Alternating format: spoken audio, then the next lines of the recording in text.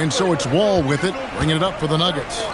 They lead by 4. They're coming off that win against Minnesota. Yeah, and that one, their intensity on the offensive end was not matched by their opponent. That led to some easy buckets. Yeah, you know, you can't allow them to get into a rhythm on offense. Once that happens, then you're in trouble. Here's Barnes. It's good for his second make. He's made 2 of 3 so far. He is on one right now, getting to his spots and executing. And stolen by Oakley. 6 seconds separating the shot and game clocks. And they call the foul, so a chance at the line for one more coming up.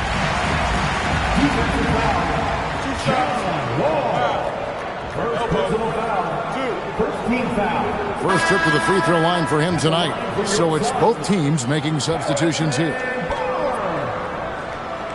Find the lanes. Find the lanes. One shot.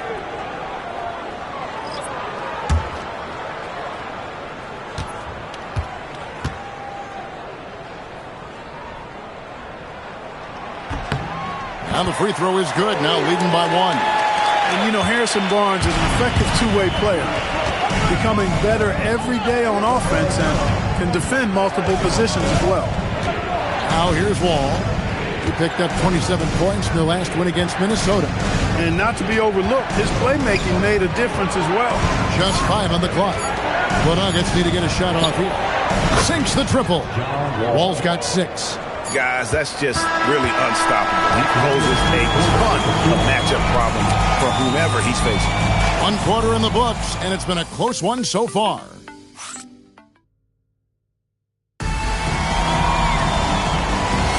Some good action already in this one, but a fairly even matchup after the first quarter of play. And let's quickly check out the scoring breakdown here for the Nuggets. We've got a bunch of this game yet to be played, but they're shooting it well from the three-point line. That's got to be a welcome sight. Cultivating a lot of assists right now, which is beautiful to see. Love the way they're working that ball around. Harrison Barnes is out there with Jay Crowder. Then it's Woodson. Then it's Oakley. And it's Houston in at the point. He's out there for Phoenix. And that's the kind of lead pass we've come to expect from him. Looking around the NBA, Devin Booker, GA, is as good as any two-guard out there. Obviously, we know how Devin scores it, but what I love, he also can run your offense, and he gives good effort defensively. I wouldn't count on him missing the mid-range shot again. That's a good look for him. Pass to Houston. On the wing, Barnes cranes the three-pointer. Barnes has got the lead up to 3 now for Phoenix. And I've been impressed with the unselfishness, but also getting guys the ball where they can do something with it. He is delivering a lot of room service times tonight. One sweet one after another. Now here is Robinson. No scoring in this one. Wall's shot is off. He's cooled down a little bit after draining those 2 3-pointers in the first quarter. And he can do a lot more damage to the rim than that when he wants to. Oh, you're right. And with the lead they're enjoying, I'm surprised he didn't put a little something extra on that one. Well, I think he did plenty of damage nonetheless. I mean, it was only with one hand, but he still threw that down pretty hard. Here's Woodson. Good ball movement here by the Suns.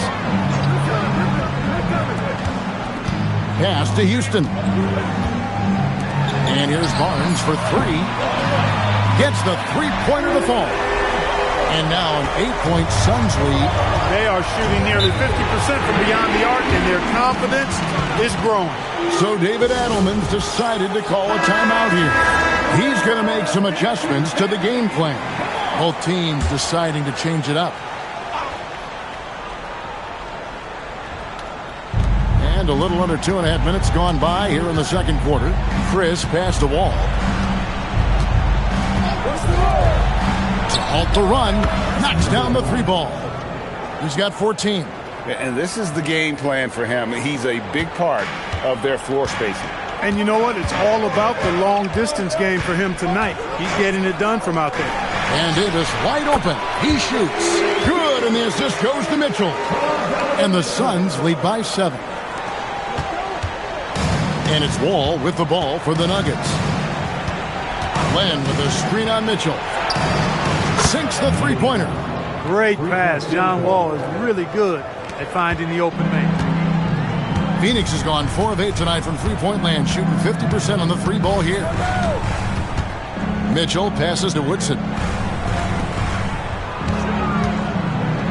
Well, you know, Clark, anticipation is key in this NBA game. So often it seems the great ones can see a play ahead. I don't think there's any question about it, Kevin. It's one of the things I look for in players. How do they see the floor? Do they make passes based on anticipation versus reaction? It's almost like somebody playing checkers and another guy playing chess. The very best players seem to be chess players. And it's Davis missing. Not the best shooting night for him, but luckily his teammates have picked him up. Fires for three. Here's Len, and he hits it to tie the game up. Len's got his first points of the night. Some loud hustle points right there. My goodness. And timeout called by Jordan Otts. He made the decision to huddle up with his guys and talk about strategy. Hudson's checked in for Denver. And it's the Suns with the ball. They defeated the Pelicans in their last game. And it was one of those games where it was just hard to get anything going. And you could see frustrations emerge. And you know what? Even though it was a frustrating night shooting the ball, they found a way to get it done and pulled it out. And a win's a win, and that ultimately is all that matters. And it's the Nuggets with the ball, following the miss by Anthony Davis. And there's the call. It's going to be an illegal screen. Beyond the leaning, you could see his feet weren't set on that screen. Easy call. Yeah, I agree. You know, sometimes that can be a tough call for the refs to make, but not that time. It was easy there. Jay Crowder's checked in for Phoenix. Woodson comes in for Malik Beasley. Guarded by Len, and just miss after miss right now. And he lobs it up toward the rim. Crowder, the pass to Woodson. On the wing, Mitchell. Outside, Davis. And there's the slam dunk to finish it off. And when he's on the floor, offensive rebounding is always going to be a strength for them. Greg, he keeps so many possessions alive, doesn't he? And, you know, those second chance opportunities can be game changers. He represents so much value to this team because of what he does.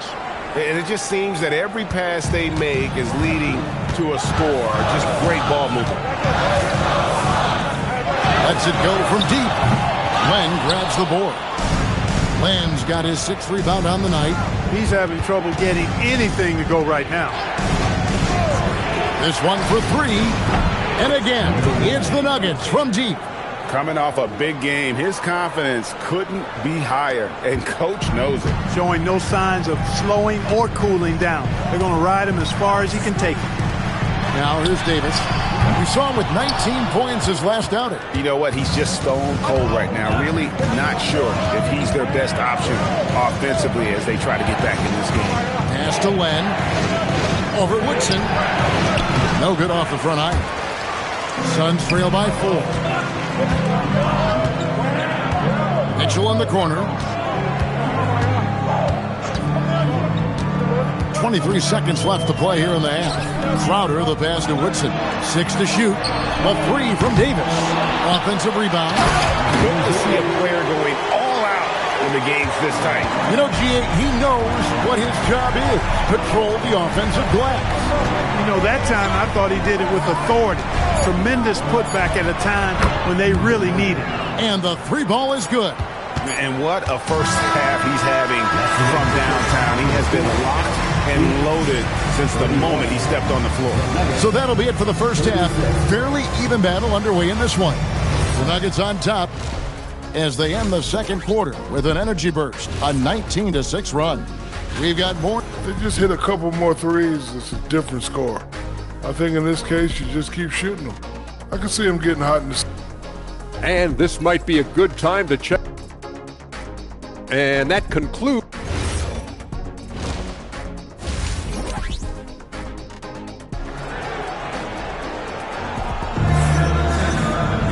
And in that first half, we saw a pretty tight battle. We'll soon find out what sort of adjustments were discussed during the half. Here's Wall. Second half is underway, and here's who David Adelman's got on the floor. Johnson is out there with Wall. Then it's Alex Len, and there's Chris. Suns trail by 5. Ross kicks to Mitchell. That's a 2 from Barnes. Len grabs the board. I guess even he has to miss one of those once in a while. Len sets a screen for Wall. Drills it from outside. Wall's got the lead up to 8 now for Denver. That's a dozen straight points coming off the triple. You know, they're having free reign from beyond the arc. The defense is just not there. Just his first attempt. And it's Mitchell missing. Denver's gone 1 of 2 from beyond the arc since coming out of the break. Len with a screen on Mitchell. Right wing. Covered by Barnes. A chance to extend the lead to double digits, but it's no good. Mitchell left side. It's hauled in by the Nuggets. Len's got rebound number 8 now on the night. Ice cold coming out of the half. That's 0 for 3. The kick out to Wall. Pass to Chris. Back to Wall. Denver passing it around. And again, it's the Nuggets from deep. And how about the last 5 made shots have all been threes? The defense is just giving up a barrage. Most teams get the message to cover shooters after 1 or 2 wide open looks at the three-point shot, but it seems like they have just not figured it out. And timeout called by Jordan Ott. Looking for a breather and maybe adjusting a thing or two.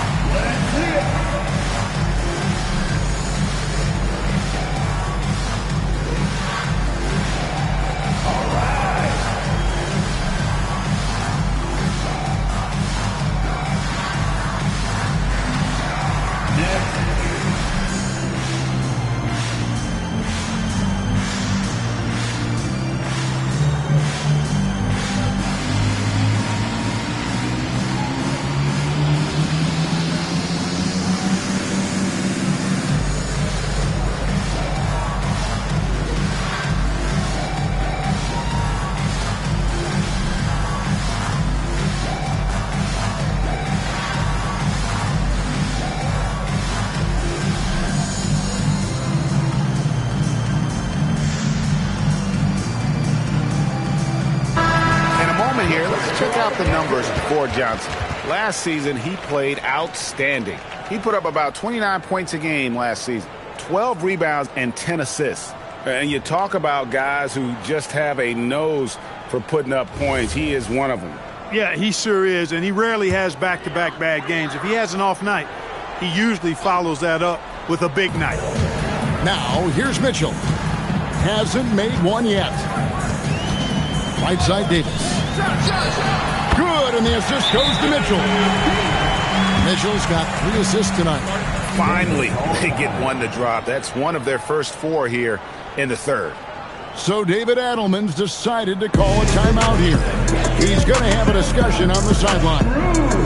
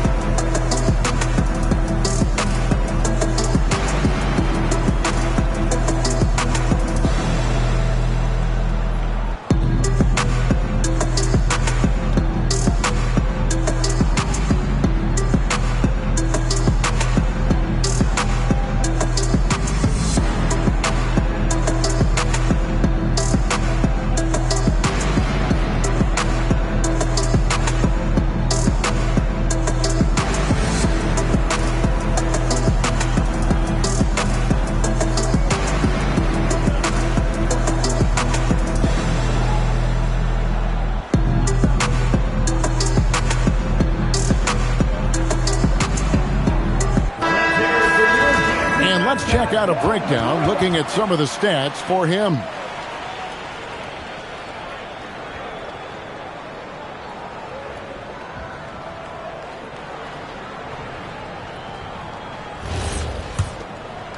Two minutes gone in this third quarter now.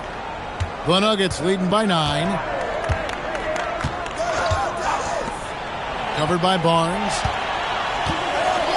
From deep. Good! Another from 3. Buries his 10th triple of the game. Unbelievable. And here is Mitchell. Still yet to score. They get it back. And he jams it with authority. And that's a huge play. I mean, they need more like it because second chance points are going to be key in this game. Probably so. That's usually a crucial element to any comeback. Yeah, and if you look at it, had they been converting those second chances all along instead of waiting until now, who knows? And so it's Mitchell who brings up the ball for the Suns. Trailing by 13. Nobody near Barnes.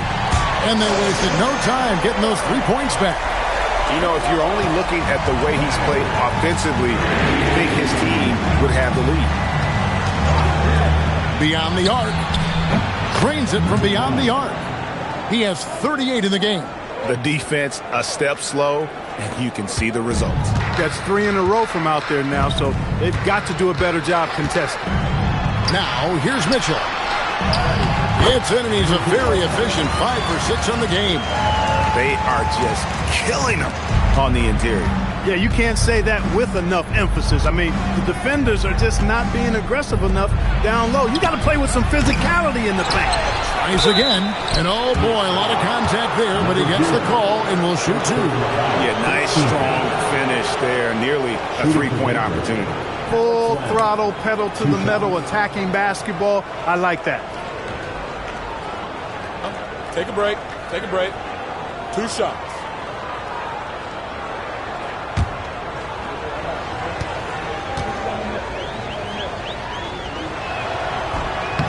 That free throw good from Len. And you think about the balance of power between the conferences. How about this, Greg? In the last 26 years, there have only been 3 Eastern Conference teams favored to win the NBA Finals.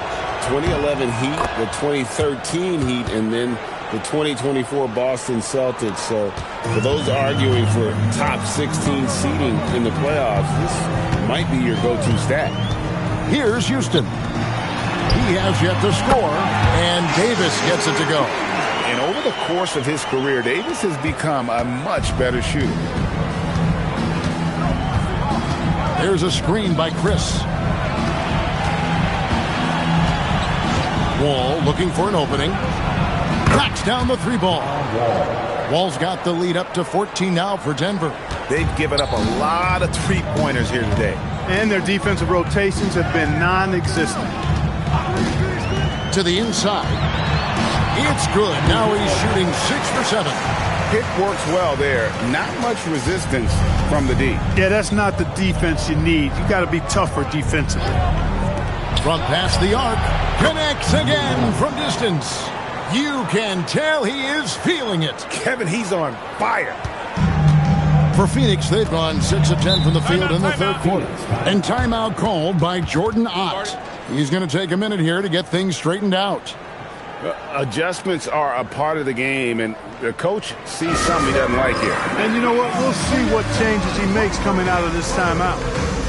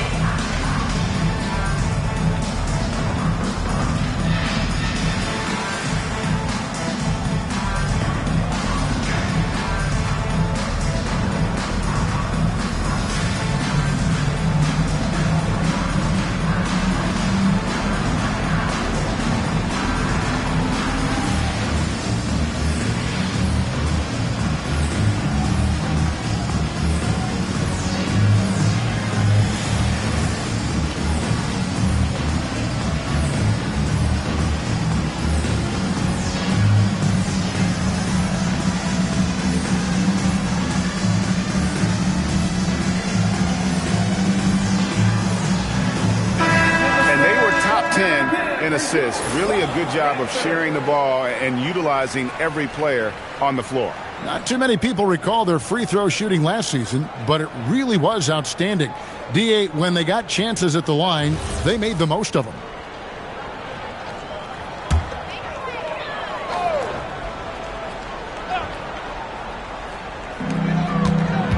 Remaining in the third. Here's Houston. Still scoreless. And here's Davis for three. Outside, Wall. It's hauled in by the Suns. Yeah, that's got to be frustrating for him. He'll usually convert that. Here's Houston. It's Davis on the wing. With nobody on him, he buries the jumper. Davis has got 6 in the quarter. Shots are just flowing for him right now, having a really strong quarter. So David Adelman's decided to call a timeout here. Coach is going to take a few minutes to regroup and go over the strategy.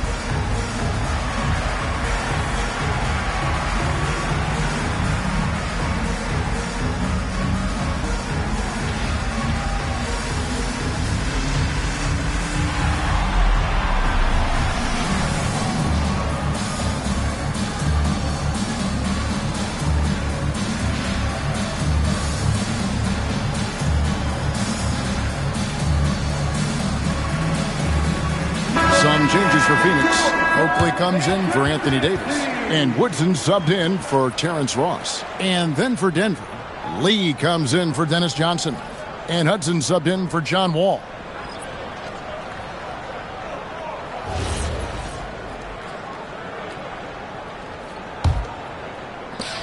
.131 left to play here in the third. To the wing right side. Hands the shot from the wing. 43 points in the game. It's been a good night for him overall and a good night for this team. And for Christian Braun, 3 high school state titles. Then a national championship in college. And now Clark, an NBA champion in Denver. Yeah, you can count the guys that have done that in the history of the NBA on maybe 2 hands. It might only be 1. You'd have to categorize him as a winner, if nothing else. And his game is all about quality. He does everything. He moves well without it. He can shoot it. He can drive it. He defends well. He's just a throwback, all-around good guard. Zizic has checked in for the Suns. Denver also making some changes. Sabonis, he's checked in for Alex Len. Robinson comes in for Chris. And Hubert Davis subbed in for Damian Lee. Another from 3. He has been on the money from deep. Yep, definitely looking to shoot it as much as possible.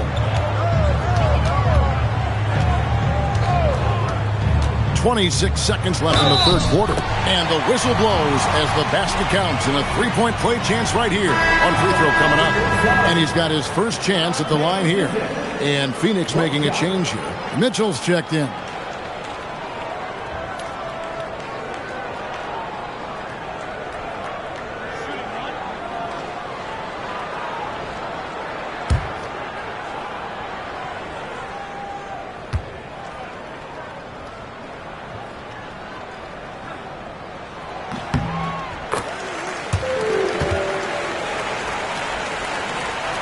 .24 seconds left in the third quarter of the game.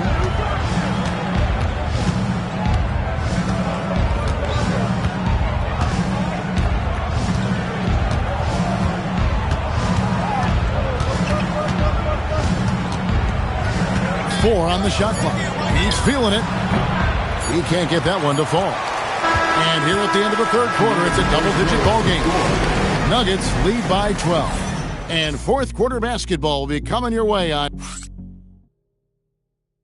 And now let's go back to a play from earlier as we show you our State Farm assist of the game. It's just true artistry right there. I mean, great decision on where to go with the ball, and how about the perfect delivery.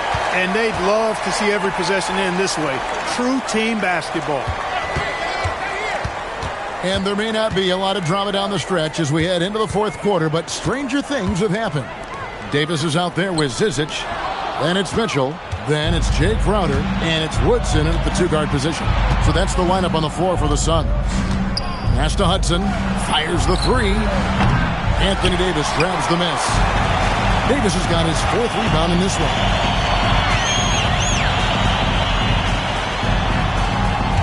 Here's Woodson. And here is Mitchell. And here's Davis for three. Here's Zizic. Second chance shot. The shot, no good. Prince with the defensive effort. The Nuggets leading by 12. The three. A nice shot by Hudson. Hudson's got himself going there. His first points of the game on the deep ball.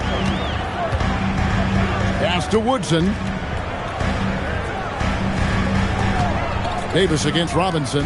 Some nice ball movement here by the Suns. Mitchell passes to Woodson.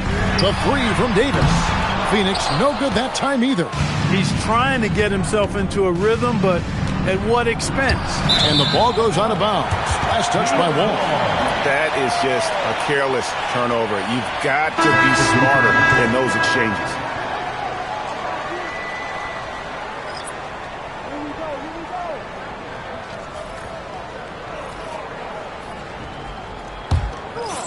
Just about 1.5 minutes gone by here in the fourth. Here's Battle. Pass to Davis. Here's Battle. It's Crowder on the wing. Good, and it's Mitchell picking up the assist. Mitchell's got his fourth assist in this one. The Nuggets leading by 12. All with it. Three-pointer. Rebound by the Suns.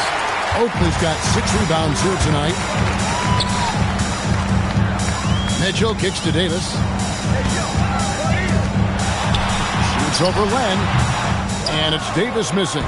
That is not the shot you need to be looking for when you're trying to break out of a slump. Wall with the bounce pass. And that one's on target from the wing. And Wall knows his teammates depend on him to find them, especially when they're open.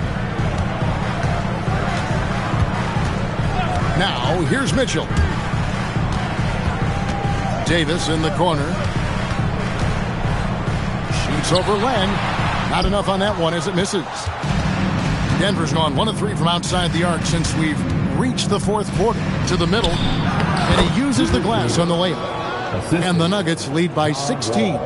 Big miscommunication on defense. He recognizes it and quickly takes advantage. Boy, the defense looks shell-shocked. I mean, they're on the ropes right now, on their heels. Crowder, the pass to Mitchell. Out to the wing. 5 on the clock. Here's Battle. Here's Davis. Len grabs the board. Nothing seems to be going his way this quarter. To me, it appears he's starting to lose his composure a little bit. We'll see if he can regroup and get back into a better rhythm. You know, we've seen a much different version of him in this half, guys. He's been sharper, more focused, and more assertive. Oh, and here we go. Wall's got it. The fast break chance. Mitchell feeling it out a bit. Here's Battle.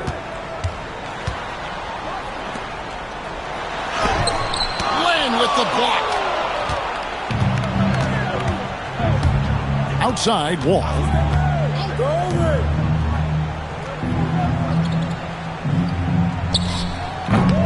Missed on the 3.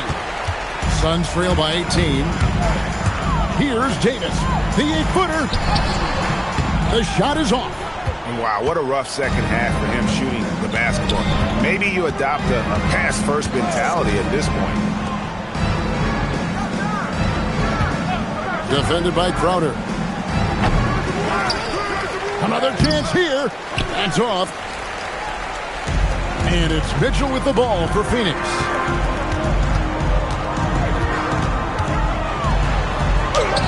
Showing the moves down low. And for a young player, Mitchell has no problem mixing it up inside. Let's now take our opportunity to check out our player of the game. Well, he has absolutely been ferocious in this, right from the opening tip. I mean, he's made his presence felt. It's been impressive watching him outwork and out-hustle everybody during this game. And as the star of this team, he knows he's going to be the object of the crowd's anger. Dennis Johnson's checked in for Davis. Len with a screen on Barnes. Here's Wall. Takes the three. It misses. Rare you'll see him miss such an open look. And this is going to end in a lopsided victory. I love the tenacity and aggressiveness as well as the ability to close. You really got to give it up here for Denver. The sheer volume of three-pointers was the deciding factor tonight, it seemed. Yeah, they sink one and then do it again, and that strategy did work. And so with this win, they'll move to 6 victories on the season. Good on the triple. It's been this way since halftime. Tremendous production from beyond the arc. Boy, it's been a three-point barrage. They came out gunning and have not stopped. Wall against Mitchell. Back to Davis. Barnes passes to Ross. Misses the three, and he used the pump fake well there, but he couldn't capitalize. Now Wall. And again, Denver with the triple. Saw the opportunity to put this away and did not turn it down. And, you know, this run shows what kind of attitude this team has. I mean, the win is there. Go get it. And here is Mitchell. For three, Ross.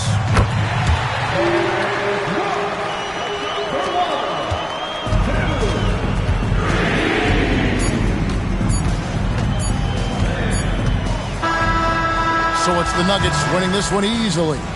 To come into an opponent's building and dominate the way they did tonight says, I think, Greg, an awful lot about this team. I guess they don't need home cooking to feel at home.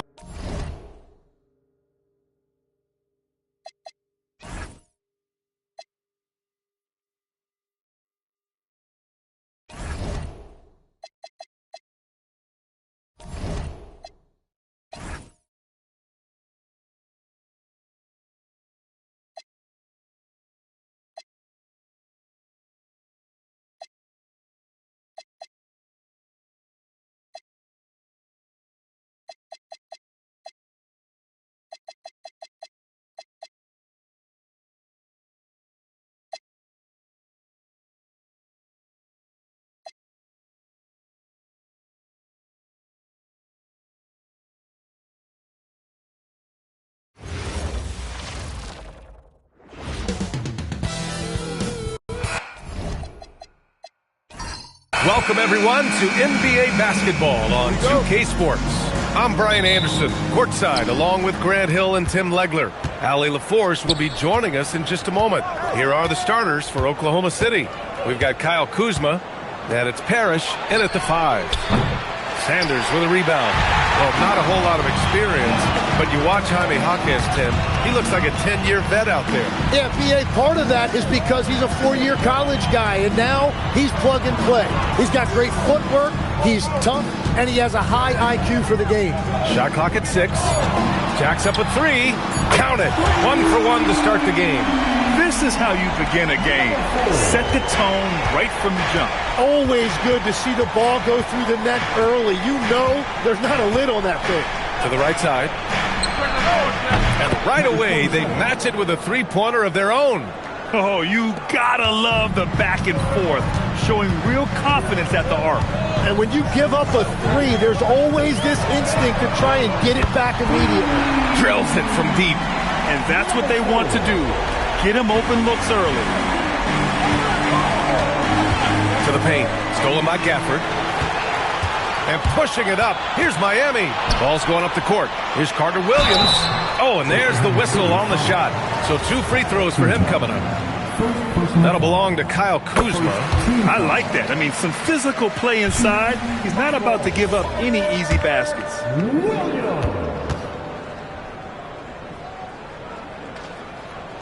That one falls, so he hits both of them. And midway through the season, is this the point in the schedule where players start to feel some fatigue set in? Oh, yeah. The adrenaline of the beginning of the year has worn off at this point. Everybody is feeling it. This is when you're counting on that preseason conditioning to get you through the rigors of a very long season. Rest and recovery, most important thing this time of year. No substitutes for those. Tim, watching Chet Holmgren, he brings a lot to the table. Well, absolutely, Brian. He's got a wingspan of 7.5 feet, but still has touch from deep. It's really something to marvel at. Chet is redefining what a stretch big can be in the NBA. No good on the free throw. You know, Tim, when it comes to deflections and steals, who's better than the Thunder? The answer, nobody. They pressure the ball, they run swarms of defenders at you, and they have a way of overwhelming and exhausting their opponents.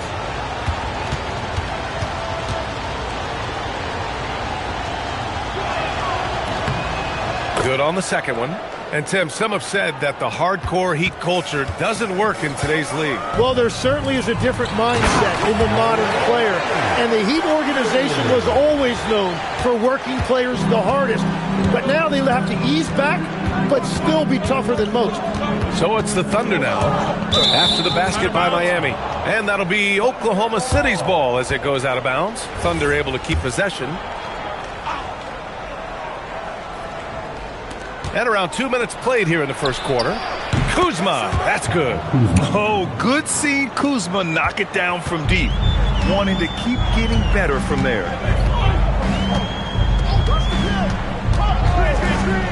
Beyond the arc. Knocks it down from distance. 9 points in the game. Well, it's early, but I love their offensive game plan to this point. Let's check in with our reporter, Allie LaForce. Just moments ago, Eric Spoelstra and I were able to chat. Coach thinks that they can push Chet Holmgren out of the comfort zones, and he's okay with making him a jump shooter. He said on the perimeter, he may as well be any shooter. We can guard that. Once he's on the inside, though, the advantage is his. So we have to prevent that as much as we can. Back over to you guys. And Allie, thanks. Here's the three. The rebound by Duncan. Thunder trail by 6.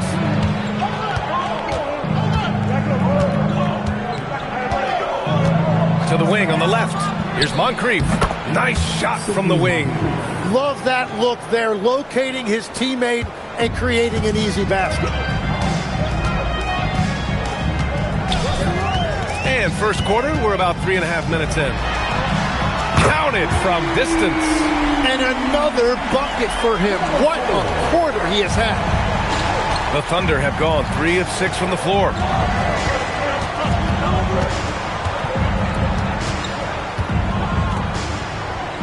Pass to Duncan.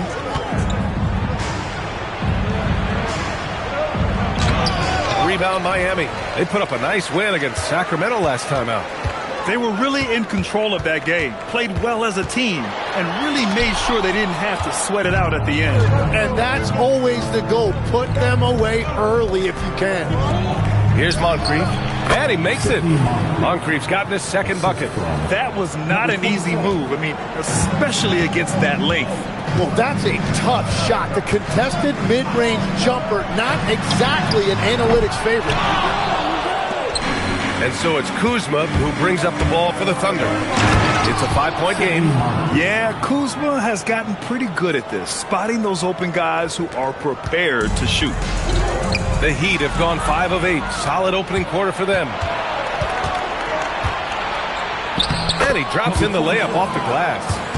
5 points in the game. Well, what a steady presence offensively and a very difficult player to game plan for. Out to the right wing. No good from outside. Oklahoma City has gone 2 of 5 from deep. 1:49 left to play in the first quarter.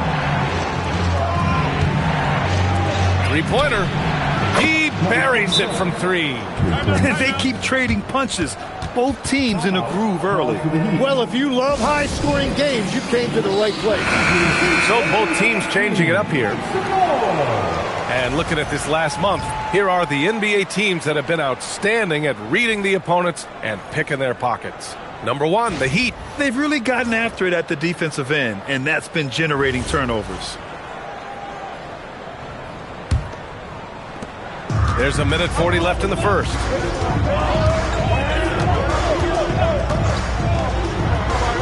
Pass to Tisdale. Here's Carter Williams. Miami moving it around. 5 to shoot. Will it go? Martin misses. And he probably thought he was going to bury that one. Seems like this offense is being executed the way it was designed. Yeah, I'm sure Coach couldn't be happier with the results. Here's Carter Williams. 3-pointer, no good. Oklahoma City's gone 3 of 6 shooting from beyond the arc. There's 45 seconds left to play in the first quarter. Kuzma for 3. Sanders with a rebound. 2-for-1 opportunity if they can time it right. Great way to end the quarter. Takes the 3. Connects from downtown. He's got 15. Well, he has dictated the tempo this entire quarter, getting basically whatever he wants offensively.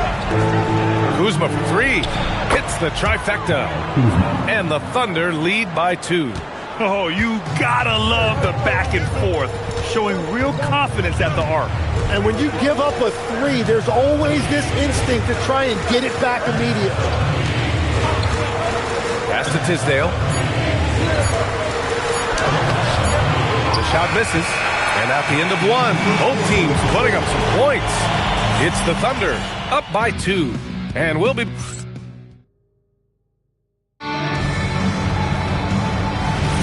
And some good action in the books as we get back to a game that's been pretty close so far here. And a look now at how the offensive approach has been going here so far for the Thunder. They've done a great job facilitating so far. So moving the rock and finding the open man, just great selfless basketball. And what about the collective effort so far from distance? Their shooters have been on point there. Taking a look at the Thunder. 2 Jalen Williams out there for him. Jalen with an E at the 3, and Jalen with an I at the 5. Then it's John Henson, and it's Christie in at the 2 spot. Pass to Smith. Let's go with a 3. The Thunder with the rebound. Outplayed in their previous game on their schedule, losing to the Cavs. When your whole team is shooting in the low 30s, you know you're in trouble. Well, let's also give some credit to the defense. They made shooters uncomfortable, and they didn't allow many second chance points. And the athletic platform for Andrew Wiggins. Tim, it is top tier. Yeah, B.A., it's rare to see him overmatched from a physical standpoint. The #1 overall pick in 2014, he's never been a consistent star, but at his best, he can play with anyone in this league. Outside Davis. Davis finds Martin. Here's Tisdale, defended by Christie. And here's a timeout from Eric Spoelstra now. He's going to take a moment to give him a breather and talk things over. Miami calls timeout. Your Miami Heat Jskr.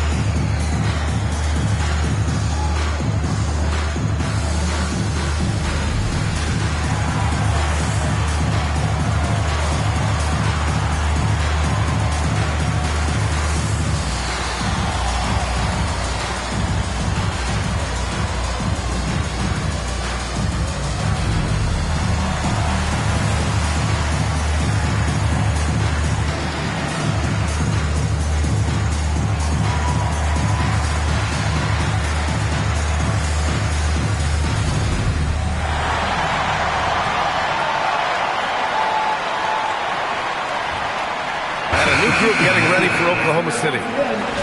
Here's a look at some stats for him.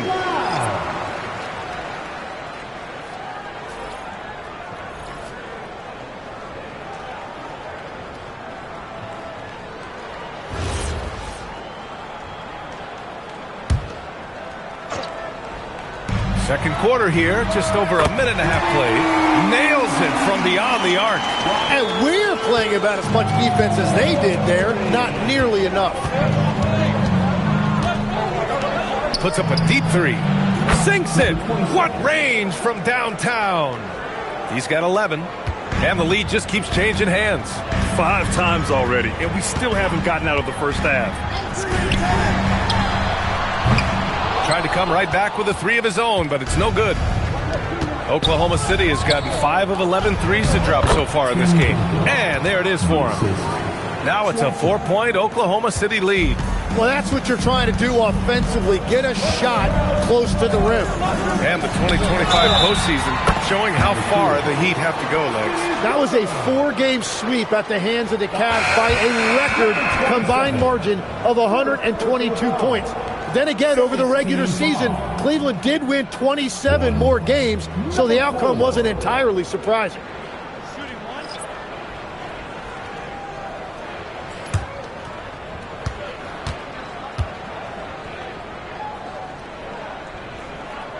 And Legs, is someone who has seen some of the great perimeter defenders over the years. Who's the best you've ever seen? Well, the best defense, Brian, I ever played against were those mid-90s Bulls teams when you had to go up against Jordan and Pippen on either wing. And then more modern-day players like Drew Holiday, even a guy like Tony Allen when he was in Memphis, they stand out to me as well. First team all-defense, Tony Allen. Year in, year out, a nightmare to go up against. Conchar, he's checked in for Miami. Number 46, John. And so it's Oklahoma City with it. Launches it, and he scores it. Now 5 of 9 from the field. He made the most of that opening, teaching the defense a lesson.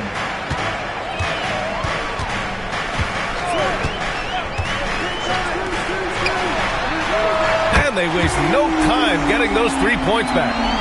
He's got 21.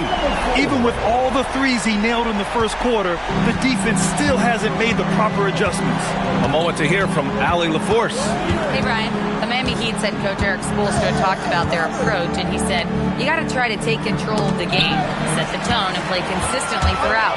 Everybody's trying to do the same thing. It's who can impose their will longer than the other team. Brian? He knows his stuff. All right, Allie, thanks for the report. Fires from the wing. Oklahoma City grabs a miss. You gotta love how they've been crashing the boards, fighting hard for every miss. Rebound by Ori.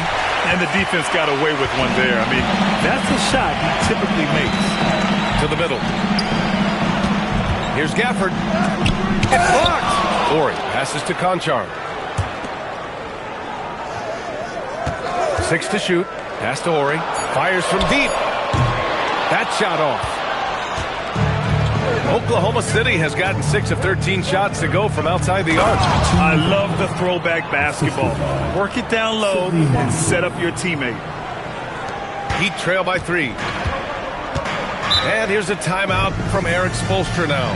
He'll take the opportunity to regroup. It might not always show up on the stat sheet, but Lou Dort is one of the most feared defenders around, Legs. Well, he's built like a middle linebacker, and he brings a high level of physicality. B.A., there's a reason he's earned the nickname the Torture Chamber. And the Heat making a change here. Carter Williams has checked in. Kuzma's checked in for Oklahoma City. And that's gotta hurt. A turnover for a free run at the rim. And now we know who has the momentum. Well, not all turnovers are created equal. Live ball turnovers lead to that. And his fantastic performance from the last game has carried over to tonight. When someone is rolling like this, just keep feeding him. That's just great coaching. 4-3, hits a three-pointer. He's got 17. Oh, 5 threes this half. The D can't contain this guy. There's 1:34 left to play in the half. And again, Miami with a triple. His production from range has been nothing short of astounding. Over to the left wing. Shot is up. The putback. Great positioning on the putback. And I love how they're working much harder on the glass this quarter and drumming up more second chance opportunities. From outside the arc. The rebound by Duncan. Oklahoma City leading by 4. Pass to Moncrief. There's 45 seconds left in the first half. Off the mark there with a 3. Miami shooting just 42% so far in the game. Here's Carter Williams. From the arc. Counted from distance. Give him 30. A dozen consecutive points off of threes. This defense looks rattled.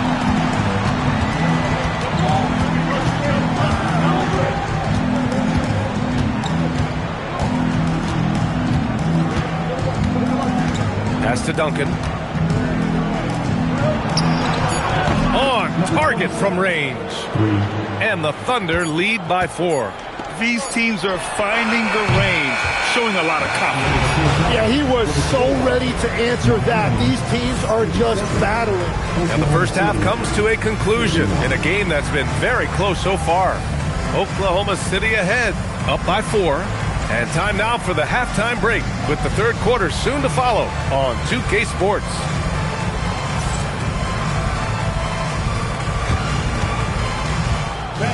Please direct your attention to center court and get ready for the fan half-court shot draw.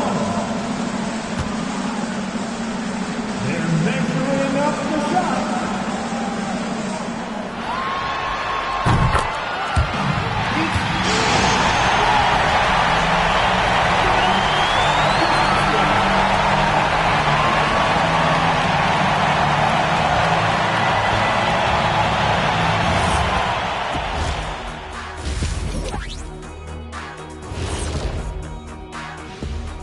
Hey there, everybody. Shaq says hi. Kenny says hi, too. Yes, we are in the midst of the NBA season and a perfect time to see how things are coming together in the West. You take a look at the Heat, they've been stuck in the middle tier. Not good enough to challenge for a chip, but not bad enough to get a high draft pick. They're really going to need their young guys to take a step forward in their development. Circling back to our featured game, the Miami Heat find themselves in a pretty even matchup. Look at the rebounding numbers. I'm surprised they've stayed this close. They're not cleaning the glass. It's more like they're fogging it up.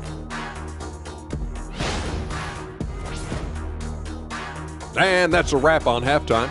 Thanks for watching as we send you back to BA to call the second half.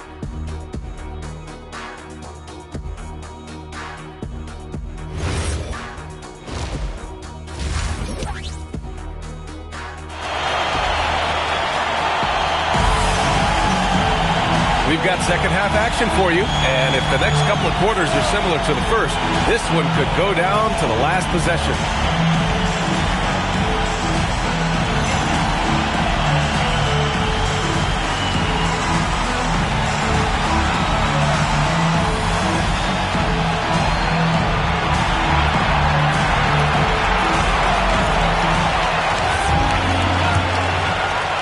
Heat trail by 4.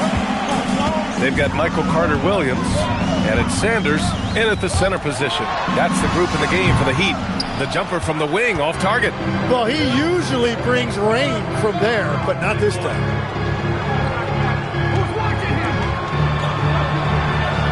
Pass to Duncan. Inside. Kuzma outside. Just 4 to shoot.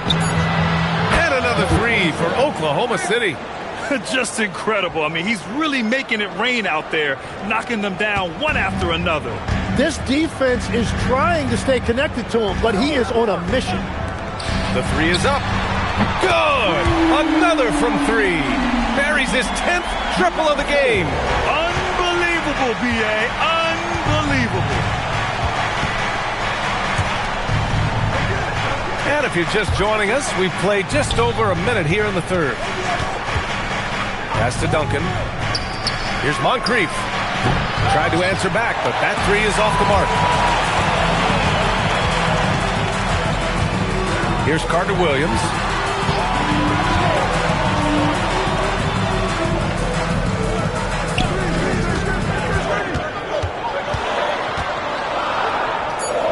Three-pointer.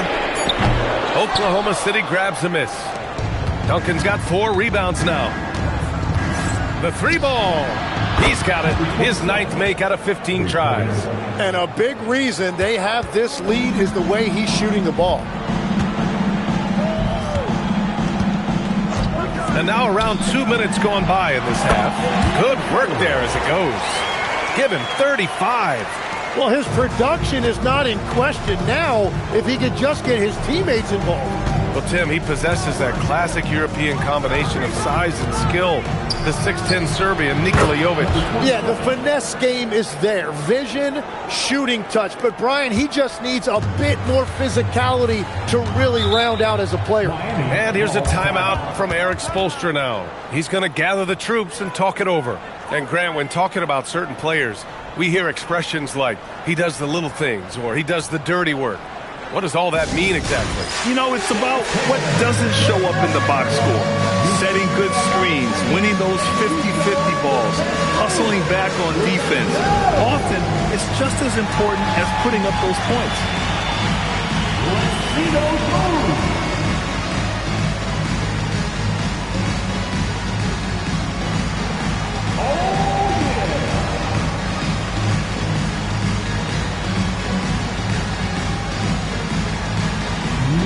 Dancer.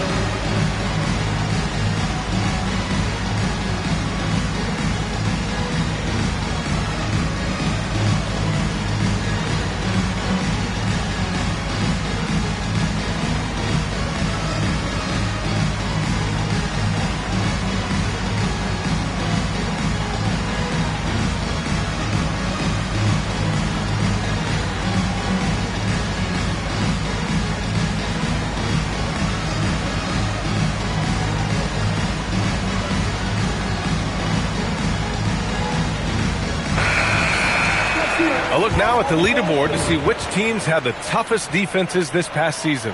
In third, the Thunder. They made life hard on opponents. One of the best defenses in the NBA last year.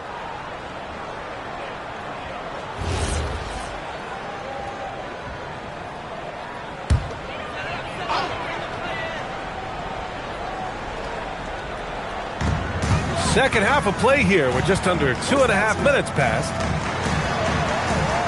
Pass to Gafford. Shot clock at 6. Offline with a 3. Oh, love the intensity in which they're hitting the boards. Kuzma drives in. Off target. That would have pushed the lead to double digits. Here's Carter Williams. Right around 3 minutes into this second half.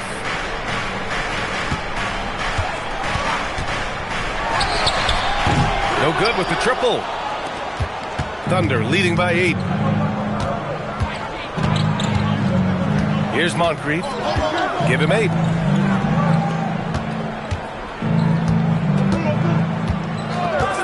Releases. Sanders with a rebound. Sanders has got his 4th rebound in this one. Just over 3.5 minutes through the third. Connects again from distance. He's got this defense scrambling. Even when they've got 2 guys on him, he finds a way to get to space. And he's making some team history. He just tied the franchise record for 3-pointers in a single game. Heat trail by 5. Here's Carter Williams. Off target from 3-point range. Kuzma drives in. Uses the glass on the layup. Kuzma's got 10. Well, to stop him, you have to get better rim protection than that. This one for 3. Good! Another from 3. And he's now set the team record for most threes in a single game. And what a shot he's got. A lot of it stems from his confidence. Even when he misses, he's sure the next one's going in. The Thunder making a switch here. Moore's checked in. Pass to Moncrief. Hey, expanding his range. Rebound by the Heat. Sanders has got his 5th rebound in this one. To the paint. Here's Ori. And he takes it in for the layup off a very nice feed. Now just a 2-point Thunder lead. Oklahoma City has gotten 3 of 6 threes to fall in the 3rd quarter. To the left wing. Lets it fly. And again, Oklahoma City, no good. The Heat have gotten 5 of 10 shots to go. It's stolen by Kuzma. Down low, Timmy, down low. Here's Moncrief. Give him 8.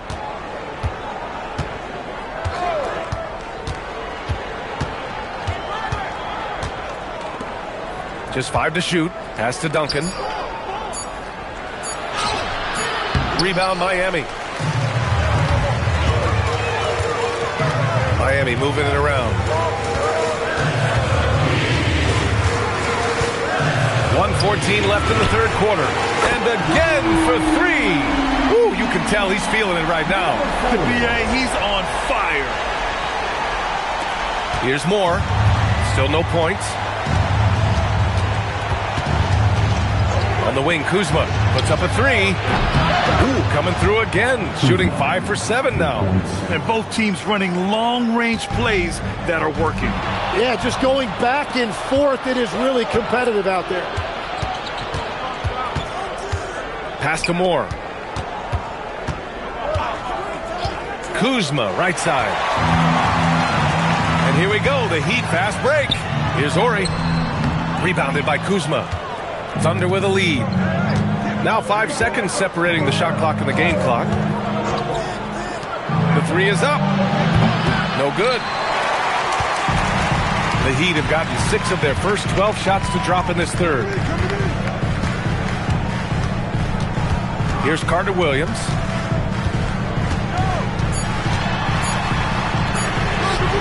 No good on the triple. That concludes the 3rd quarter. It continues to be an exciting neck-and-neck game. It's the Thunder, up by 2. And don't go away. We'll be back in a few moments. It'll be the 4th quarter of basketball coming up next.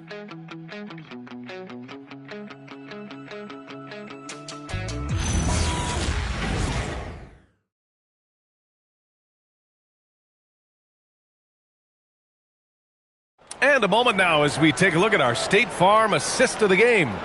You have to love his unselfishness and ability to make those around him better. What a find. These are the kind of plays we've come to expect from him. 3 tense quarters behind us. 1 more to go. Thanks for being with us as we get ready for the 4th. And Oklahoma City looking at who they've got to start the 4th. Covered by Smith. Down low. Henson. And it's flushed down. A nice jam. Willing passers. Unselfish play. You have to appreciate this kind of offense. Martin outside. To the wing. Right side. It's Martin on the wing. Sinks it from distance. Martin's gotten himself going with a triple. His first basket of the game. And the Thunder shooting around 50% of the game so far.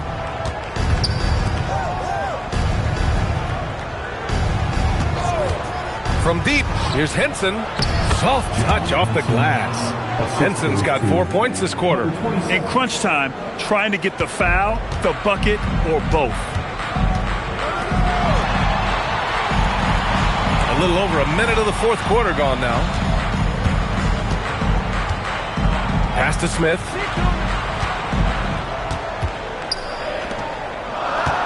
Three on the clock. From the elbow. And it comes off the front of the rim. You won't see him miss that one too many times. Well, that is the shot he should be looking for. He's just got to hope for better luck next time. Now here's Johnson. Over to the wing. Here's Henson.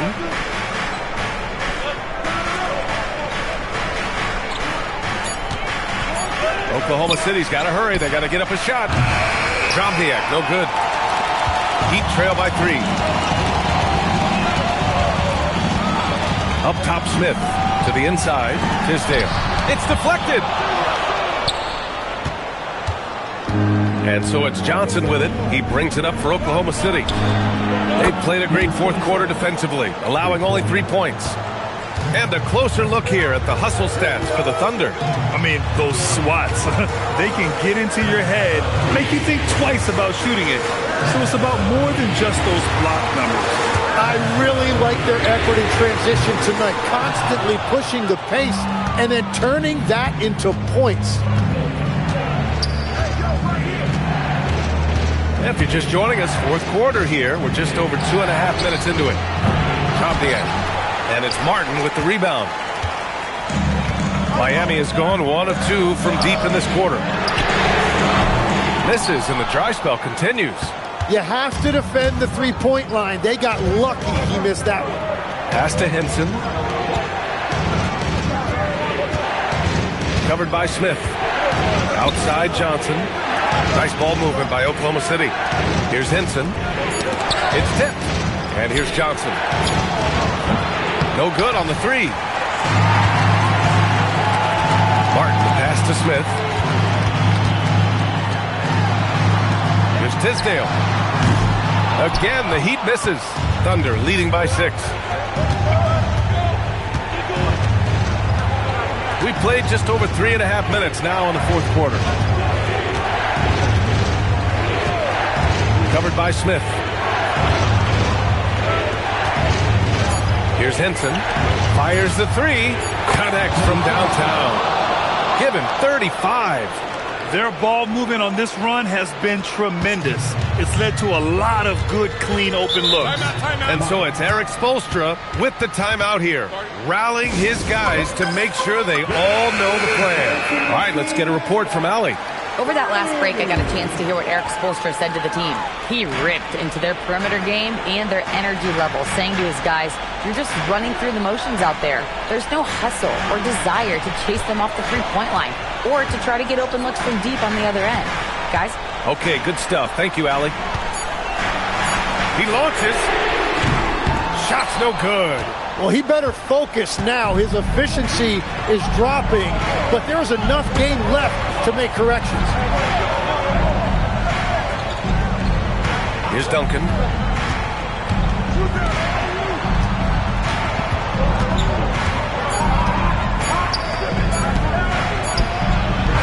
Ooh, the three doesn't go.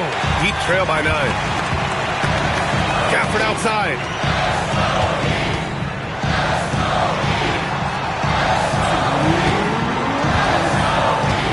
A minute 58 left in the fourth quarter here. Something's off about him this quarter. He seems like he's moving okay, but clearly something isn't right. Everyone in the building saw the obvious contact. He gets the first, and that'll push the lead to double digits. And the second free throw, no good. Tough break there. Miami has gone just 1 of 6 from downtown in this final quarter. Booyah! He sinks the triple. Well, he's still battling, doing everything possible to keep them in this game. Here's Moncrief. Here's Kuzma. Fires the three. Oh, it's off! Well, Miami shooting 41% in this game. Here's Carter Williams. Let's loose for 3. And again. Oh, my goodness. 50 for the game. Just putting on a show. 52 seconds left in the fourth quarter.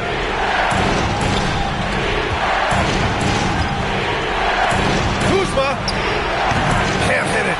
Great job on the closeout and taking away space against a good shooter. Here's the floater. Now Gafford.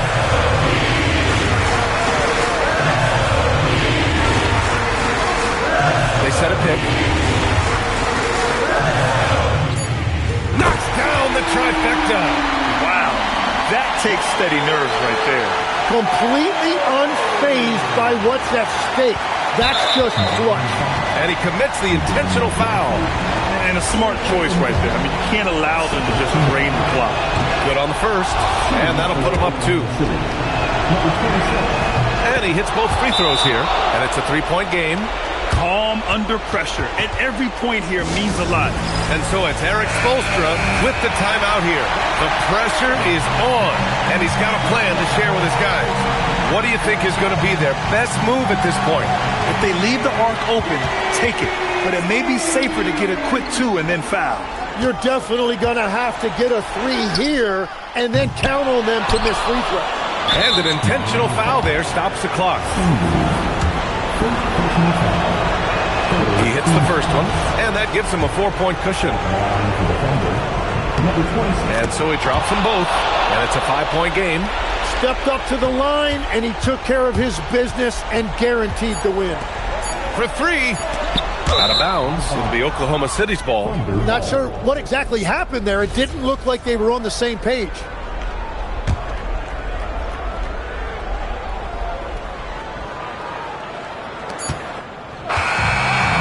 It's Oklahoma City winning this one.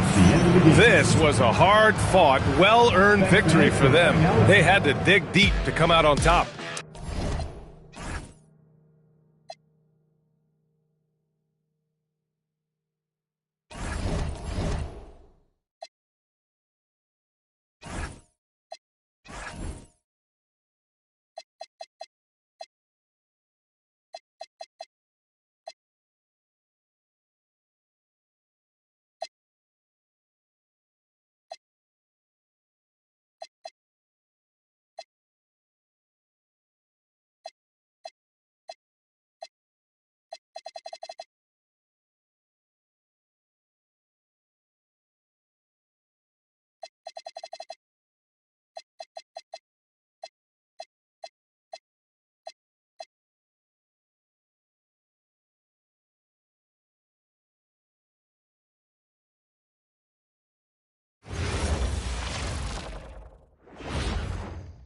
And getting mentally prepared to compete. And welcome everyone here on 2K Sports. Can't wait to get some NBA action going. Kevin Harlan here alongside Greg Anthony and Richard Jefferson. And our reporter tonight on the sideline is Allie LaForce. And now the Golden State Warriors starters. We've got Hayward. Moses Brown is out there with Pollard. Then there's Lonzo Ball. On paper, this game looks one-sided, GA, but you never know in the NBA, do you? As they say, anything can happen. Yeah, I mean, there's so much talent in the league. If one or two guys get hot, this could end up being an upset. The difference between good teams and bad is razor thin. And that one's good by Porter. And an eye for an eye. Both teams working to stretch the floor. This is today's NBA. Hey, we see this kind of exchange more often than not. The Warriors keep it going. A new 14-second shot clock. First personal foul. First team foul. First quarter of play, 1 minute played. Ball feeling it out a bit. Down to 5 on the shot clock. Here's Pollard. Persistence pays off as they finally hit a shot. How about the perseverance there, the extra effort on that offensive glass? Plenty of space. He clangs that one off the back iron and down it falls. He's got 5. Boy, he is looking confident. Love how they're using him so far. Yeah, when he gets engaged this early in the game, it's bad news for the defense.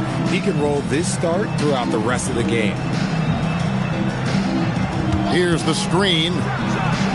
Gets it to go from beyond the arc. And that's exactly what he's looking for, draining the triple. RJ, there were questions about the 2 timeline approaching Golden State, but some of those young guys have made a difference. And some haven't. But those team-friendly contracts of those younger players, that's one advantage. And a way to keep that energetic talent around their young stars. Now here's Hayward. And the Warriors, another 3. Oh, man, he's feeling it this quarter. They should be looking to get him going every trip down the floor. Philadelphia has gone 2 of 2 from three-point range here in the first quarter. To the right side. Fires from deep. Hits it from three-point range. Out to a hot start. 4 makes and 5 shots to begin this ball game. And so it's Ball who brings the ball up for the Warriors. Hayward right side over Porter, and that one comes up a bit short. 76ers have gone 4 of 5 from the field so far. No one near him. Here's Donaldson. Off to a good start as he hits his first shot attempt. And once he got to the 10, I think he was surprised to find himself that wide open. Easy possessions like that literally are just a gift. You just dream of them. He'll gladly take those. Now here's Brown. No scoring in this one. 5 to shoot. There's Ball with the 3. And another 3 for Golden State. Zero hesitation at the arc. Ball truly believes in his ability to shoot the 3. Another 3 for Philadelphia. As hot as he's been this quarter, the game plan is simple, folks. Get him the ball and get out of the way. It's time to send it over now to our reporter, Allie LaForce. Well, I had a chance to talk with head coach Nick Nurse. I asked him about what could tip the balance in their favor tonight, and he said, quote, when Kristaps Porzingis is operating at a high level, it opens up their entire offense. The key for us is to keep Porzingis from having a major impact. If we can do that, it'll be our game to win. Back to you guys. All right, Allie, we thank you for that. And timeout called by Nick Nurse. He's going to take a few moments here to check in with his team and regroup.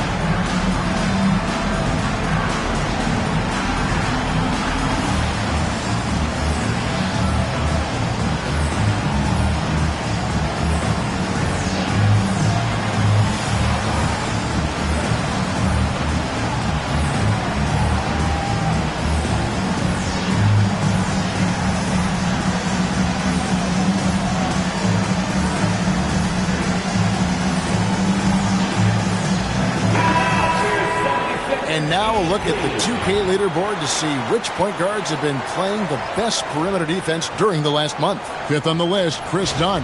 And not only are these players tremendous at picking a ball handler's pocket, but as terrific point guards, they also know how to jump into passing lanes and get a steal or deflection that way as well.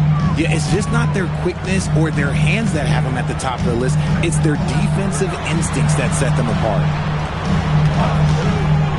Pulls up, and he gets the jumper to drop. 13 points in the game.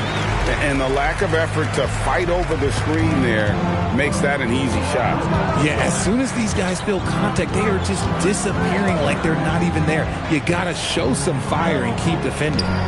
Here's Pollard. Now Ball. From the arc. It's rebounded by Donaldson. The 76ers have gone 7-9 from the field. A really nice start offensively for them. Pass to Griffin. Releases. And the rebound goes to the Warriors. And guys, this is the first they're seeing of the 76ers this year. And although they were the better team last year by overall record, this was a competitive matchup for them. He is getting it done on the offensive end. 5 buckets through 7 shots.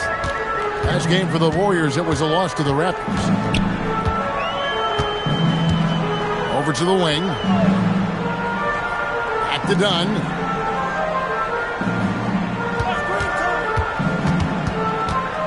Steps back and shoots. And the jumper falls for it. Just focusing on the task at hand That's all you can do. Yeah, when the game is up for grabs like this one has been, it's all about the attention to detail. And so Steve Kerr decides to call a timeout. Coach needs a moment to talk things over. And the Warriors with a completely new 5 on the floor.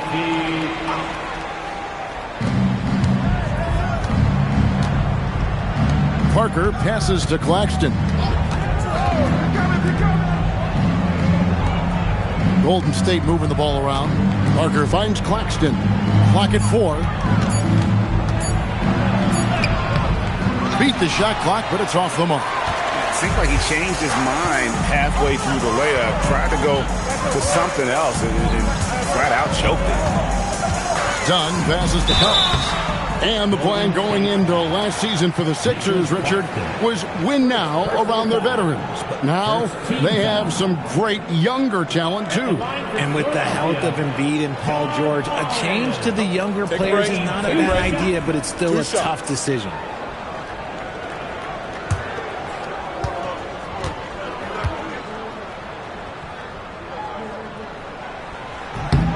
And that one falls for Collins. So, Richard, from title contender to in the lottery, what went wrong for the Sixers last year? Well, we could start at the top. Joel Embiid's health. He only played in 19 games. Then their young superstar Tyrese Maxey, he missed 30 games. And Paul George, he hyperextended his knee in the preseason and never looked comfortable all year. It was a nightmare year in Philly. Now 8 seconds separating the two clocks. Now here's Williams. Back to Snell. Launches it. Porter pulls it in. Here's Macy. And the last second attempt does not go in for him. And at the end of one, both teams putting up some points. 76ers lead by 3. And back with the start of the second quarter in just a moment.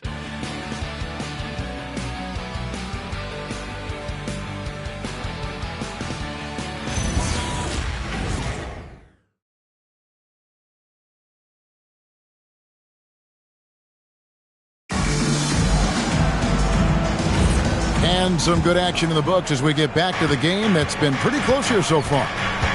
And guys, let's get your take on the scoring breakdown for the 76ers. The ball movement has been outstanding so far. They've come out of the gate looking for that extra pass. And they've also been effective from beyond the arc tonight. And if that continues, guys, it can really open up the rest of their offense. Macy is out there with Dunn. Then it's John Collins. Then there's Tony Batiste. And it's Porter. And at the 3, the small forward. That's the group in the game for the 76ers. Now Parker following the miss by Dunn from deep. Porter against Parker. Anderson outside. And again for 3. That's it. Mission accomplished. First place in career threes is his and his alone. One of the more beloved records in the NBA is now his. Most threes in a career. You could feel everyone across the league cheering him on, couldn't you? What a talent he is, and what a journey this has been.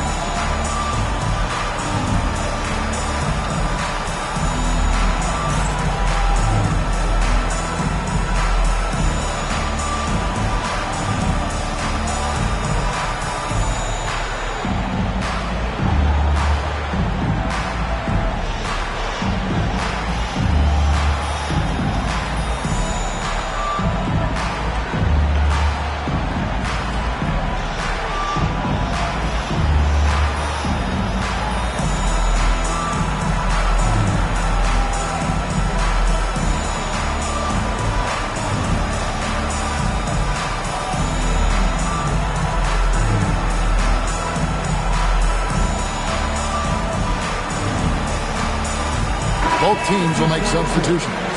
So, Richard, you hear the phrase hold time, how long players hold the ball over the course of a game. Walk us through that. Guys with longer hold times are typically shot creators for their team, or they are post-up players. If you have a shorter hold time, that means you are catch and shoot, catch and decision make very quickly. Just over 1 minute has passed here in the second quarter. Collins setting the big for Dunn. Lock at 6. Stripped it away. Now the Warriors moving it up. Parker with it. Now guarded by Porter. Count the bucket coming off a perfectly placed assist. Great teamwork punctuated by a strong finish. Yeah, that's nice execution. Running with purpose and creating an easy scoring opportunity off the break. Now let's take a minute to talk to Allie LaForce courtside. Allie. Thank you, guys. The Warriors at last season's trade deadline swinging the deal for Jimmy Butler. Stephen Curry said him signing an extension is big. He's committed for this run. It creates expectations, which I love. We all thrive off of that energy and that kind of environment. We are up for the challenge. Kevin, back to you. They're clearly all in. Allie, we thank you very much. So it's the Warriors now, following the miss by Dunn from deep. Pass to Williams. Parker kicks to Snell. Off target from outside. For Philadelphia, they've gone 1 of 3 to start out the second quarter. Now Collins. Good ball movement here by the 76ers. Dunn shot's good. A quality pass, setting up a quality shot. It's just textbook basketball. And so Steve Kerr tries to call a timeout. This now will give him a chance to discuss some potential changes.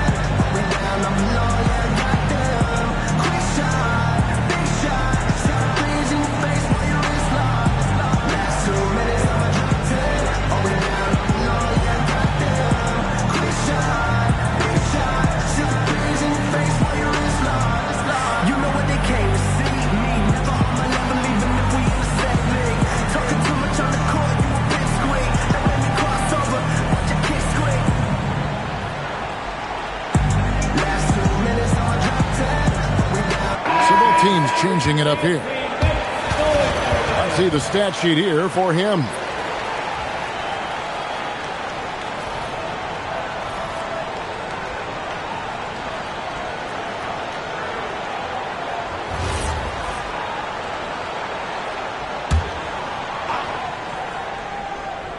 Here in the second quarter, we've played a little over 2.5 minutes now. Out left to the wing. 6 on the shot clock. Lets it go with a 3. That one is good again. He's 6 for 8 from the floor with the basket. And this is the game plan for him. He's a big part of their floor spacing. Yeah, you got to know where he is at all times, especially when he's roaming around the perimeter ready to fire. Plumlee with the screen. Tried to come right back with the 3 of his own, but it's no good. And you look at the addition of Jimmy Butler. G.A., why has he been such a fit for the Warriors? He really is an unselfish, high IQ superstar, and that's what the Warriors are all about. And his isolation, interior scoring has given them another look offensively. Now done. Following the miss by Lonzo Ball from deep. There's the pick for 3. That's the 6th make from the field. He's taken 9 shots and missed but 3. And let's see, guys, if that triggers another little explosion from him after hitting 3 triples in that first quarter. No good on the triple. The 76ers leading by 3. Shoots from 14. Again, Philadelphia.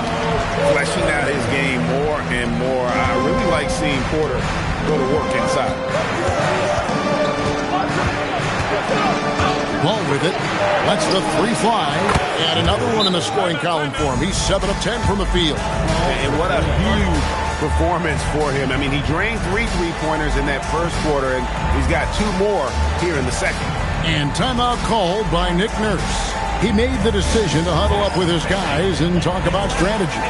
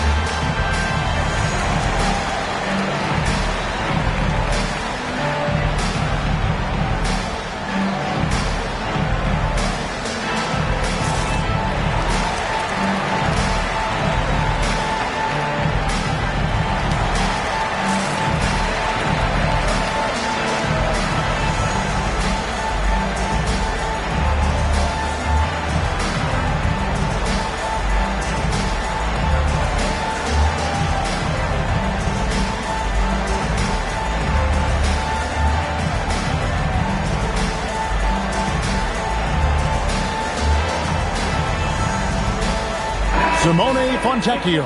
He's checked in for the 76ers. And Golden State also making a change. Gordon Hayward's checked in for Parker.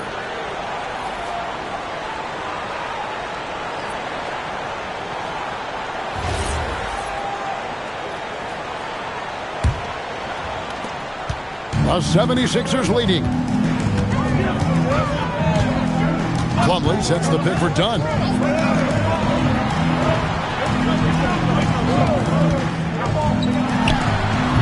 It's rebounded by Pollard.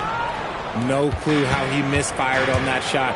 You don't see that from him very often. Some nice passing by Golden State. And here is Ball from downtown. And another 3 for Golden State. No, he's been locked all the way in from the floor, and he's the #1 reason why they're winning right now. And here's Dunn. He'll bring it up for Philadelphia. To the wing on the left.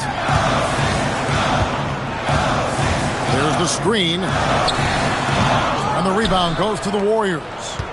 Brown's got his 4th rebound in this one. Here's Hayward. And Philadelphia grabs the miss. You often expect him to convert these types of shots, but the D must have made their presence felt to prevent that one. And to Fontecchio. The 76ers again can't hit it. The Warriors have gone 5 of 11 from the field since the beginning of the second quarter. Outside, Ball. A three-pointer off the mark. 76ers trailing. Stolen by Ball.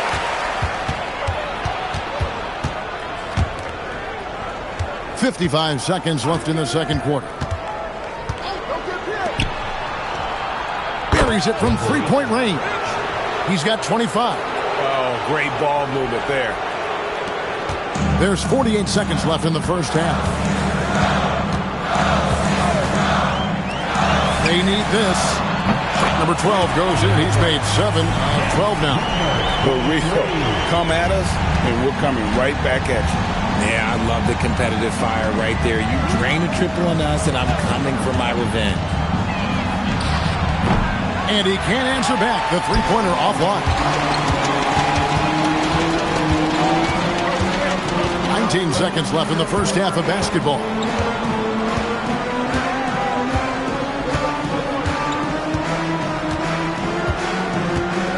Shot clock at 5. Takes the 3. Another 3 for Philadelphia. No shortage of drama here early on. Yeah, 8 lead changes already. Huge number this early. And some good action through the first 2 quarters as we reach halftime. 76ers on top. They lead by a bucket. We're going to step away briefly, but get you right back out here for the start of the third quarter after our halftime.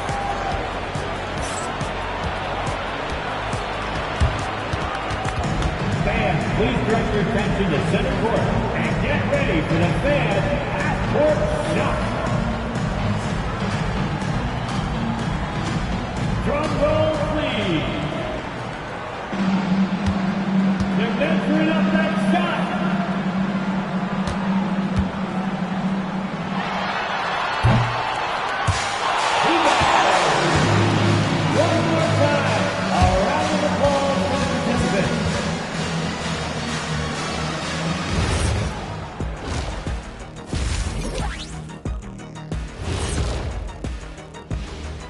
And we thank you for joining us at halftime. The Golden State Warriors are in a closely contested game. What's most important in a situation like this? Staying focused, locked in, and not getting sick or distracted. Yeah, like the kids on those smartphones, they're constantly on those phones and all those things, man. Not paying attention. Right, Jack? Jack? Huh? Oh, sorry, I was sending a text. What'd you say? Kids these days.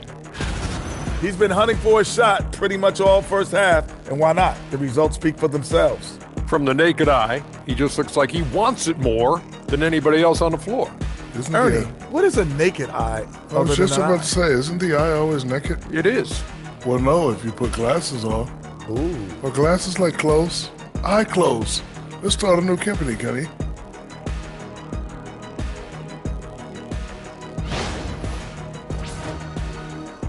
Thanks for joining us. Now let's toss it to Kevin Harlan for the start of the second half.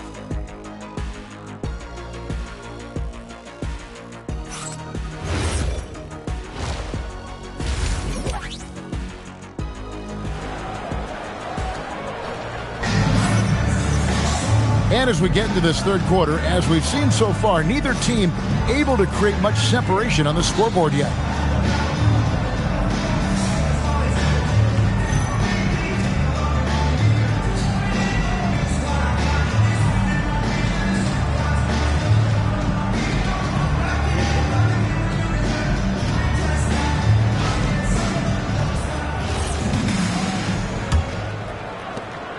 The Warriors trail. And on the floor for Steve Kerr as we get into the second half. They've got Moses Brown. Hayward out there with Pollard. Then it's Ball. Pass to Pollard. It's the three-point bomb. 28 points for him. 12 straight points off of three-pointers, and the D looks shell-shocked. The 76ers shooting has been outstanding in this game at 58%. And GA, we know Coach Steve Kerr has been up front. In order to win, the Warriors need to take and make a lot of threes. Well, it's the superpower of their best player, and the arrival of Jimmy Butler has provided some balance, but threes are still their best bet. Out of their last 5 makes, how about all 5 from long range? And with a little over a minute gone, the second half is underway. He was all alone on that one. And the 76ers lead by 1. As we approach the fourth quarter, still anyone's ballgame. Yeah, neither team able to create much of a cushion. Ball, the bounce pass. And there the Warriors now with another bucket. He's been dominant all game long. Nobody on the floor can stop him. And look, let's just say he knows it. And timeout called by Nick Nurse. He's going to make some adjustments to the game plan.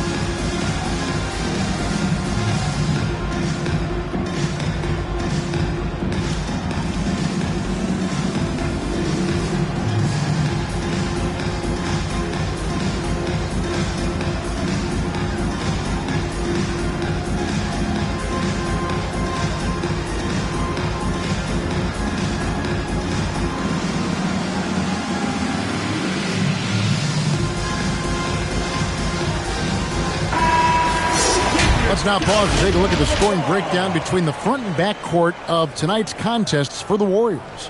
And it's been guard play, which really has shouldered the burden offensively here. They'd like a bit more production from the front court, but in the meantime, this backcourt has kept them in the game. Just over a minute and a half played here in the third. Over to the left wing. Pass to Plumlee. Jacks up a three. It's rebounded by Pollard. Pollard's got his 4th rebound in this one. They set the pick. There's Ball with the 3. Plumlee with the rebound. Philadelphia's gone 1 of 2 from beyond the arc since coming out of the break. Porter finds Dunn. Some nice ball movement here by the 76ers. Shoots from the right block. It's hauled in by Brown. Brown's got his 6th rebound on the night. Pass the ball. And looks like the illegal pick was set. Yep, that's right. That'll get their attention. And that is an absolute heartbreaker of a turnover. In a close game like this, that might be enough to impact how it ends. For Philadelphia, they've gone 2 of 4 here to start the second half. Well, we're into the 3rd quarter, just over 2.5 minutes played. Done outside. 5 on the clock from the baseline. The Warriors pull it in. They'll be hosting Orlando for the next one. That game will be a quick pit stop before hitting the road again. 3-pointer.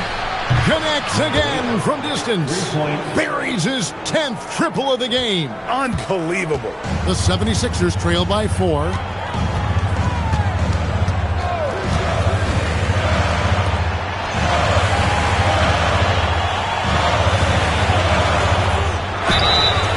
Oh, drew the foul and almost hit the 3-point bucket. But he'll go to the line to shoot 3. Yeah, you hate to give up a foul on a 3-point attempt. For Philadelphia, they have converted 1 of 2 free throws so far today. Taking 3 shots.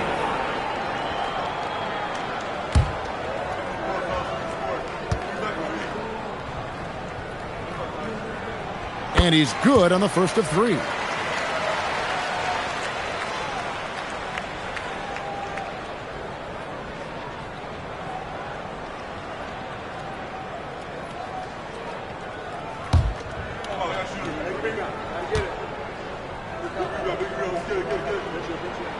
And he's good on the second.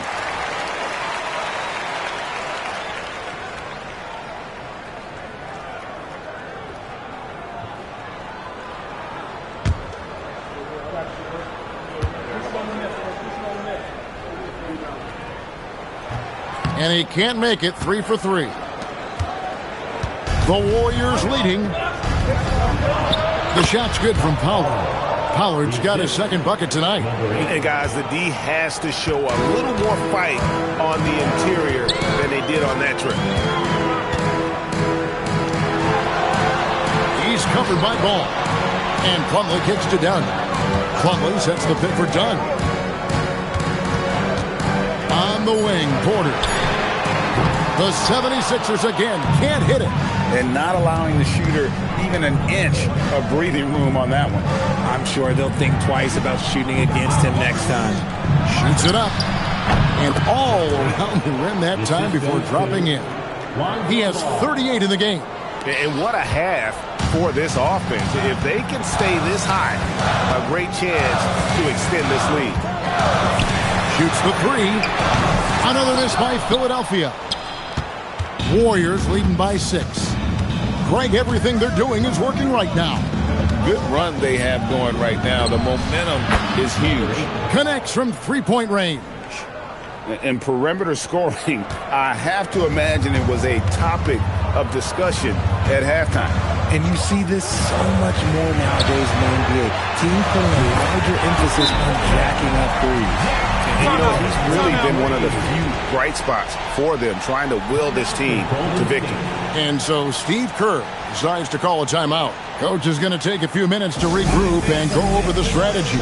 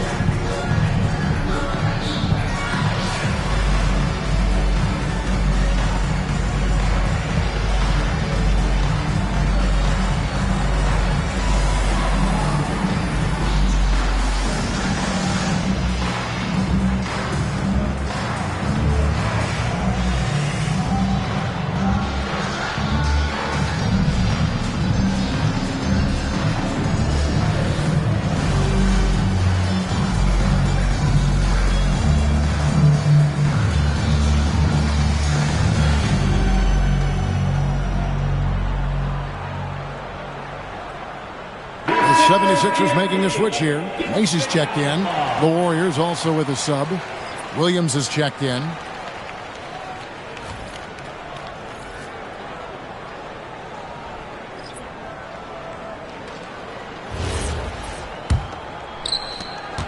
Warriors leading by 6. And now let's swing it over to Allie LaForce on the sideline. Hey guys. Well, Draymond Green is getting serious in the weight room. He said, one thing I learned is you have to lift weights. I was always naturally strong, so I was like, what do I need to lift for? These guys can't move me right now. But your body needs to be able to withstand the pounding of a long season. Back to you. Okay, Allie, we thank you. Dunn looking over the floor. Shoots from 12. Here's Donaldson. And good. Got the English that time as it falls.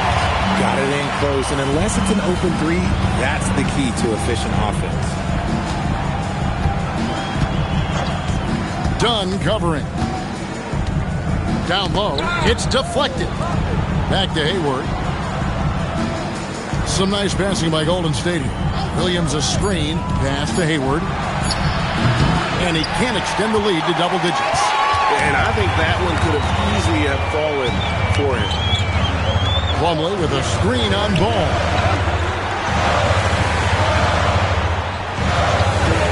The tray. Good. Another from 3. He's got this defense scrambling. And even when they've got 2 guys on him, he just finds a way to create space. And he's making some team history. He just tied the franchise record for 3-pointers in a single game. Now 8 seconds separating the 2 clocks. Takes the assist and lays it in. Pick out the pass nicely. He has 35. He's doing everything he can. If they want to win, others have to step up and provide some scoring.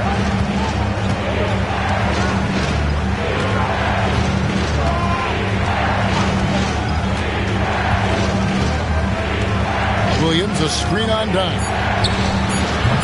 They can't stop the run with that one. And we've reached the end of the 3rd quarter. Just a terrific game so far. Warriors lead by 2. And we'll have the start of the 4th quarter for you as soon as we get back from this short break.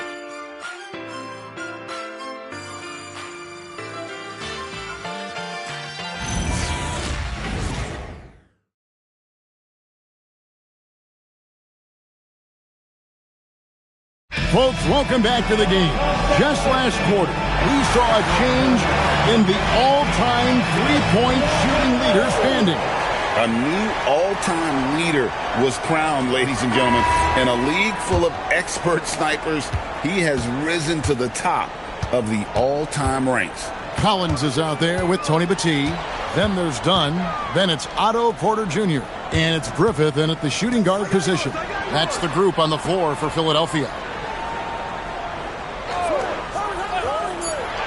To take the lead. And that one is off. And he didn't punish them for the weak coverage there, but they can't count on him to continue missing. Snell dishes to AC. The 3. And Philadelphia grabs the miss. Collins has got 4 rebounds in this game. Griffith passes to Battie to tie it up. It's hauled in by Claxton. Claxton's got his 4th rebound with that last one here tonight. Claxton a screen on Dunn. No good there. The defense just giving him the easy look there. He's not going to miss that. Porter kicks to Dunn. Collins setting the big for Dunn. And the Warriors with some changes. Brown's checked in for Nicholas Claxton. Williams comes in for Quincy Ace. And Troy Williams subbed in for Parker.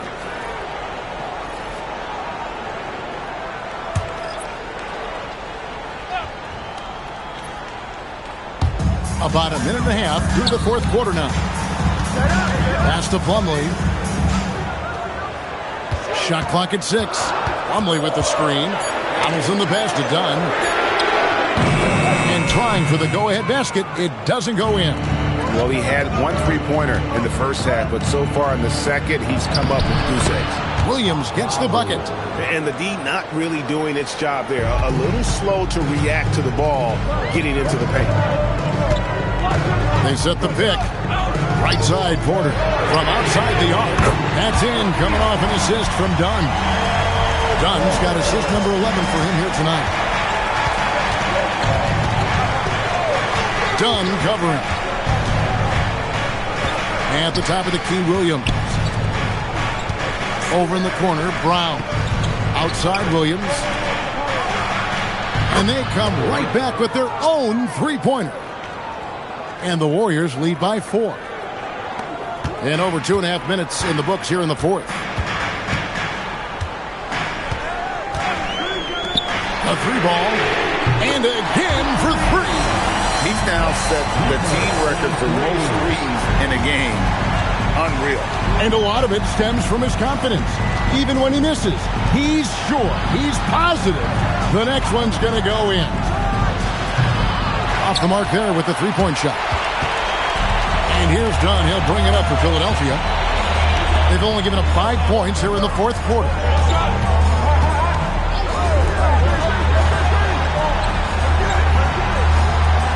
Clock at 6 to take the lead. Another 3 for Philadelphia. Boy, right down to the wire here. Still anyone's ball game.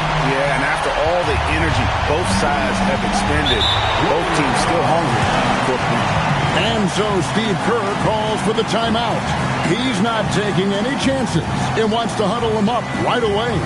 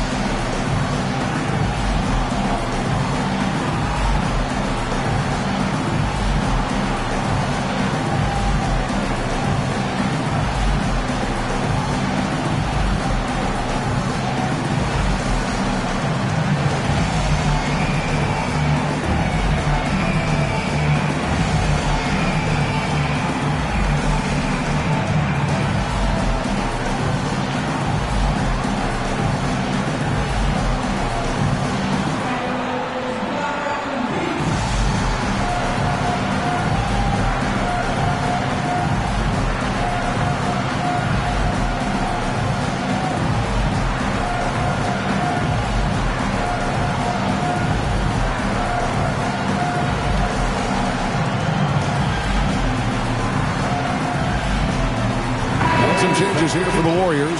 Pollard, he's checked in for Williams. Hayward comes in for Williams. And it's Lonzo Ball in for Tony Snell. Let's go to the sideline and see what Allie LaForce has dug up for us. Allie, take it away. During that break, Coach Steve Kerr had some advice for the team. He pleaded with his guys to keep their emotions in check, saying, "You're battling right now. Continue to play smart. Don't try to be a hero out there. Play for one another." Guys, let's see what happens. And as always, Allie, great job. Thank you. Fires the 3. Plumlee with the rebound. Okay, let's just say it. This has been an ugly quarter for him. Not quite a break of mirror ugly, but it's getting there.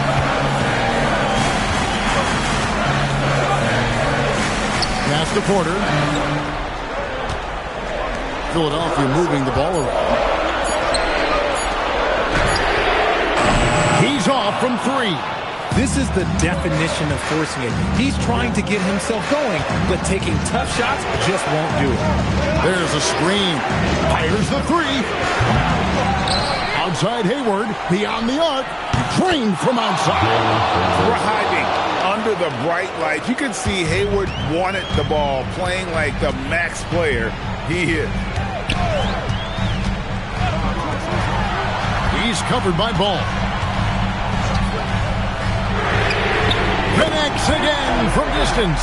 He has been on the money from deep. Yep, definitely looking to shoot it as much as possible. Warriors have gone 3 of 8 here in the fourth quarter. The screen from Brown.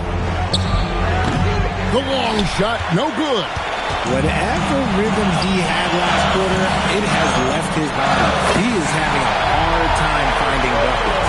That's a guy you want taking shots, a quality offensive player. quarter against Hayward. From outside, he got it again. Sensational. My goodness. 50 for the game. Yep, he is putting on a show.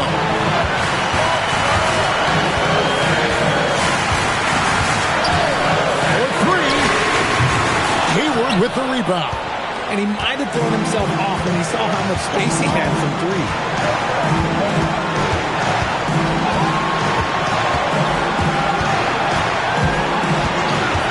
From deep. And it misses. Tough to hit that shot when the D is all over you like that.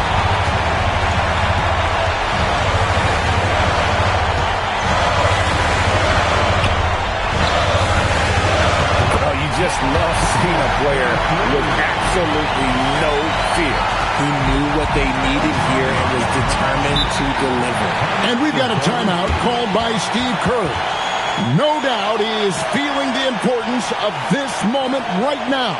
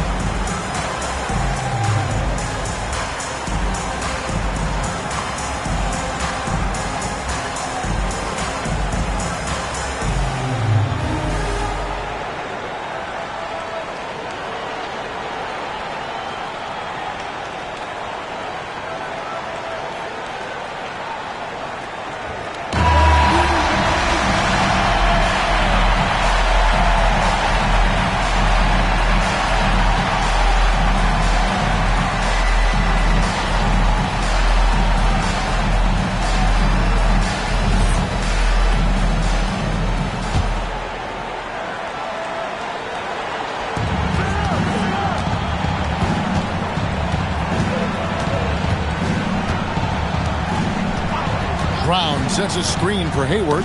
Got a piece of it. 6 to shoot.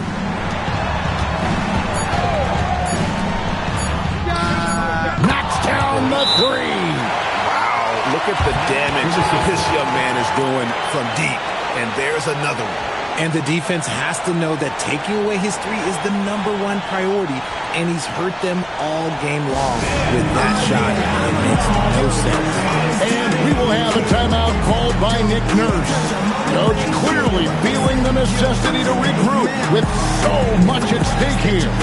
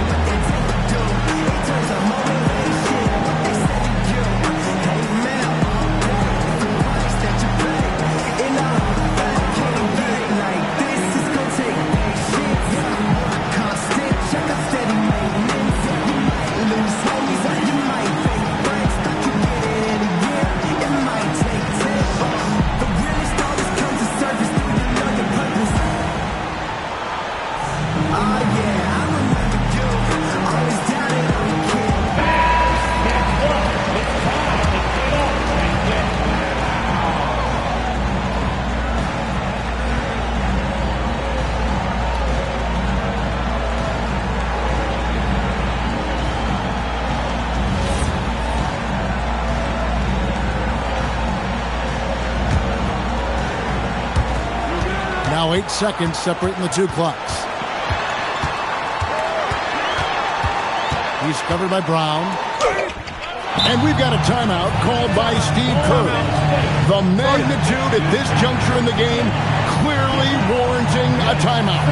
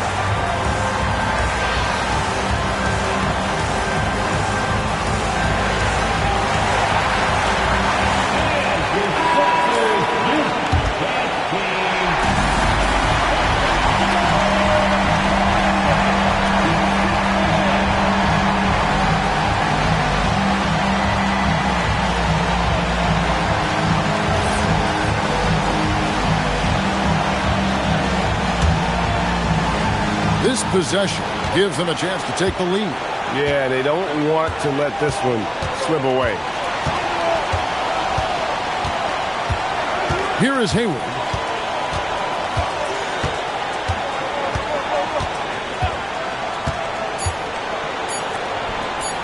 Good. And that's how you lead a team, literally. And we will have a timeout called by Nick Nurse. This is a huge moment, folks, in this game.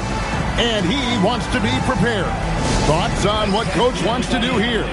And with under 2 seconds remaining, that they need something quick. Don't have time for an extra pass here, but they want to try for a 3 off the inbound play and go for the win. Definitely doable.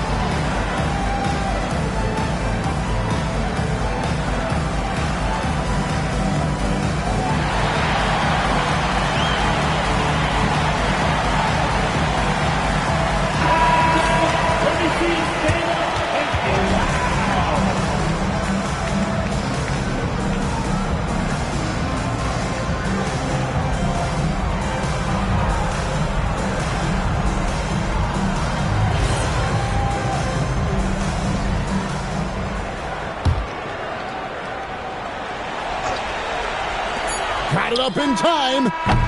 No good from 3. So it's a narrow victory for the Warriors, pulling out the W.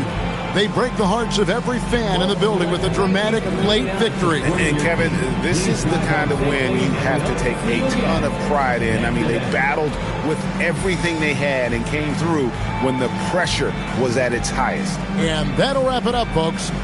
For Greg Anthony, Richard Jefferson, and Allie LaForce, this is Kevin Harlan. Thanks so much for joining us on this presentation from 2K Sports. And as we leave, we present our player of the game.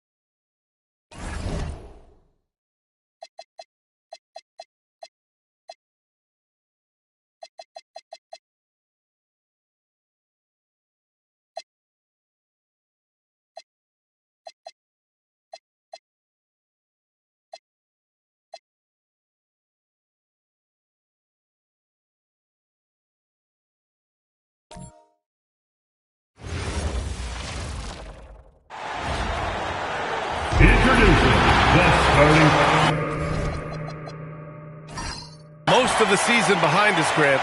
Talk about the mindset for teams right now. Well, if people tell you the standings don't affect the mindset, BA, they're lying. Everyone is asking themselves how they can improve or maintain position. You just don't want to backslide now. Looking at the starting five for Boston. Damian Lillard out there with Ben Simmons. And it's Williams. And it's Mourning in at the 5 down low. Now here's Johnson. Boy, he just disappeared against Philadelphia. They needed him. Refs calling it close already as he picks up a quick early foul. First team.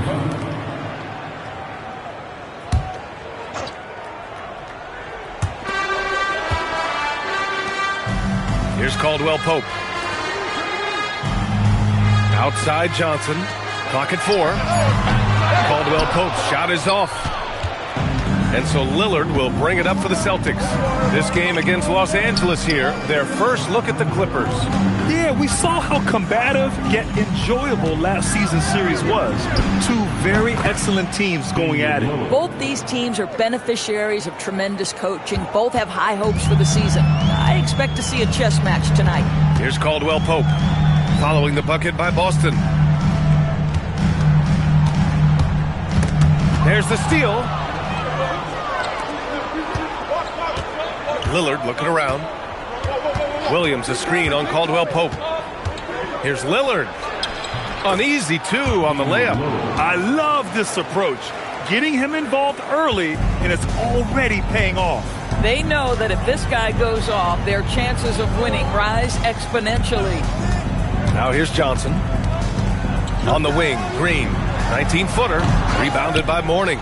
Grant, the Clippers were finally healthy in the playoffs last season, but it still wasn't quite enough. Yeah, but they gave us a dramatic 7-game series against the Nuggets, who then went on to push OKC to 7 games. So even if it wasn't the outcome the Clips wanted, still a heck of a season. Just 3 to shoot. Williams from long range. It's good. And a beautiful setup from Simmons that time. Defensively, you have to stay connected to him on the perimeter. Outside Johnson. Well, if you're just tuning in, we've played about 2.5 minutes here in the first. Fades. And that one hits the back iron. Boy, that's 0 for 3 in the early going. Just a little out of sync. Simmons, the pass to Lillard. And again, Boston with the triple. Their ball movement on this run has been tremendous. It's led to a lot of good, clean, open looks. And so Ty Lue calls a timeout. A moment to rest and confer on the game plan. And Doris, very disciplined are the Celtics at the defensive end of the floor. And BA, they do something that great defensive teams do.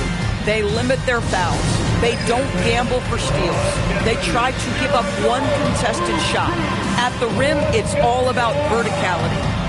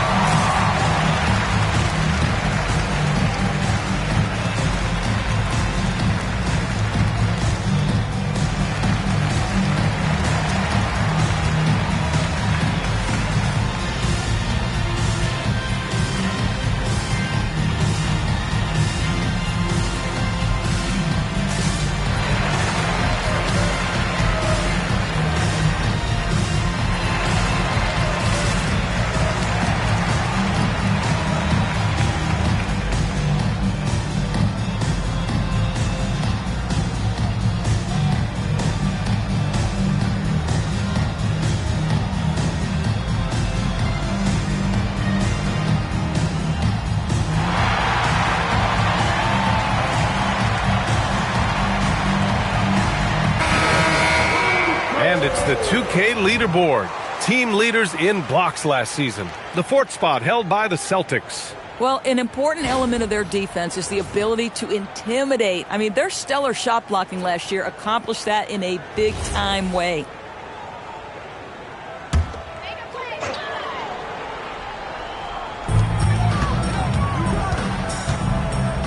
First quarter of play, and we're about 3 minutes in. Simmons against Caldwell Pope. Shot to stop the run. And all around the rim that time before dropping. And that ends their drought. You could feel the frustration building with each miss. And you've got to be able to show some resiliency, right? Keep pounding away, and it finally falls for you. And here's Lillard from beyond the arc. It's good. And a beautiful setup from Simmons that time. Simmons has got his 4th assist with that last one. Outside Johnson. Inside. Using his post moves to get the 2 points. Gotta fight harder to get over those screens. You know, we see this all the time. You're basically, as a defender, hoping the man misses rather than putting in the work to get over screens. Now here's Simmons. No points so far. And Lillard gets it to go. The defense is nowhere to be found guarding the three-point shot. Here's Johnson. Down by 12.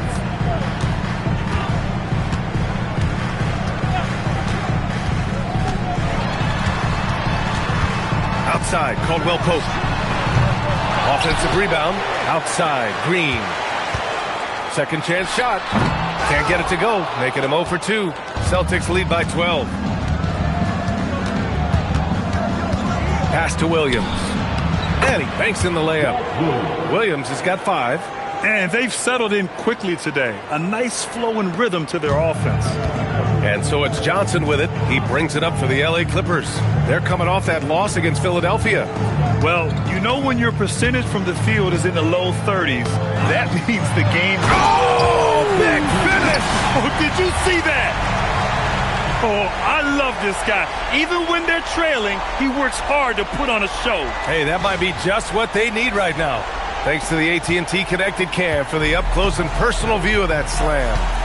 And so Joe Mazzulla decides to call a timeout. He's going to take a minute to regroup with his players. And last season, Grant, the sale of the Celtics franchise for $6.1 billion. It seemed like a lot at the time. Well, yeah, that was until the Lakers sale hit 11 digits last summer, BA. But in both cases, basketball decision-making doesn't change right away. In the case of the Celtics, the governorship doesn't transfer until 2028.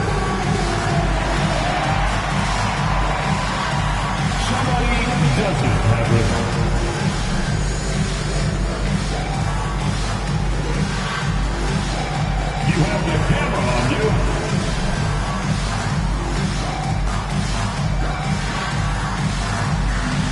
Keep it going.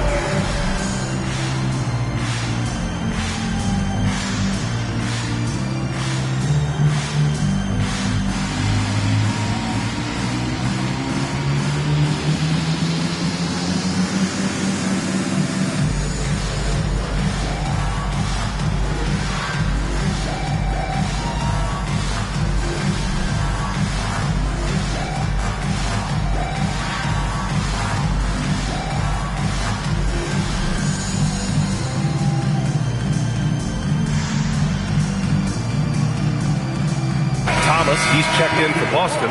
Porter Jr. comes in for Damian Lillard. And let's check out a breakdown looking at some stats for him.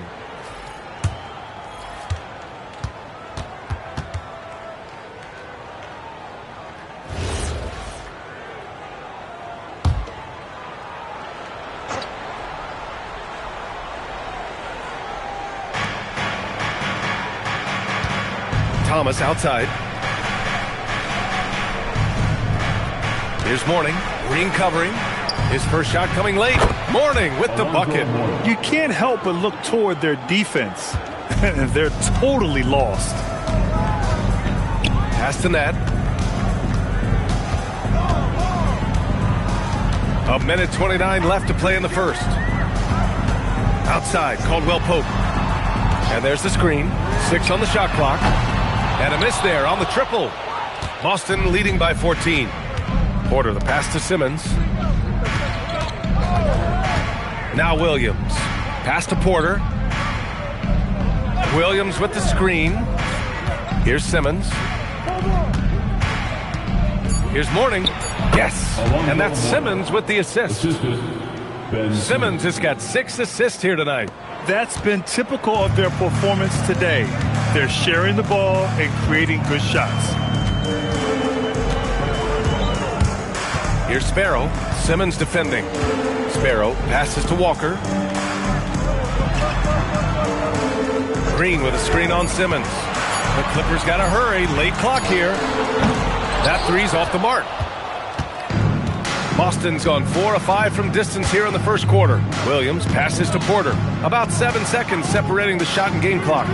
Here's Thomas for 3. They get it back. Here's Mourning. Oh, nice fake, but the layup's off the mark. Pass to Sparrow. Here's Green. Oh, a beautiful reverse layup. His nimbleness makes him a unique threat at the rim. And so it's the Boston Celtics, a sizable lead of 14 at the break. And it's their three-point accuracy that has helped them build such a healthy lead. And don't go far. We'll be right back.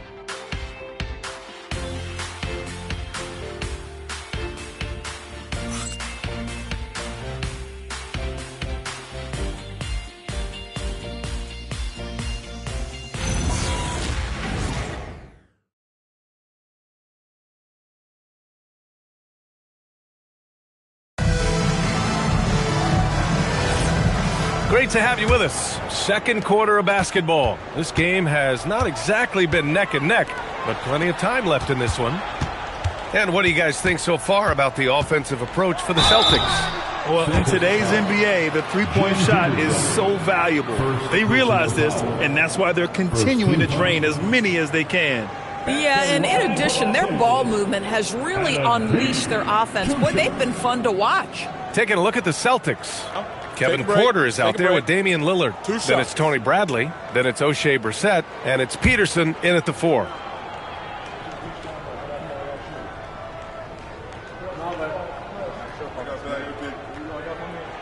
The first one falls. And Doris, the Clippers coach, Ty Lue, considered to be one of the master tacticians on the NBA sidelines. And BA, a lot goes into that. It's not just the adjustments in game or the play calling in late game situations. It's also the fact that this guy understands how to communicate with players, how to hold them to a high degree of accountability, and walk that line between demanding and being supportive. He is one of the game's sharpest minds. Well, this guy's so crafty. Once he catches the defender a little bit out of position, it's a very good bet he's going to get some free throws. Yeah, and the defense has really got to tighten up on him. I mean, he's just too dangerous from the three-point line. And Boston pushing it up now. Boom! He jams it straight down. He was way ahead of the pack. No one around to contest. He can do anything he wants in that situation. Big time play right there, showing the activity and ability to impact this game. How about the bounce? We can call that bounce per ounce. Can't be denied. Gives us a chance to catch up with Allie LaForce. Thanks a lot. The Celtics trying to keep that laser focus. Coach Joe Mazzulla said, quote, "The closer you are to winning, the easier it is to become distracted by things that you can't control, things that don't matter. Mindset, discipline, and mental toughness are what separate you." Back over to you guys. Staying dialed in. Allie, thanks very much for the report. Order a screen. Brissett knocks it down from distance. Brissett's got his first 3 points of the game. Well, this offense certainly thrives when he's knocking those down. Outside Schroeder. Hey, in 6 attempts, he's made 5. Talk about efficiency. And force feeding the ball inside. I mean, no reason to go away from what's working. Pass to Brissett. Number 16. And so Joe Mazzulla calls the timeout. And we might see some changes. Coach potentially looking to adjust. Boston, timeout call.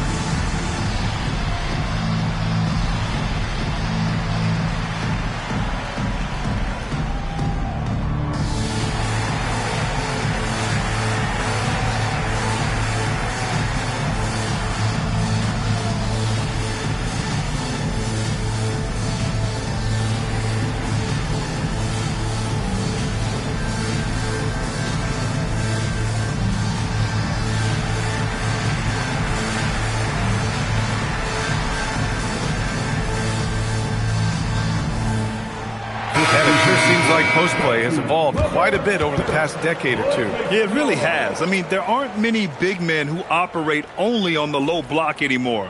But if they do, they're considered throwbacks.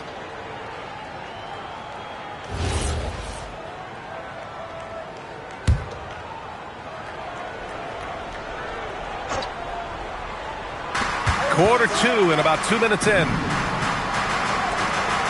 Nice ball movement by Boston. The three, here's Lillard. It's rebounded by Los Angeles. Now Los Angeles moving it up. Here's Nat. Good on the shot, and that changed the lead to single digits. And they seem to have found a nice groove here in the second period. And here's Lillard. He just could not put it together in that loss to Philadelphia. Mourning with the bucket. Great idea by Lillard, using that experience to run the offense. Clippers trail by 11. Johnson on the wing. Defended by Lillard. Rebounded by Mourning. Mourning's got 4 rebounds now. Here's Williams. Pass to Lillard. Simmons up top.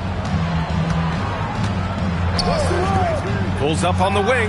And it's Lillard. That time on the assist by Simmons. Simmons has got assist number 7 tonight. And so it's Johnson with it. He brings it up for the LA Clippers. And in the second quarter, a little under 3.5 minutes played already. Caldwell Pope finds Johnson. Just 5 on the clock. Outside, Green. The 3. That one no good. Boston leading by 13. Williams passes to Lillard.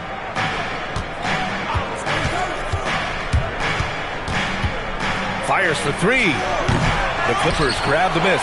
He started the game scorching the Nets from deep. 3 triples in the first period, but none here in the second.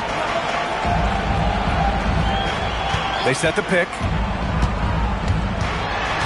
Back to Caldwell Pope. Pass to Nat.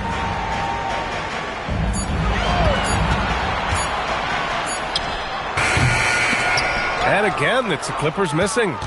Nice rebound. Trying to match the other team's intensity right now. And Doris, when you have a veteran roster with some of the injury history of these Clippers, load management becomes a big consideration. And B.A., how impressive is the resiliency of this team in the face of all that injury history they have? Credit the front office for the depth they have developed and the coaching staff for their incredible adaptability. It is nothing short of remarkable. Boy, he just doesn't have it here tonight, and it's had a ripple effect on this team. The 3 drills it from deep. And the Celtics lead by 16. Defensively, you can't afford to get stuck on the pick. You know exactly what that takes. It takes energy, it takes activity, it takes intensity. And so Ty Lue calls a timeout. He's going to talk it over with his guys.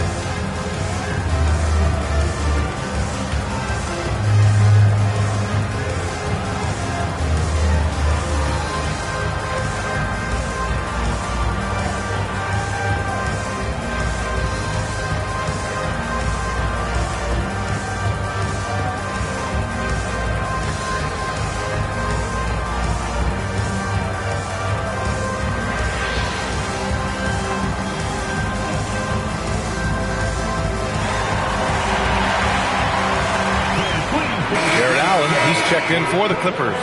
The Celtics also with a sub. Porter Jr., he's checked in for Lillard.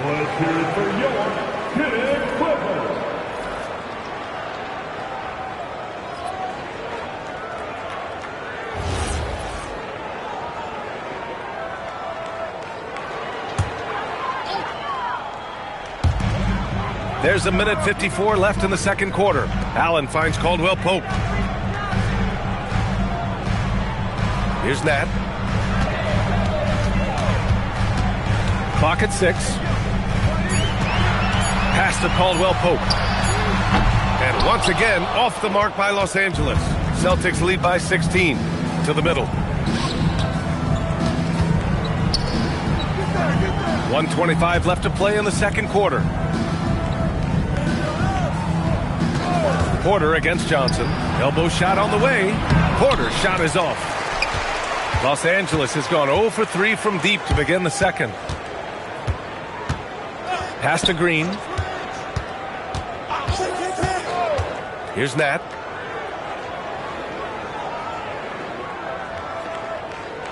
Allen with a screen on Williams. Here's Nat. And again, it's the Clippers missing. This guy does not love to operate in the mid-range, and it showed right there. Left side, Simmons. Outside, Porter. Williams from long range. Rebounded by Green. Clippers trail by 16. They're searching for a way to score. Yeah, buckets have been very tough to come by. Johnson against Porter. Out of bounds as Los Angeles keeps possession. Just a millisecond late. So close to coming up with a steal there. Absolutely appreciate the effort, though. He really went after it. So close.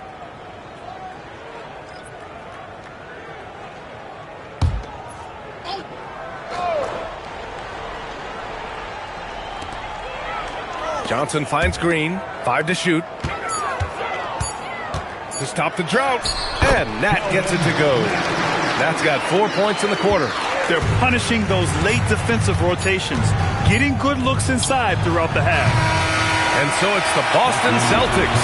A sizable lead of 14 at the break. The hustle they've shown on defense has been tremendous. We'll be back in a moment.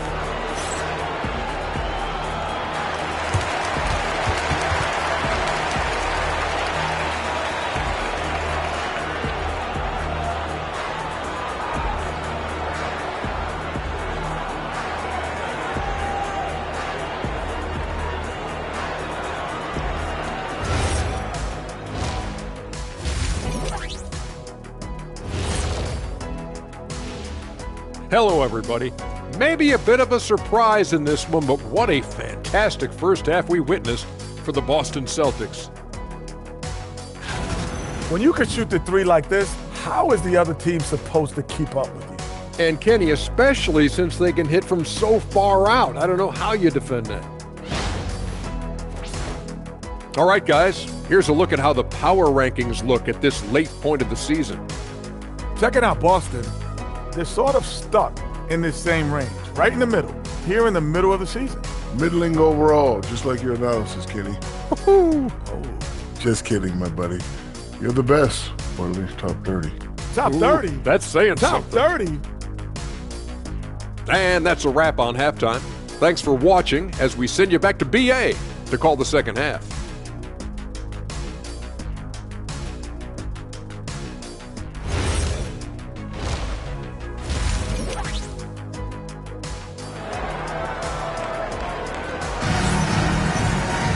And there wasn't too much drama in the first half, but maybe things will tighten up here in the second.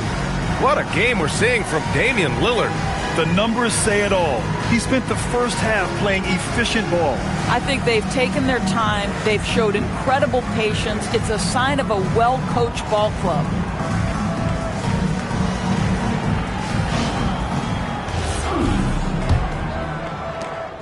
And so it's Johnson with it. He brings it up for Los Angeles. It's a 14-point game. They've got Johnson. He's out there with Kentavious Caldwell-Pope. And it's Nat in at the 3. That's who's out there for the Clippers. I would imagine it's nearly impossible to not get fired up after that play. Grant, check these guys out on the bench. Their reaction says it all. They are fired up. Hard to win games when you allow clean looks from the perimeter. Now Johnson, still without a bucket. Down low. Ooh, and he took a hard foul on the shot. So he'll head to the line to shoot a pair. The defense there doing whatever they can to protect the rim. Los Angeles shooting their third and fourth free throw attempts of the game.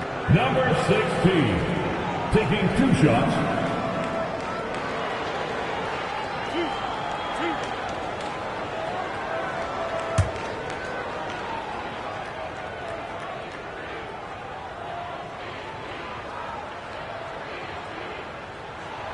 First free throw is good.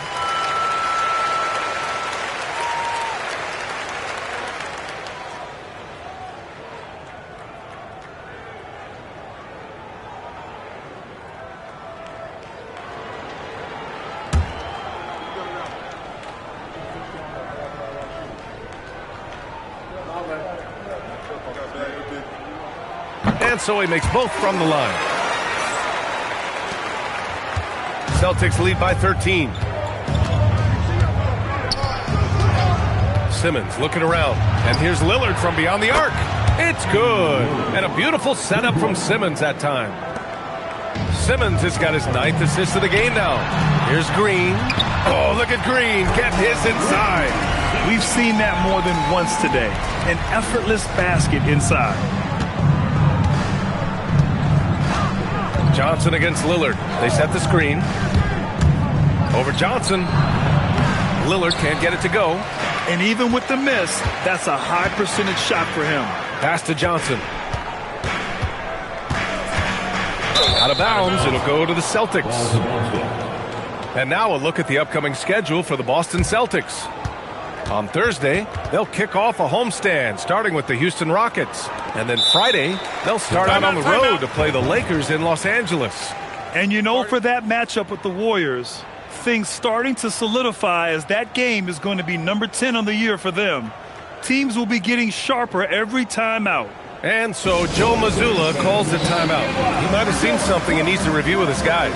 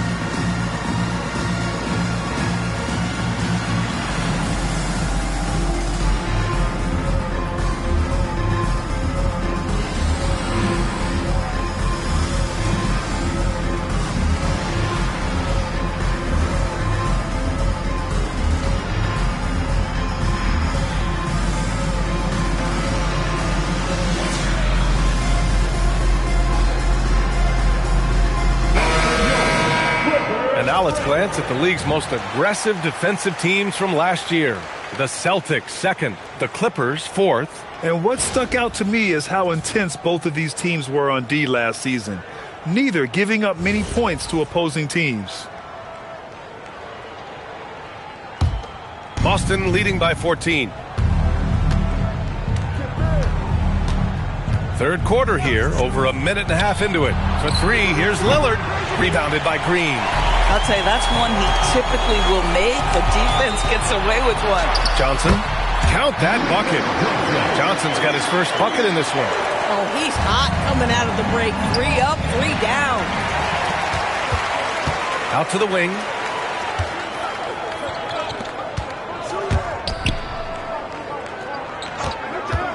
Outside, Caldwell Pope.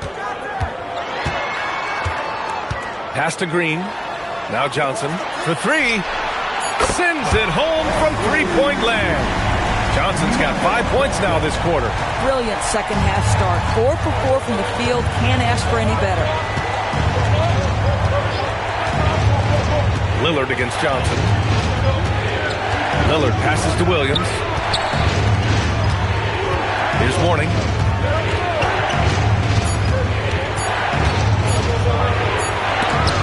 And it's blocked.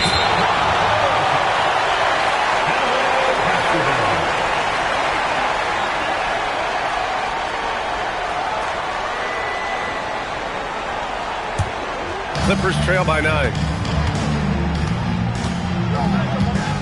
Johnson with it. He's got 5. Played it in with a nice touch off the window. He's got 14. They're really working the paint now. Here's Lillard. He's got 18. And let's send it over to Allie LaForce. Hey guys, John Collins grew up playing soccer goaltender. He said, quote, I've always had good hands, but goaltending helped my reaction time, being able to track the ball at fast speeds. It's an important thing for guards to trust the big fella that you can catch and finish. Back to you, Ryan. Terrific report. All right, Allie, thanks for the report. Coming out of the break red hot. I mean, they have yet to miss a shot. And so it's Lillard who brings up the ball for the Celtics. At one point, they led by 16. And so Joe Mazzulla calls the timeout. He'll take the opportunity to regroup.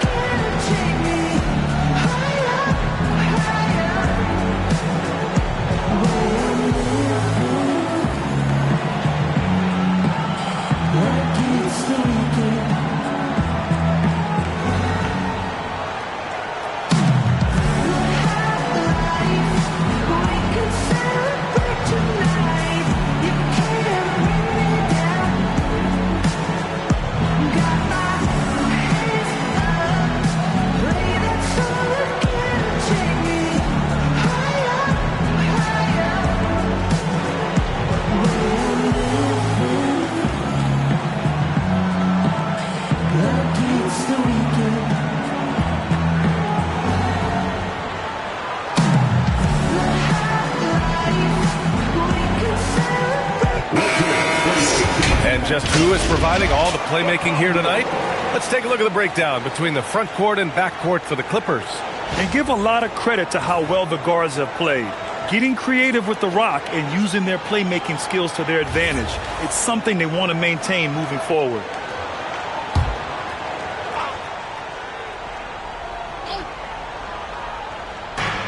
Second half here, and we're just over 3.5 minutes into it. Pass to Simmons. To the left side wing. And here is Williams. 6 to shoot. Boston needs to get off a shot here. Look at Lillard making it look easy. Adds to their lead. They've been able to rely on him all night. Now here's Caldwell Pope.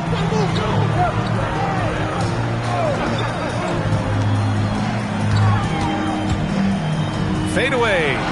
Again, the Clippers score. Yeah, just doing his part. Staying active and converting at a high rate. And he has really kept them in this one. The high effort level. Now the rest of the team has got to step up. Lillard can't get it to go. Yeah, you have to knock those down. Open shots inside the arc are rare in this league. And he was fouled while in the act of shooting, so he'll take 2 free throws. All right, guys, let's get your take on the scoring breakdown for Boston. Their offensive game plan has been simple. Look to shoot it often from outside the arc. And the results have been outstanding. I think it's also important we mention the number of assists this group has tallied. Their offense continues to just hum along right now. First one falls for him.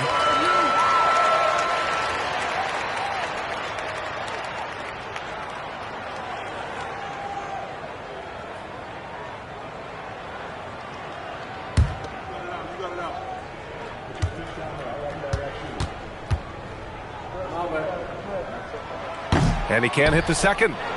Celtics lead by 5. Williams finds Lillard. There's a screen. Right wing. Let's go with a 3. Here's Mourning. And there's the bucket. Staying with it that time. Offensive glass getting it done. Well, this is a big part of his game. Creating offense for his team off the glass. Johnson on the wing. Defended by Lillard. Pass to net.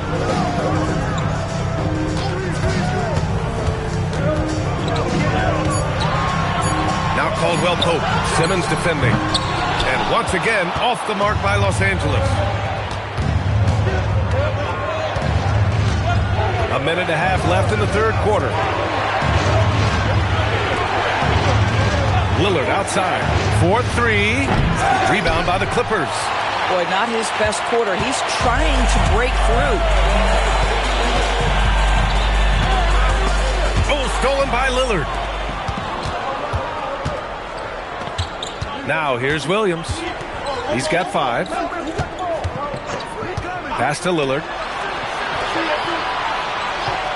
From outside the arc. Drops in the 3. And it's a 10-point Celtic lead. He hit 3 triples in the first half, 3 more since. That's nothing to shrug at. Outside Johnson. And good on the 7-footer. He's got 18. Boy, remarkable how efficient he's been scoring the ball. He feels good right now. Williams, a screen on Johnson. Outside, Williams. Misses the 3. And so it's Johnson with it. He brings it up for the LA Clippers. Green, the pass to Caldwell Pope. 2-second difference between shot and game clock.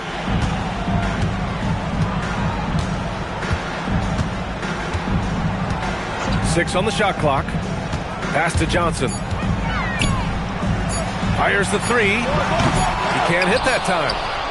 Just a big-time effort for Damian Lillard, providing a lot of energy for the Celtics. He dropped 3 threes in that quarter. They haven't found an answer for him yet. We'll be right back with you shortly.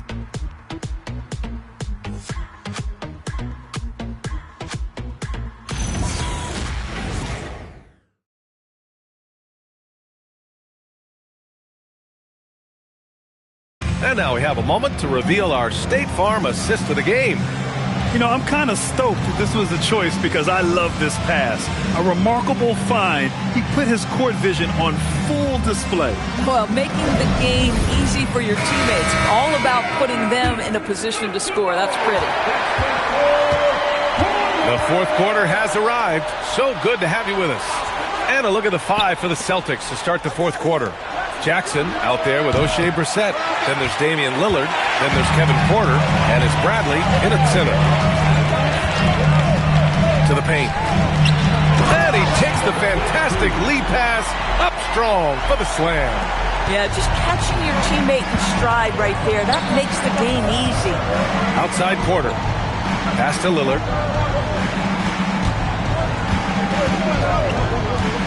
Puts up a 3. Bradley, that's good. And the Celtics lead by 8. Yeah, in football they talk about passing to the spot and letting your teammate go get it. That's exactly what happened. Here's the pick. We're just over a minute into this final quarter of play. Keith, the pass to Sparrow. Walker for 3. Gets the 3-ball to go. Oh, massive three-point shot. I mean, you can tell he wants to step up for his team in crunch time. Yeah, and when he gets going, he adds another dimension to their offense that can make a huge difference when the game's on the line. Here in the second half, they're really focused on stretching the floor.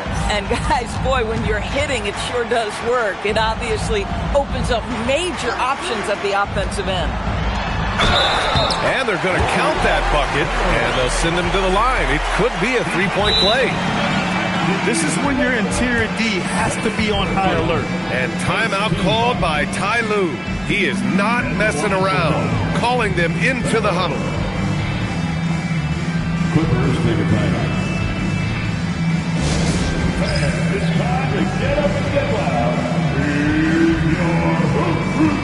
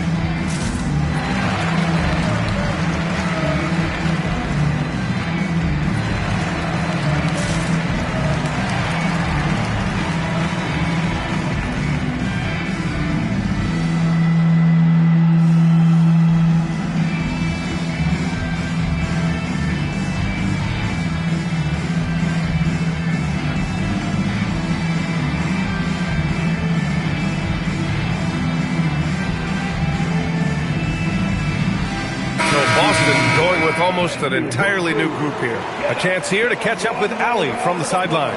Guys, over the last break, I listened to Tyronn Lue address the team. He said to them, quote, "We've worked hard to come back. We have them on the ropes, but we have yet to land the knockout blow. We'll see if they can." Back to you.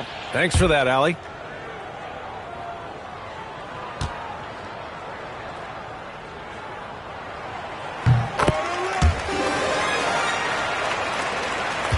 Boston leading by 5. Here's Mourning. And that one falls. His 5th basket in 7 tries.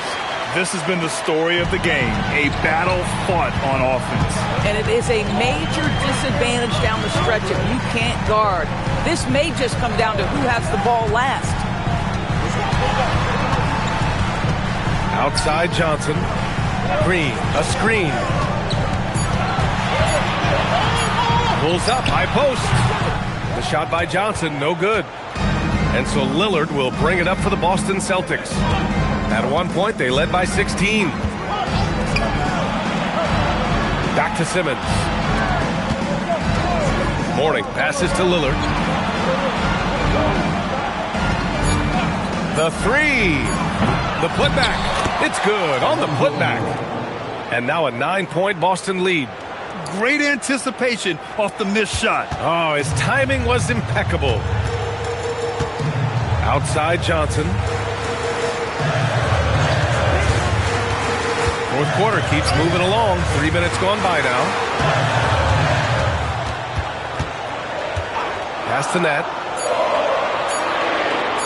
Over Williams. Nat can't hit. He's got a great defensive mind. He gets good position and affects the release. And he did it without fouling, and that's become an art, changing shots without making contact. I'll tell you, he has not been at his best, but they're winning, and that's all that matters. And down it goes. Jam that one home. But he is so efficient, so productive. But for them to have real success, he needs help. Three-pointer. Knocks down the triple. And the Celtics lead by 10. Gotta fight harder to get over those screens. You know, we see this all the time. You're basically, as a defender, hoping the man misses rather than putting in the work to get over screens. Banks it home. Big shot. Boy, how about the timing, the delivery? That is exactly how you set a teammate up. Here's Lillard. Shoots.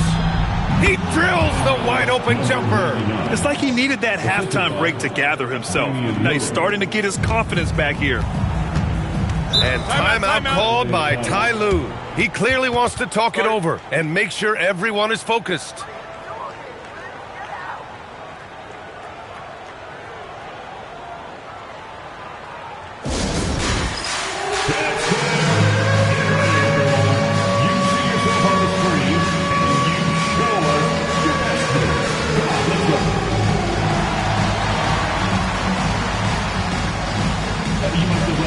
Shoes at home.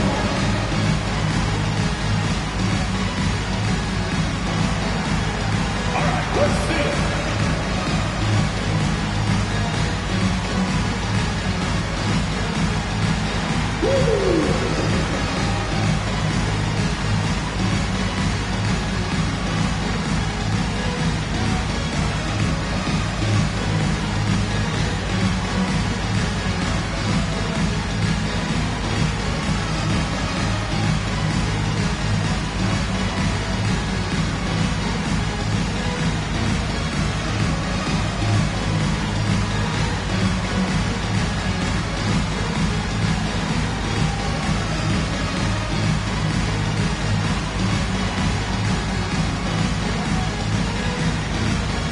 Clippers making a switch here.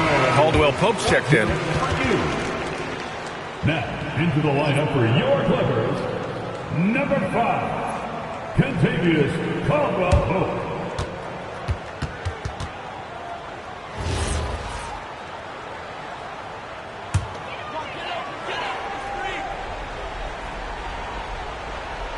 Here's Johnson. Outside Green, puts up the tray. Green able to hit from 3. Some shooters might overthink a wide open shot. Not this guy. And here's Lillard. There's the drive. Outside Simmons. Down to 5 on the shot clock. Blocked! Simmons against Caldwell Pope. And he was camped in the lane there. He gets a 3-second call. And we have to take another look at that block. You know, you can't ask for any better defense than that. He responded so fast to the shooter, and it stifled him.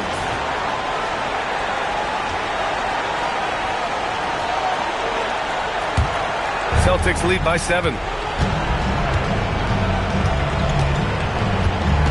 1:44 left in the fourth. Shoots a 3. Cash from downtown. Yeah, he's in his bag from beyond the arc right now. You see his confidence. And I think the defender knows once he gets cooking, look out. The bucket looks awfully big to him right now. Here's Johnson. 5 on the clock. Lillard comes with a double. The 3 is off.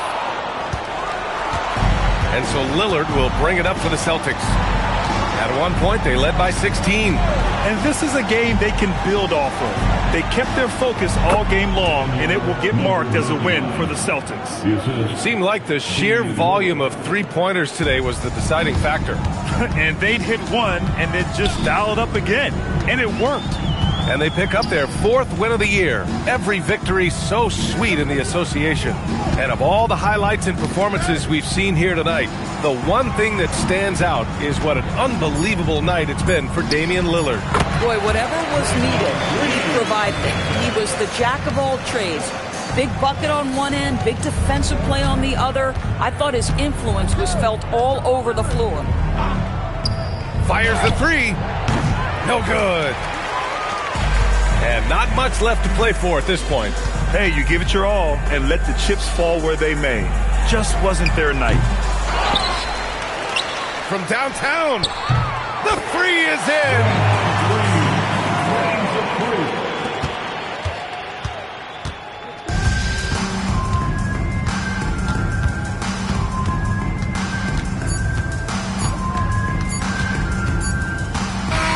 So we see Boston get the win here. They played the villain tonight, and they played it well. Yes, they did. You know, you have two choices. You can either succumb to the hostility in this arena, or you can...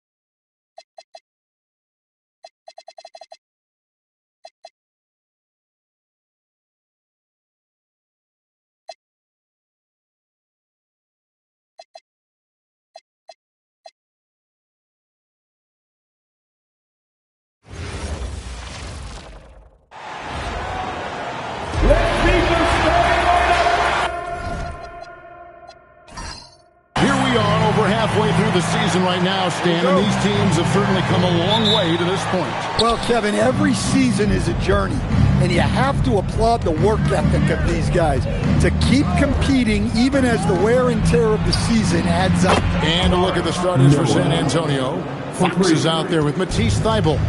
Then there's Jackson. Then there's DeMarcus Cousins. And it's Noah in at the 4 spot. Out to the right wing. Wide open shot is on the money. Well, when you have a scorer as skilled as he is, you do everything you can to get him the looks he needs. For the 3, sinks the triple. Noah's got 6 points. And they don't want to get in a habit of giving him open looks from 3. First quarter still, but not who you want to leave open. Guarded by Jackson. Toronto working the ball around now. It's up a 3. Rebound, San Antonio. They're coming off that win against Philadelphia. Well, it helps when your opponent makes that many mistakes. I thought that was the story of the game. Yeah, you got to think coach will show this one as an example of what not to do. You got to take care of the ball. Just setting the tone with an aggressive move to the rack. And where's the help defensively? Well, when you are the aggressor this early, it is intimidating. And he'll shoot free throws here. Clearly fouled on that shot that time, the whistle blowing. And really the defense fouling there to prevent the layup, but that's exactly what you need to do. The Raptors shooting their first free throws of the game.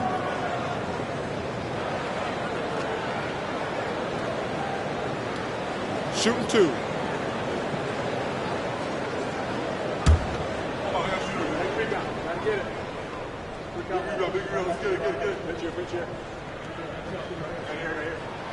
And he knocks down the first one. And now we're being joined by our 2K insider, Shams Charania, who's calling in with a good story. Shams, what do you have? Well, excitement building in Ontario ahead of this coming May when the WNBA makes its long-awaited launch north of the border. The Toronto Tempo will become Canada's first ever WNBA franchise. And with that league finding a rhythm, this debut feels right on time. It is a beautiful thing. And Shams, we appreciate the report. And Greg, with Stephon Castle winning the 2025 Rookie of the Year award, the Spurs went back-to-back in that category. Yeah, of course, Victor Wembanyama winning that same award in 24. Just more confirmation that these Spurs are building something special. San Antonio's gone 2 or 3 from deep so far in this game. To the right side. And a wide open look for Noah. Good, and it's Fox who picks up the assist. Noah's got 9. Oh, great ball movement there. Toronto, they've gone 1 of 3 from the field to start this one so far. Pass to Beal. There's the triple. Cousins pulls it in. And it's the Spurs ball. They're on an 11-3 run. Noah, and he lays it straight in. He's got 11. Boy, that was quick. Already out to a double-digit lead. Yeah, incredible play on both ends of the floor. There may be too big of a gap here. Now here's Jones. And he's good on the 3-ball. Good way to start this game. If you want to get him rolling as early as possible. Yeah, and I'll tell you what. If he gets into a good rhythm early, watch out. Jackson setting the pick here for Fox. Here's Noah. And again, it's the Spurs from deep. Yeah, this looks like a pregame shoot-around with all the threes they're allowing. Well, it was Toronto winning their last game against the Atlanta Hawks. Yeah, facing that hostile crowd, they've just found a way to kind of tune out the noise and focus on the game. Give a lot of credit to this coaching staff for preparing them for that kind of environment. They went in and just executed their game plan. And timeout called by Darko Rajakovic. Coach needs a moment to talk things over.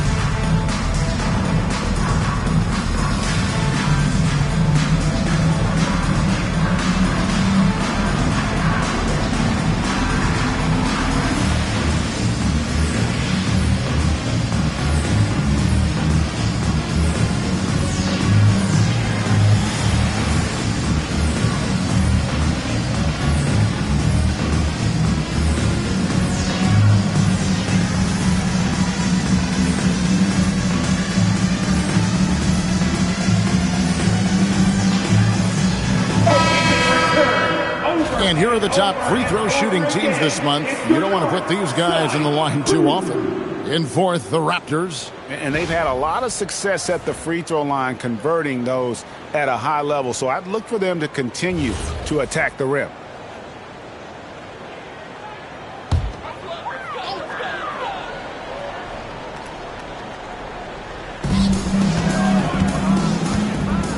And here's Jones. They set the pick. And Beal kicks to Jones. And Aaron Fox gets the whistle that time. That's his first foul.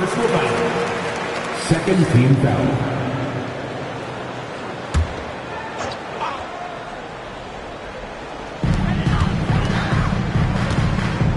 Here's Beal. Jones up top. Now the offense is sputtering a bit here, starting to fall behind. And another of these young, talented players out of Canada, R.J. Barrett, is a high-level NBA athlete. It's in the blood. His father played for the Canadian national team. Barrett, an attack wing who loves to get downhill. Let's check in now with our Allie LaForce, who's got a story for us. Allie? Hey, guys. Raptors coach Darko Rajakovic explained what he's looking for on the offensive end. He said, quote, it's unselfishness, ball and body movement, playing together and making each other better. Also, you have to be able to adjust. Basketball is not set in stone. If it was, it would be a recipe. Back to you. Yeah, you got to roll with the punches. Thank you, Allie. And they're getting their points now almost exclusively from the triple. 4 of their last 5 makes are from beyond the arc. Here's the 3. It's good from long range. 8 points for him. Matching baskets from the perimeter, an earmark of today's game. Yeah, sometimes you get in a shootout like this, but you just hope that you can get a stop first. Raptors trail by 10.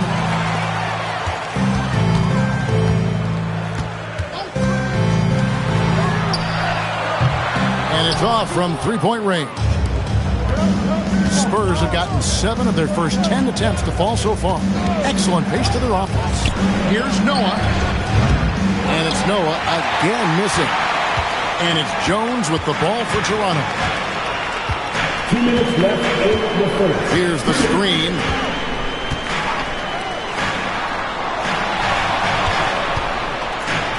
Six on the shot clock. The Raptors need to get a shot up. And stolen by Thibault. And he drops in the way up off the glass. And the story here, Kevin, early on is how well they've shot the basketball. The Raptors have gotten just 3 of their first 9 shots to go down in this game. And timeout called by Darko Rajakovic. He's going to take this chance to talk to his guy.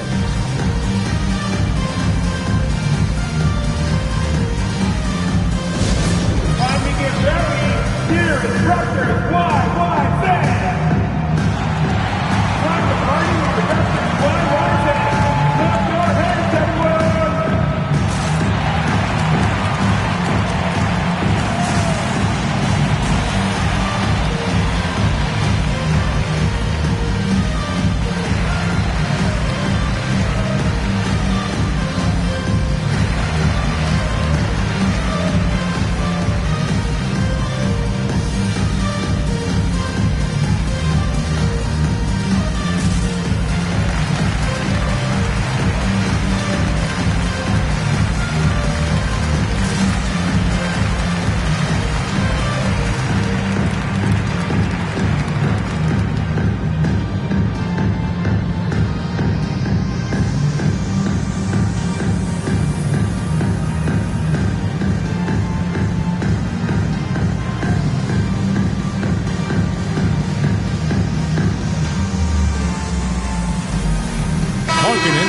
In for the Raptors. Eric Bledsoe comes in for Jones.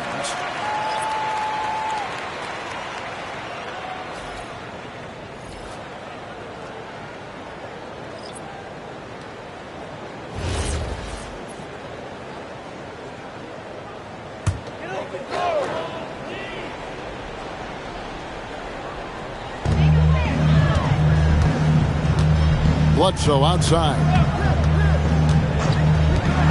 Launches a 3. Favors with the rebound.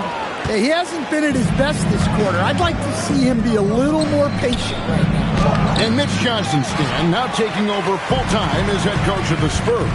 Well, look, Mitch Johnson's the son of an NBA player and a high-level point guard in college.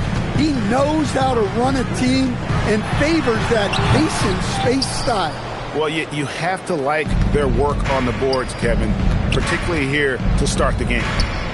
Cousins, the pass to Favors. Over in the corner, Cousins. And it's Toronto with the rebound. I mean, that's the shot to take. He just couldn't get it to go. Inside.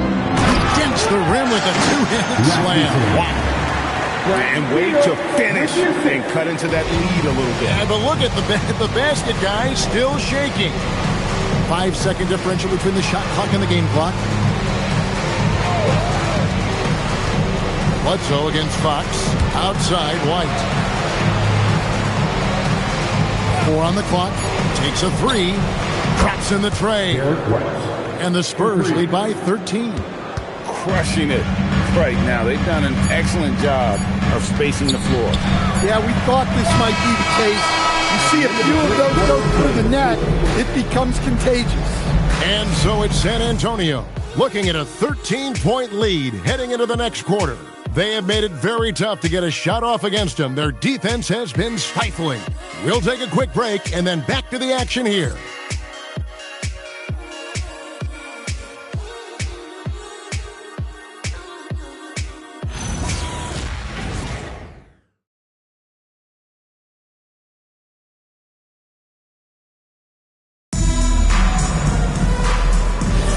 And if you're just tuning in, we've got a wide margin on the scoreboard, but plenty of time left for a comeback. What do you guys think so far about the offensive approach for the Spurs? Well, the coaching staff's game plan is very clear. Move the ball on the perimeter and shoot the shots with no hesitation. And I really liked how they've moved the ball tonight. Because of this selfless approach, they are piling up the assists. On the floor for San Antonio, we've got Butler. Konkak is out there with Favors. And there's Jackson, and it's White in at the 2 guard. Well, he led him with the pass there, almost like a quarterback timing a route. That was impressive. The shot by Markkanen, nobody around. Good, and Bledsoe gets the assist. Markkanen's got his first 3 points of the game. And we're about a minute into the second quarter of play. From 13, Jackson looking around. And the Spurs another 3. Now that's a high percentage look when the D doesn't fight over the screen. Yeah, it's certainly worth it to disrupt the offense. Coaches notice that extra effort. Ingram outside. Markkanen finds Pondexter. Back to Markkanen. Here is Bledsoe. A 3-ball. That shot misses. And they've only got a slight edge on the boards, but it just feels a lot bigger. Favors. His shot is good, making him a perfect 2 for 2 from the floor. You see a lot of pick and rolls, but you also, Greg, hear about inverted screens. Can you explain to the viewers what that means? Yeah, that's where your guard actually is the one setting the pick for the bigger player, and having little guys who are willing to put their body on the line. You think of a Steph Curry, a John Stockton, 2 of the best to ever do it. And on an open look like that, he's very gifted at making the weak coverage pay. Pass to Leitner. Now Pondexter. There's the 3. Nailed from 3-point land.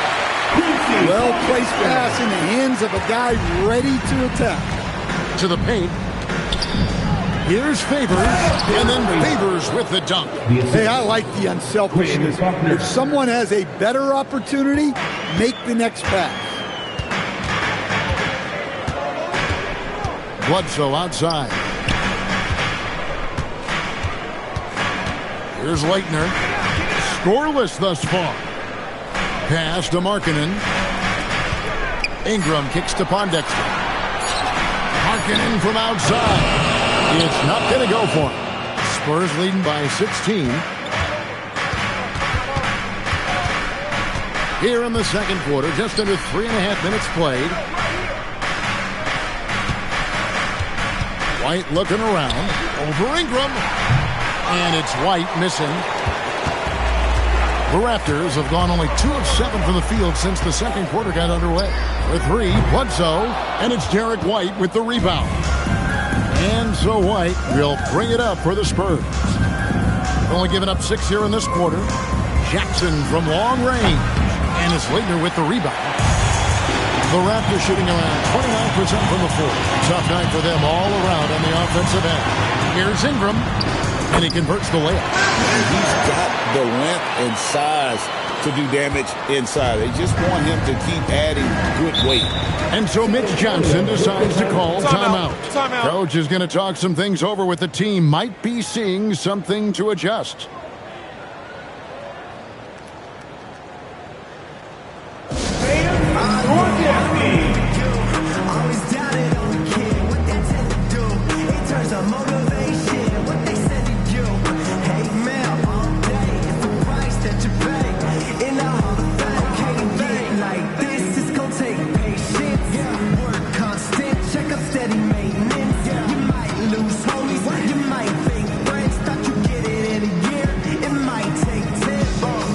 And it's a completely new group for Toronto. Now let's take a look at some of the numbers for him.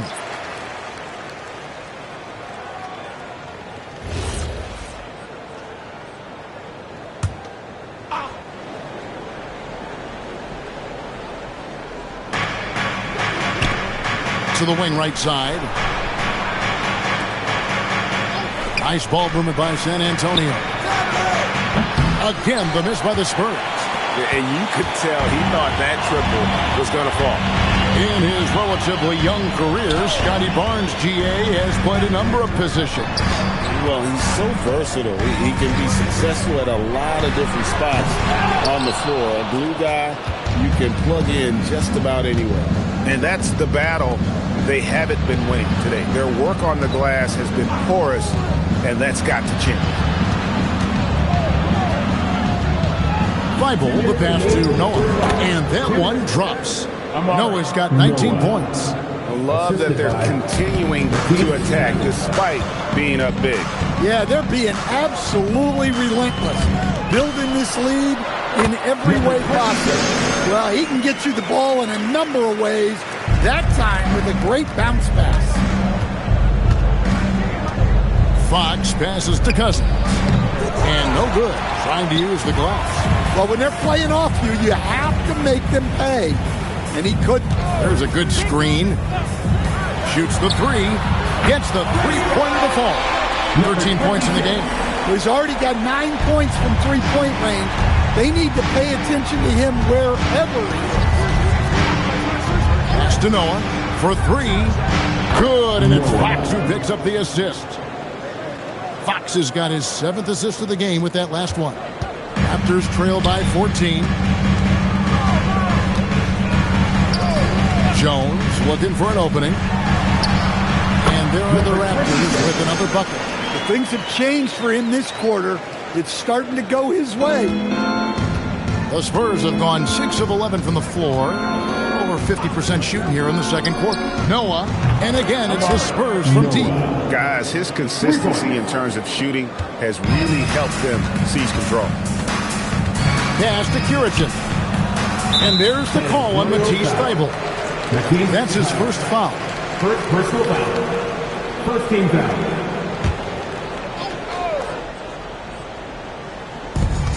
We've got 33 seconds left in the first half. Here's Curitin, covered by Noah. The shot by Curitin, no good. San Antonio leading by 15. Over in the corner. Pass to Thybulle, back to Noah. And here is Fox. Noah up on top. And a little luck that time, but it drops. Noah's got 10 points in the quarter. You can just see the passion and love with which he plays the game. You see how he prepares, the work ethic, the way he interacts with his teammates. And when he hits the floor, it's all about the game. So as we conclude the first half, so far fairly one-sided. It's San Antonio leading by 17. We'll be back shortly, live from Toronto. Hello, everybody. Maybe a bit of... They've made it fun to watch. Some of the best players in the world doing what they do best, Ernie. Yeah, when everything clicks. And let's move on to the Eastern Conference standings. The true contenders are beginning to stand out. You take a look at... And that'll do it for halftime. We send you back to Kevin Harlan, who has the second half call.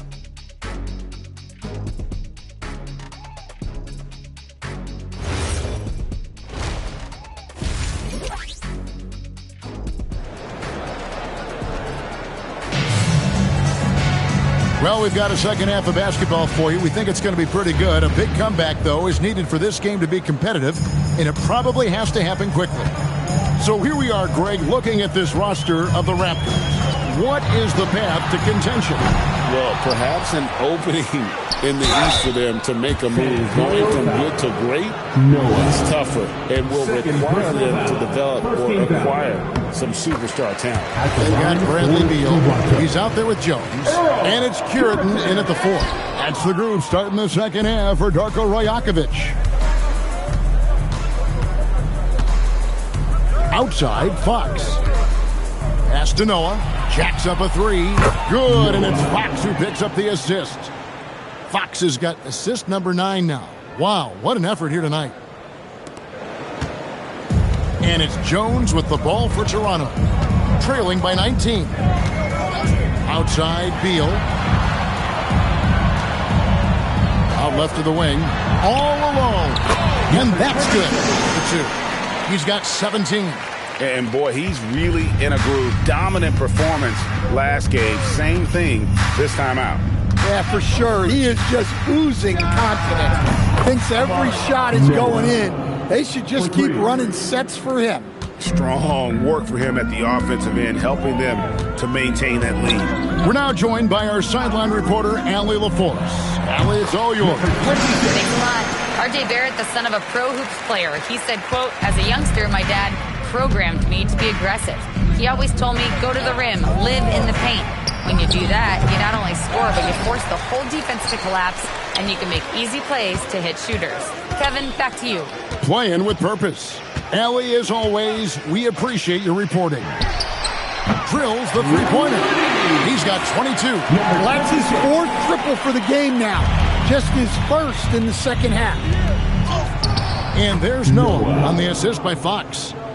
Fox has got his assist totals piling up. 11 now for him. Raptors trail by 17. Jones with it. Hasn't made one yet. 2 open that time. Made it look too easy. Well, that brings his total to 5 makes from beyond the arc for the game. Feeling some confidence from him.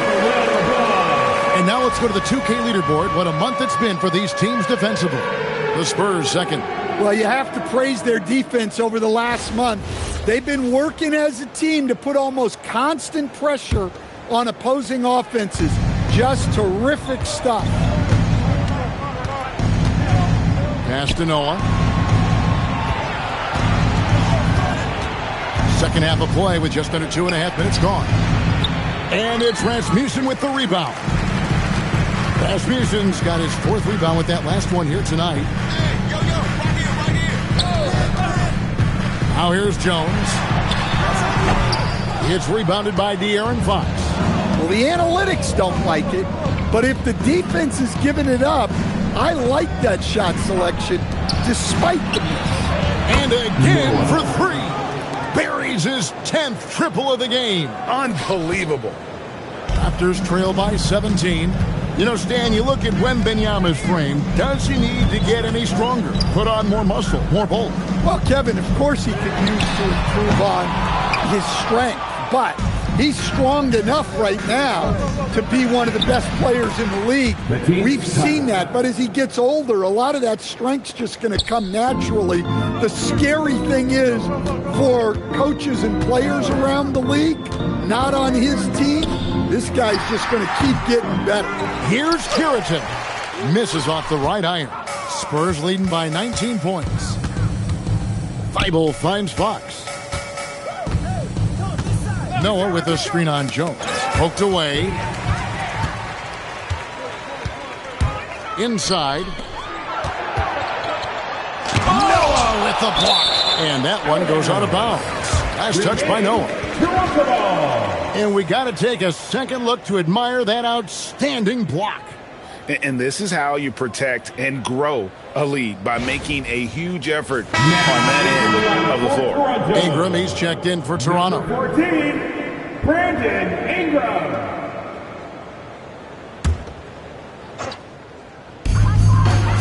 Pass to Beal.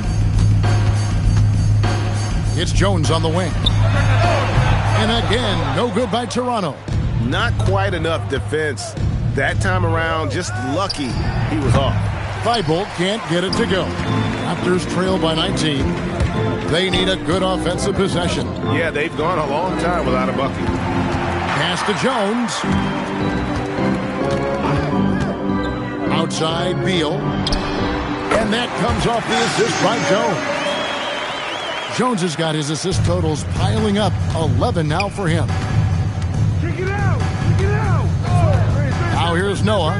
Fires from deep. The three-pointer is right on target. Noah's got 41. Well, he's had a night. This team feeds off of his energy. And every time they've needed a bucket, he's delivered. And timeout called by Darko Rojakovic. Looking for a breather and maybe adjusting a thing or two. Leitner's checked in for the Raptors. Pondexter comes in for Brandon Ingram. And San Antonio also making a switch. Culver's checked in for Jackson. Pondexter kicks to Beal. 1:52 left in the third quarter. Off target with his three. Spurs leading by 20. Fox looking it over. Fires from way outside. Noah's shot is off. And when you are as good a shooter as he is, you have to have the confidence to take that shot. It might not always fall. That's one of those heat check shots. And heat check is a synonym for bad shot. Outside, Fox. Pass to Noah. Lets it fly. Nice jump shot. Good. Noah's got 43 points. A terrific pass from Fox. A dynamic young point guard with vision. Outside, Beal fires the three. And no good. For San Antonio, they've gone 7 of 11, a lucky field goal percentage here in the third. Fox kicks to Thibault. Here's Noah. Good. Another from three. He's scorching hot. Another three. And he's approaching the franchise record for threes in a game. Outside, Jones. There's Beal with the three. Trains the three-pointer. Beal's got his second basket of the night. Wow, something's brewing, guys. The three-pointers just continue to flow. Pass to Noah. Three-pointer. And another assist for him. That makes 15 assists. He's been one step ahead of the defense all game long. Outside, Jones. Get there, get there. Here's Leitner. Shoots over Cousins. And the last shot before the buzzer is off. And so it's the San Antonio Spurs holding a 22-point lead as the quarter wraps up. And with as many three-pointers as they've drained, it's easy to see why they're on the cusp of a blowout. Right back after this break.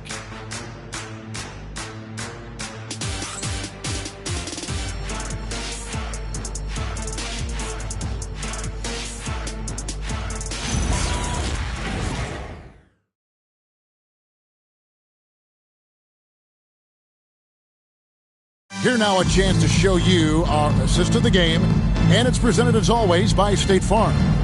And he sliced the D wide open with this feed. They had no chance to prevent that basket. Now that is an elite level dish. What a great pass. And with the fourth quarter upon us, time is running out for this game to become competitive. On the floor for San Antonio starting the fourth quarter, they've got Jackson. Favors is out there with Koncak. Then there's Derek White. And it's Buckner in at the one. Toronto shooting under 40% all in all for the game. Pass to Dellavedova.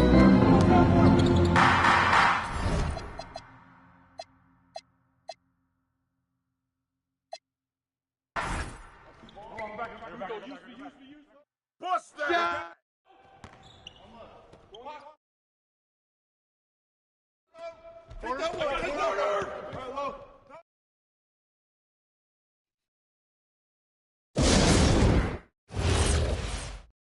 Oh, foul!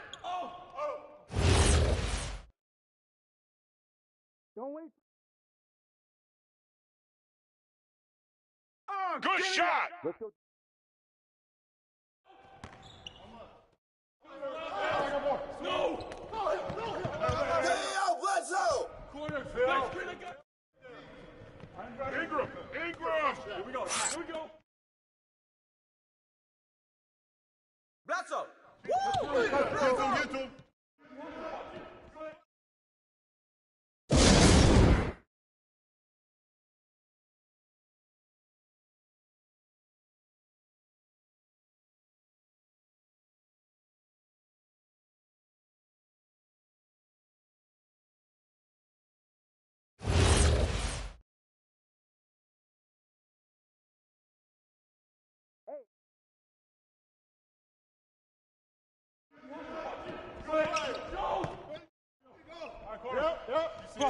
Give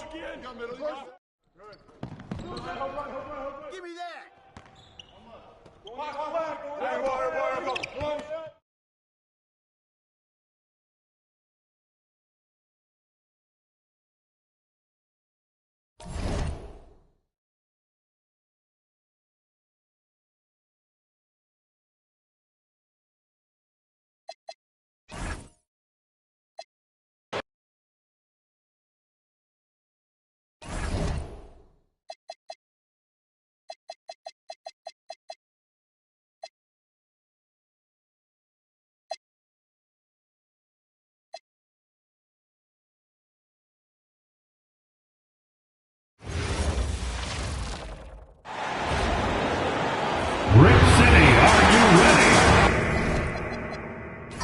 Clark, from both of these teams, the pure athleticism really jumps out at you. Hey, look, across the NBA, you've got great athletes on every team. So you see that every night when NBA teams square off. But this particular matchup has some of the best athletes in the world on display.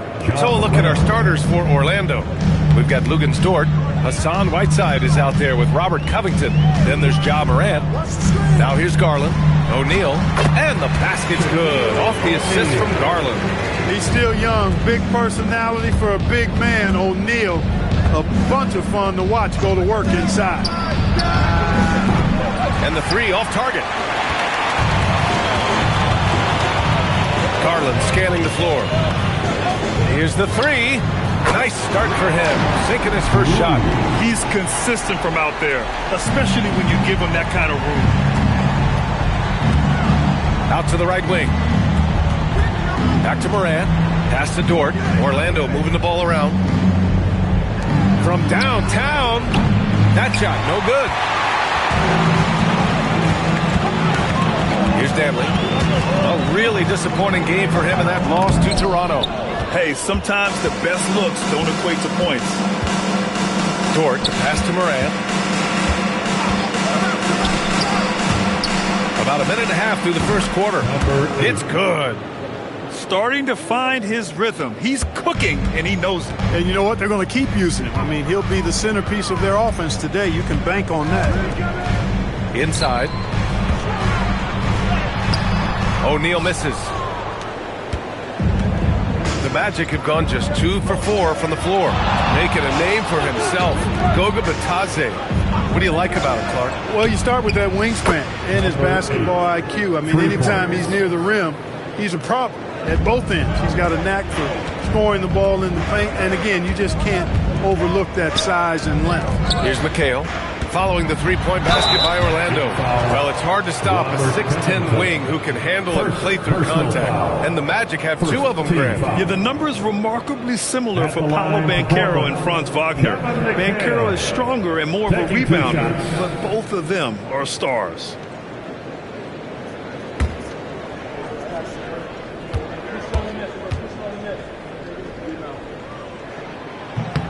And he makes a first. All right, on the line, we've got our insider, Shams Charania. What do you have for us, Shams? Well, plenty of anticipation in Portland for this summer when the WNBA will return to the Rose City. The Fire will reclaim the name from Portland's initial 2-year WNBA run from 2000 to 2002. And this summer, with the momentum around the league, the hope is that flame will endure. A new beginning. All right, Shams, thanks for the report. Now here's Morant. Pass to Covington. And he sinks that one, hitting the back of the rim on the way in. He's got 9. It's been a dominant night for him, staying productive throughout. And so timeout called by Chauncey Billups here. He's going to gather the troops and talk it over. Time to get loud for your Blazers.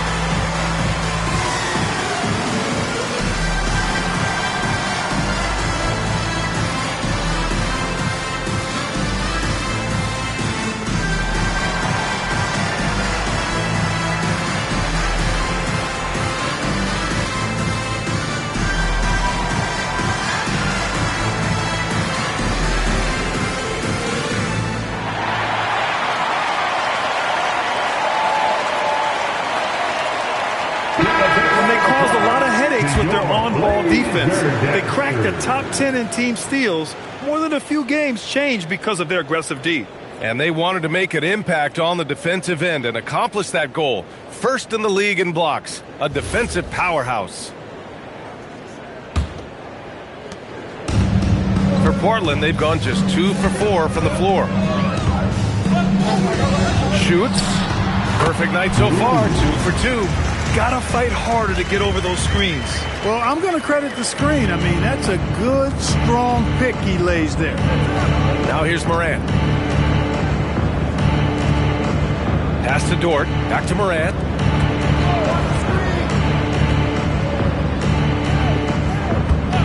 Shot clock at 5. Offensive board. Whiteside.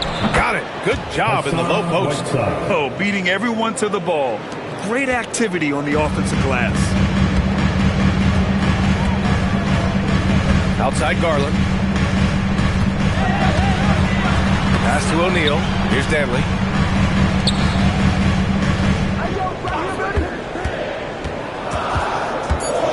Trailblazers got to hurry. Got to get up a shot.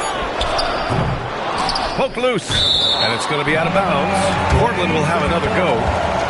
All right, for this break, let's take a look at the teams that were the toughest to score against last year. Orlando, number 1. And their gritty mentality when it came to defense was really infectious. They were the best last year at holding opposing teams to low-scoring totals. And here in the first quarter, a little over 3.5 minutes played. Outside Garland. Lets the 3 fly. The shot, no good. Orlando leading. Pass to Dort. Orlando moving the ball around. Morant, the pass to Covington. Jacks up a 3. Knocked loose. And out of bounds. The Trailblazers will take it. And checking out some numbers for him.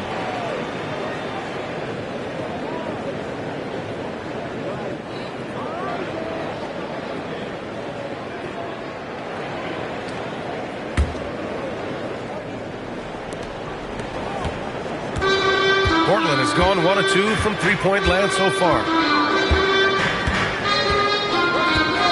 Outside Garland. To the middle. And it's going to be a 3-second call.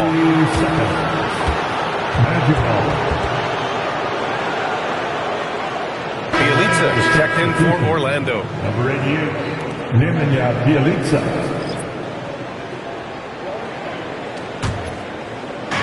For Orlando, they've gone 5 of 9 from the floor.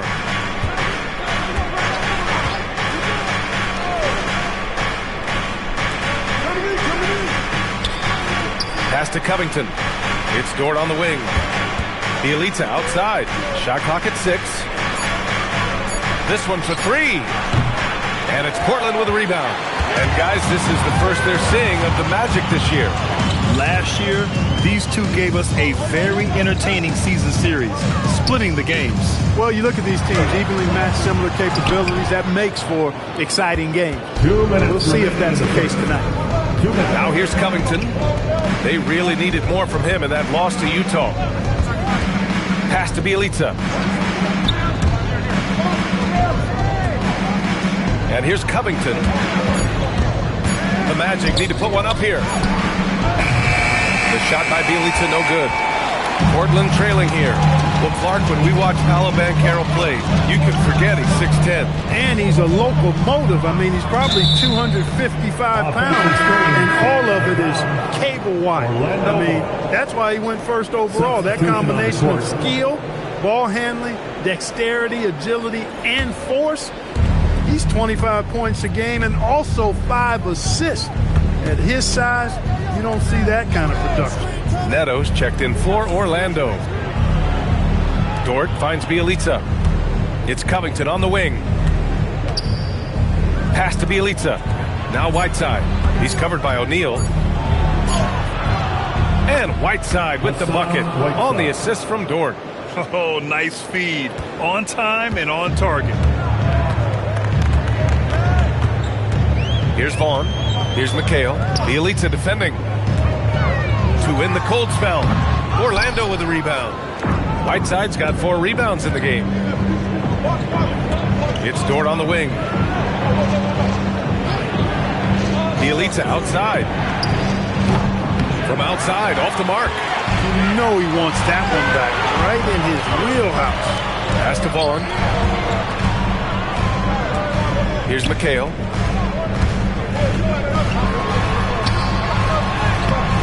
Can't cash it in from close range. Here's Neto. Now Whiteside. There's the block. And so the first quarter is in the books. Orlando ahead. They're up by 4. And we'll get things started in the second quarter when we return.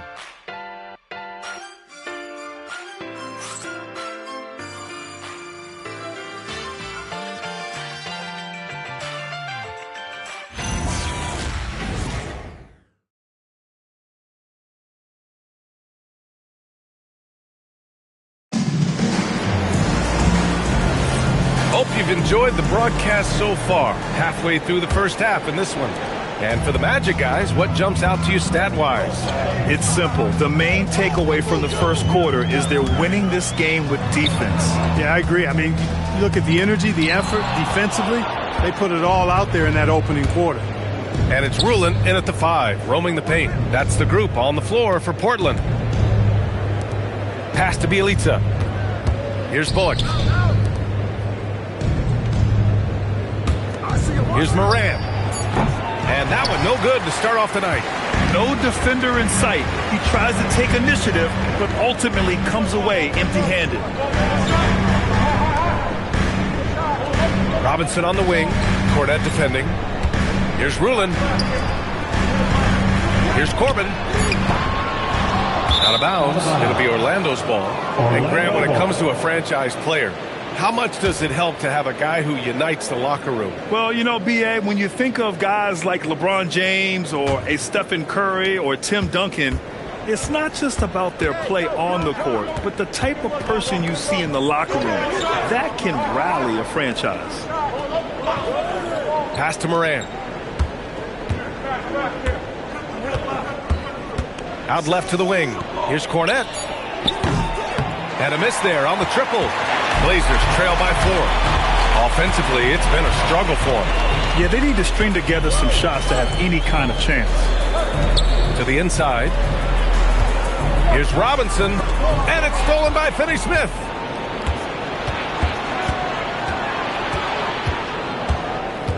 Down low. Cornette can't hit. And the Trailblazers shooting a rough 25% from the field in this game. Here's Robinson. And a big finish by Robinson. Impressive one-hand slam right there, B.A. Man, as long as he's confident about it, I'm good with it. Maybe use 2 hands next time. He knows where he is. Somebody you can count on. He is an extremely reliable finisher. And so now a timeout called by Jamal Mosley. I think right now he might be looking at some adjustments.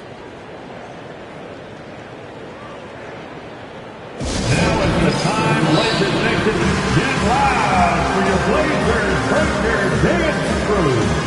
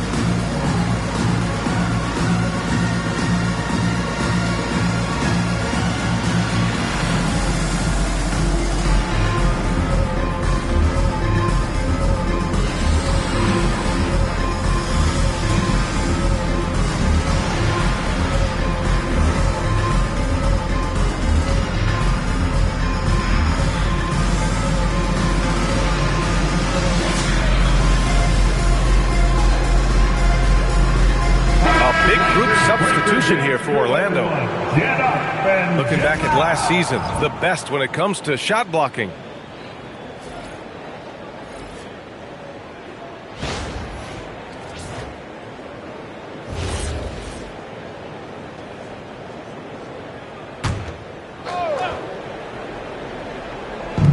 And here in the second, 2 minutes gone by.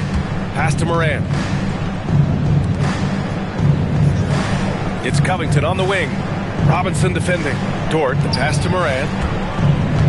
Just 5 to shoot. Orlando moving the ball around. Here's Whiteside. Oh, nice finish from the low block. That one's good. Whiteside's got 6. That is good offense, unselfish play. Outside Garland. Robinson in the post, covered by Covington. And there's a whistle. That goes on Robert Covington. That's foul number 2 for him. And the Blazers making a change here. For your Trailblazers, number 7, Kevin McHale. Here in quarter 2, we've played a little over 2.5 minutes now. Over to the left wing. Down to 5 on the shot clock. Here's Garland. The rebound by Whiteside. Almost too wide open there. That's like a warm-up jumper for him. Well, after the Magic traded away Dwight Howard back in 2012, seems like they spent about a decade in limbo, Grant. That's so true, B.A. And once they finally committed to building through the draft, the turnaround was pretty rapid, showing the upside of drafting and developing from the ground up. Magic leading by 6. Just under 3.5 minutes played here in the second quarter. Takes a 3, and he scores it. Now 5 of 9 from the field. You can really feel the momentum swinging in their direction. You know, they need to stay aggressive here. Build the lead up while they've got the chance. Don't waste this opportunity. Pass to Rulin. Over Whiteside. And a big bounce off the rim, but it sinks right in. Rulin's gotten his first bucket of the night. And it's Dort with the ball for the Orlando Magic. Their defense has only allowed 4 points in the quarter. A chance to push it to double digits, but it's off the mark. Now Garland. Hasn't gotten one to fall yet. Pass to Rulin. Here's McHale. Covered by Covington. McHale no good. The Magic have gone 3 for 7 here in the second quarter. Dort, the pass to Moran. Now here's Covington.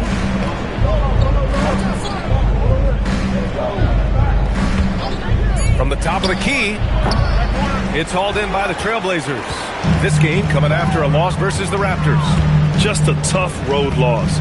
You're going against players who are comfortable shooting in their own building. You have to find a way to disrupt their focus. Yeah, and it's not easy to do, much easier said than done, but they're capable of making it happen. It just comes down, I think, to will and desire.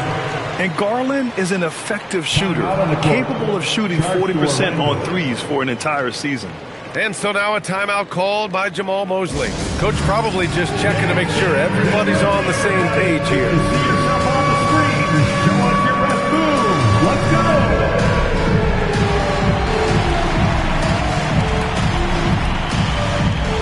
Let's go!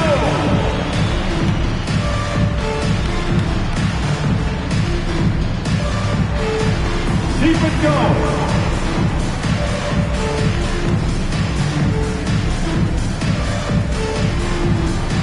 No thanks!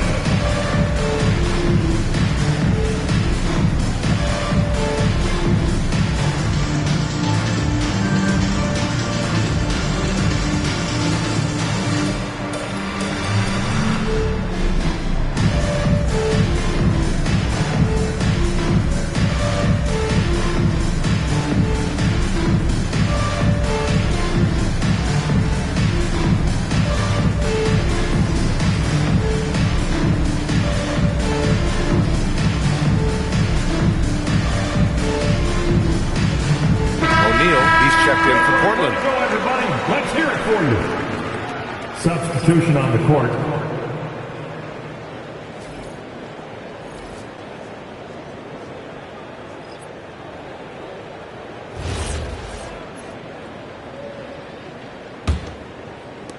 Magic leading by 4. All right, let's check in with Allie LaForce. Hey, Brian. Franz Wagner was asked to describe his game, and he said, I don't know if there's someone who I would say I play really close to.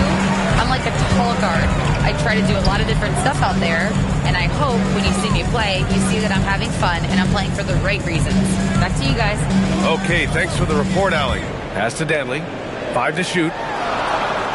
Screen by O'Neal. Garland for 3. With the clock winding down. And the dunk to finish it off. A beauty. Oh, my. O'Neal could be special on the glass. Well, it's always nice to head up to the connected cam to get another angle of these big plays, courtesy of AT&T. Orlando with the ball. Their biggest lead of the game was 9. Defeated by Utah in their last game. They'll try to put that one behind them. It was, frankly, embarrassing. I was shocked by their disorganization, and I think they were too. Yeah, and you know, those losses really hurt you. You can't get anything going your way. Everything's going against you. Very frustrating. Pass to Danley. Screen by O'Neal. O'Neal controls the rebound and the putback. And that makes it a tie ball game. Yeah, still close, but with their tough play on the boards, we're certainly seeing the effort.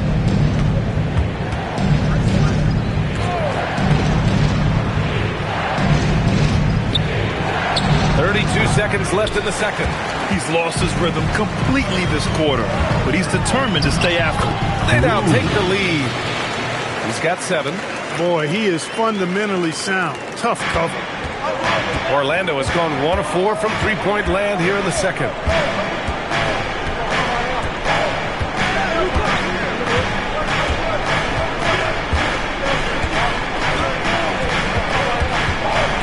Six to shoot. Trailblazers foul 2. Orlando shooting their first free throws of the evening. Shooting for Orlando, number 8. At the line for 2.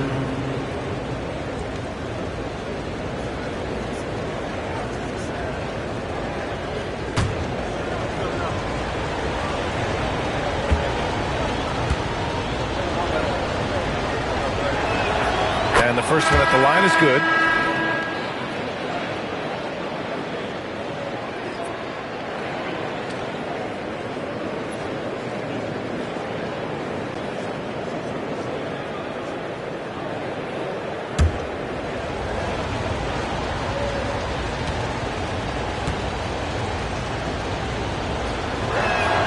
Good on both.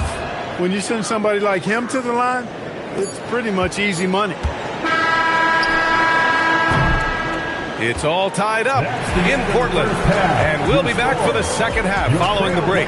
Keep it right here on 2K Sports. Orlando 22.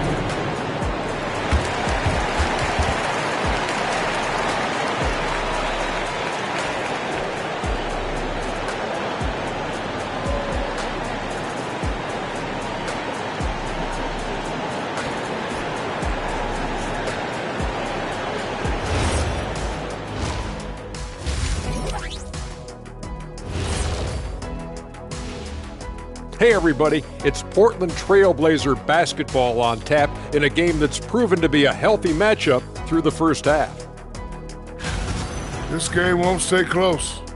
They continue to shoot under 40%. Move the ball, man. Create high-quality looks. They also miss some shots they normally make, so there's that. And guys, now let's see what games have yet to tip off. Over at Spectrum Center, the Hornets will face off against the Pistons. Tip-off is 7 p.m. Eastern Time. I think this game is going to be closer than many people think. The kind of game where the underdog often comes away with the win. Thanks for tuning in. Now we head back to Brian Anderson for the start of the third quarter.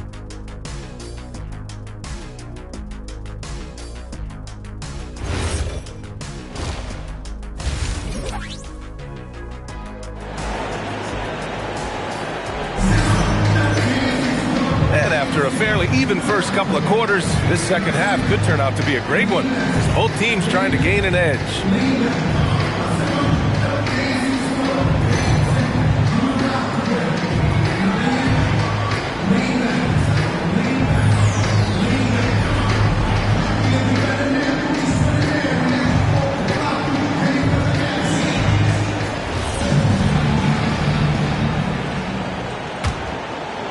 Here's Garland. So for Orlando right now, they've got Robert Covington. Ja Morant is out there with Lou Dort. Then there's Hassan Whiteside. Three-pointer. Sinks the tray. He's got 10. Pick works well there, but the defense left a lot to be desired. Yeah, that's not the defense you need. You got to be tougher defensively. Well, Grant, for a late first-round pick, Cam Thomas is the certified bucket. Yeah, B.A., he's got every shot in the book. And he's still rounding out the other aspects of his game. But if you need to score, that he can provide. He shoots. Orlando with the rebound. Whiteside's got rebound number 7 tonight. Pass to Dort. From deep, Morant. And again, it's Orlando with a 3. Well, defensively, you let Morant put up threes, you can't take everything away from him. Outside Garland. Here's McHale. Good D by Covington. And it's Dort with the ball for the Orlando Magic. Their biggest lead of the game was 9. And following this one, they hit the road to challenge the Warriors at Chase Center in San Francisco. That'll put the finishing touches on a 5-game road trip. Blazers trail by 6. And so timeout called by Chauncey Billups here. We might see him looking to make some tweaks to the strategy. Well, a new era in Portland, Grant. Young, raw, and still finding their place. Yeah, B.A., they've committed to growing through reps and putting in the time. The victories are hard won, but a foundation is being laid. Here they come, man.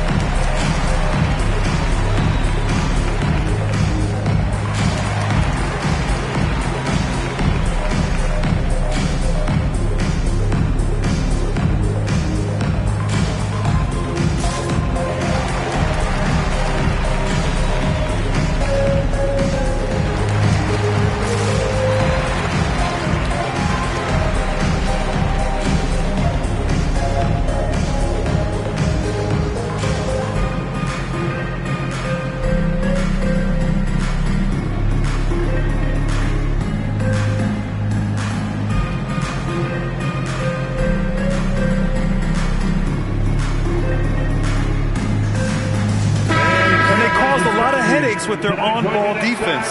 They cracked the top 10 in team steals. More than a few games changed because of their aggressive D.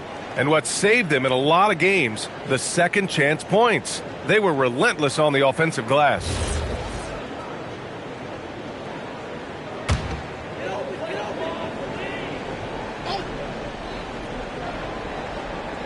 Just over 1.5 minutes have passed in the third quarter.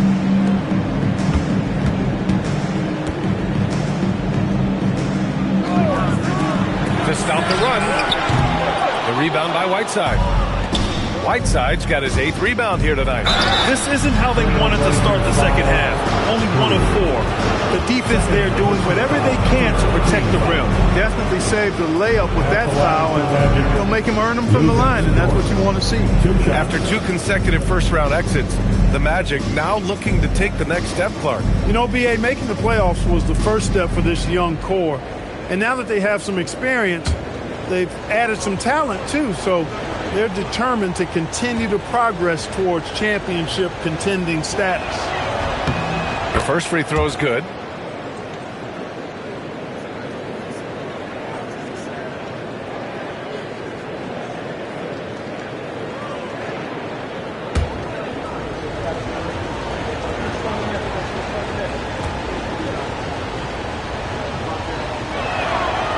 Dort hits them both. Blazers trail by 8. Pass to Danley. Cranes the triple. 13 points in the game. That's his second tray of this half of the game. He's got 9 points from beyond the arc. From the wing. It's rebounded by McHale. You kind of wonder where his head's at. The shot selection hasn't been there, and of course that one was just crazy. Garland, the pass to Danley. Left side O'Neal. And the layup is good off the glass. Now just a 3-point Orlando lead.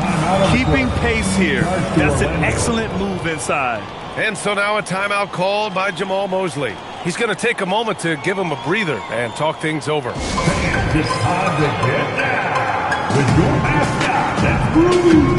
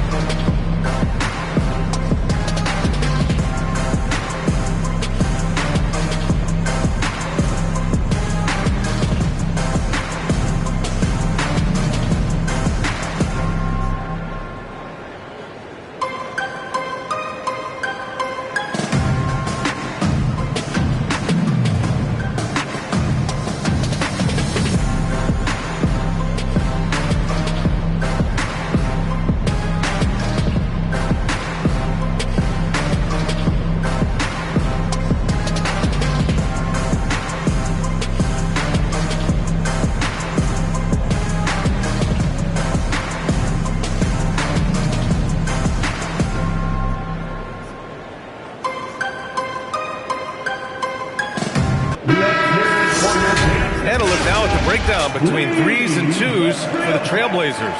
And I love the clip they've shot from beyond the arc. The only question, why haven't they taken more threes?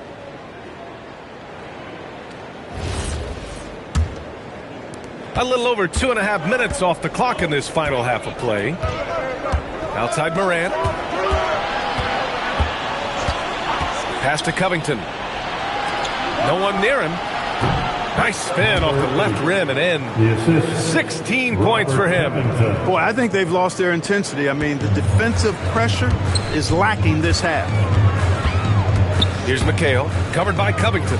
Fires from 14. The rebound by Whiteside. Whiteside's got 9 rebounds in the game. Boy, he's getting it done. Garland against Morant. To the right side. Whiteside, the pass to Dort. Lets it go from deep. Another shot. And it's Whiteside laying it in. Whiteside's got 8. And offensively, it appears they've hit their stride. Yeah, I don't know if it's coincidence or not, but a much better half since they changed hoops. And they're really looking strong here. Garland for 3. Fires in the triple. Look, when you play as a team, good things tend to happen for you. Cuts off the pass.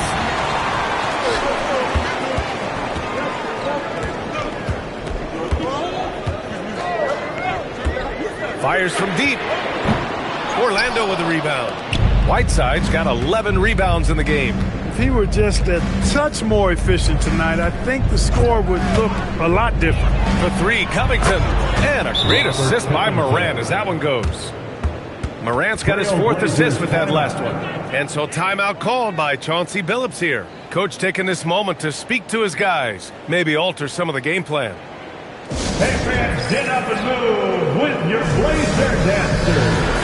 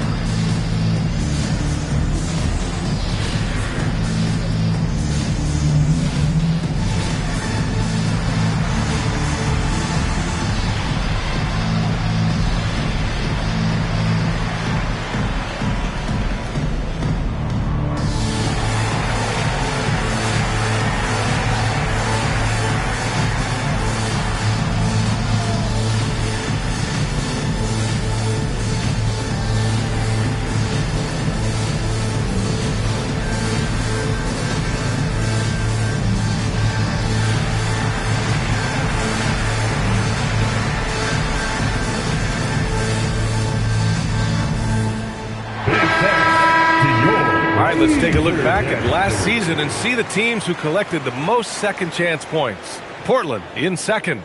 This is a hustle stat. This team pounded the offensive glass, and it shows in their numbers from last year. Here's Garland. 6 points for him.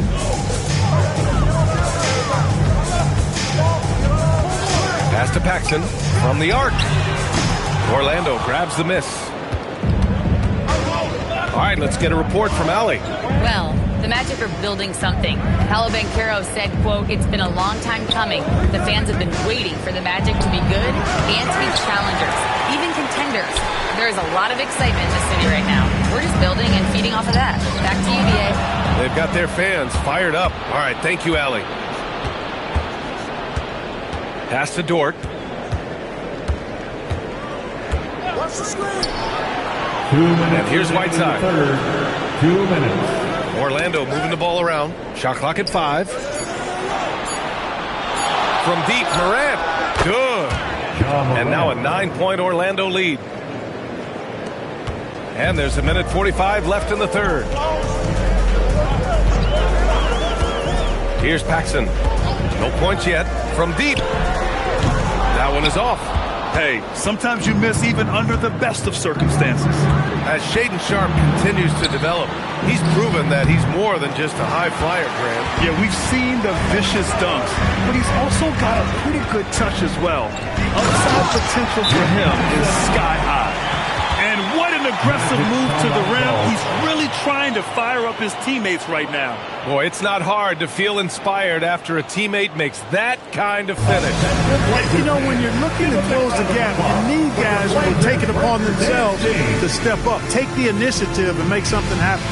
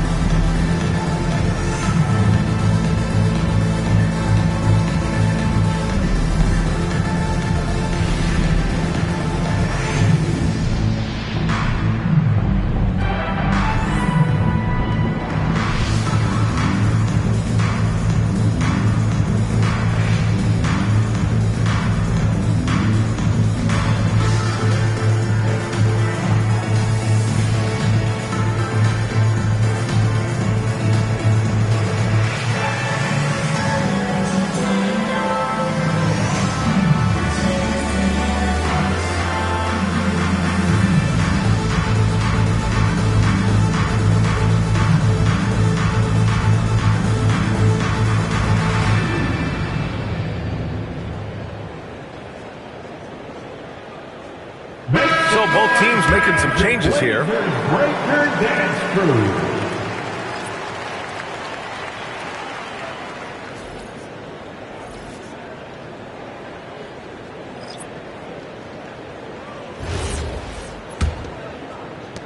A minute 15 left to play in the third. Portland foul. Jim. Orlando making some changes. Cornette's checked in for Whiteside. Bielitsa comes in for Covington. And it's Bullock in for Dort.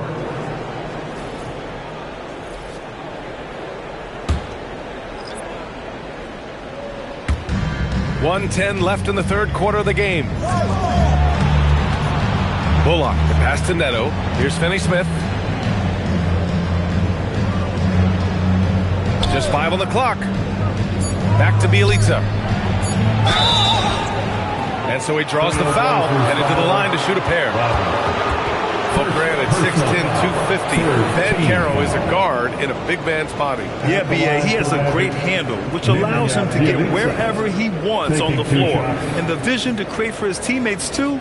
But if you put a smaller guy on him, he plays bully ball.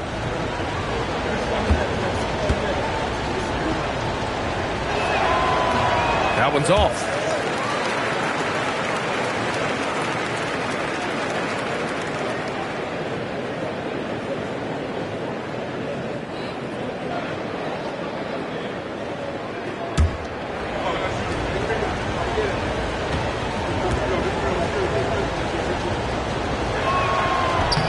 And the second free throw is good. 51 seconds left in the third quarter. Boy, they'd love if anyone could get a bucket. Yeah, their offense has been grinding to a halt. Bullock puts it in. Magic leading by 8. Pass to Bielitsa. Now Finney-Smith. Back to Bielitsa. Here's Neto. Clock at 6. Now Cornette beyond the arc. Rulin pulls it in. Here's Vaughn. Yet to see a basket. Robinson with it. Takes the 3. He got it up in time, but it would not fall for him. And so it's Orlando, up by a healthy 8 points at the end of the period. Their play has earned them a nice lead, one they'll look to build on as the game continues. We're coming right back. Don't go anywhere.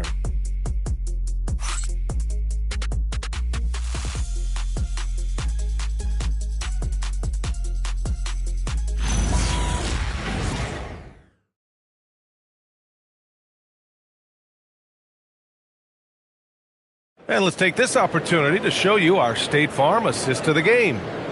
And just a selfless decision from your two-guard, showing his ability to get his teammates good looks. Yeah, and as a two-guard, he's typically not a reluctant shooter, so it was really nice to see him orchestrating for a teammate instead.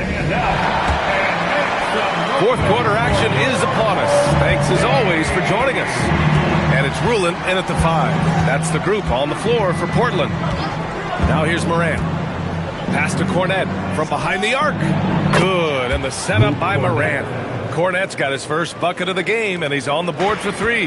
Look, he may not be a high-volume three-point shooter, but he'll take that when you give him the chance. Here's Rulin. Up again. Oh, he hangs in there and cashes in on the second chance points. Huge putback. This guy plays with so much energy. I don't know anybody that goes after the boards harder. And night in and night out, that's what he provides. Bielitsa, that's good. And the Magic lead by 11. And the defense has no one to blame but themselves. I mean, they just let him get right to the rim. You know, he should be getting extra attention from the defense, not less. Now here's Robinson. Off the mark with the outside fadeaway.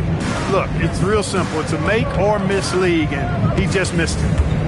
Pass to Bullock. Now here's Bielitsa. Orlando moving the ball around. Back to Bullock. And here's Morant outside. No luck on that one. And this is exactly who you want taking that shot. You just missed it. I would imagine it's nearly impossible to not get fired up after that play. Grant, check these guys out on the bench. Their reaction says it all. They are fired up. And that's what those alley-oops will do for a team. Ignition switch ignited.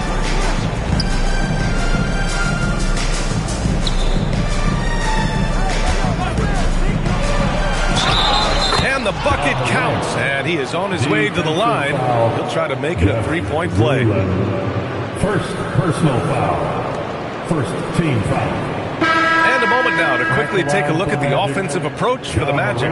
Well, you know, for me, the passing has been fantastic all night. Everybody loves watching this style of basketball where the ball moves and players move.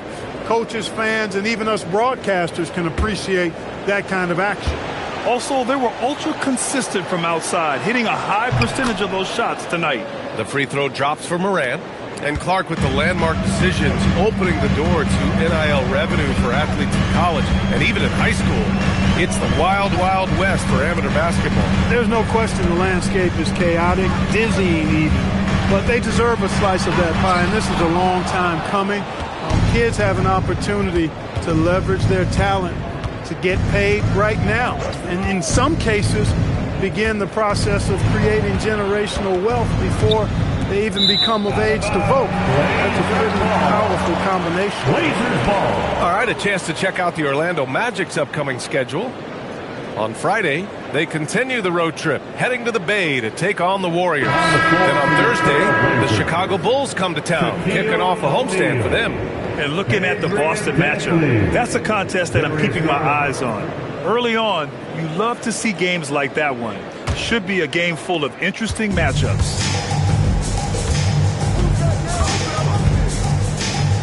Pass to O'Neal.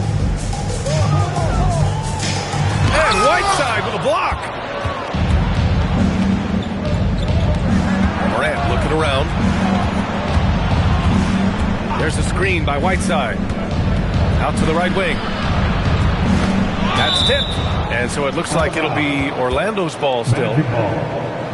And you got to be in awe of incredible defensive efforts like this. Amazing indeed. And getting stops like that only encourages them to keep attacking on the offensive end.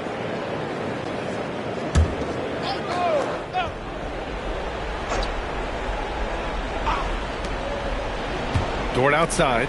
5 on the clock. Since hitting 2 triples in the first half, he's been non-existent from out there. Orlando again missing. Moran against Garland.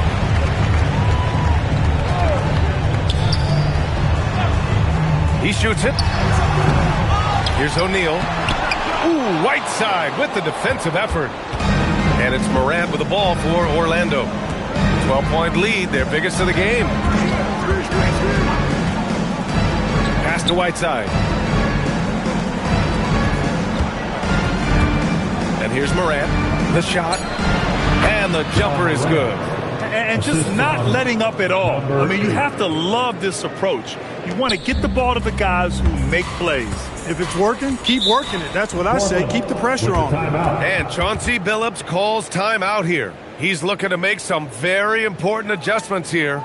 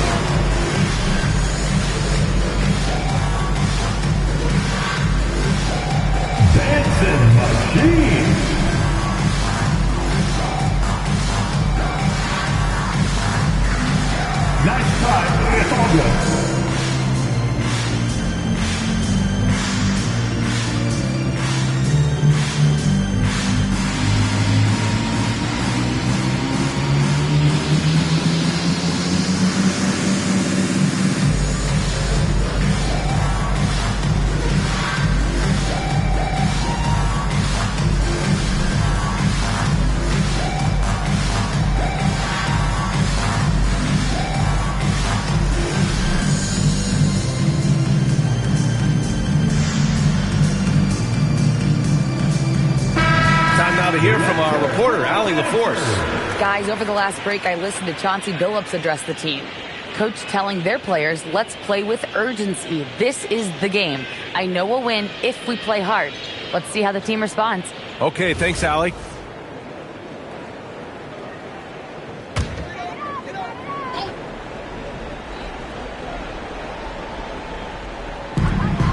Here in the fourth, they've allowed just 4 points. Outside Garland. O'Neal inside. Whiteside on him. That misses. I think he'd love to have that one back. Got the ball right where he wanted to and couldn't convert. Moran against Garland.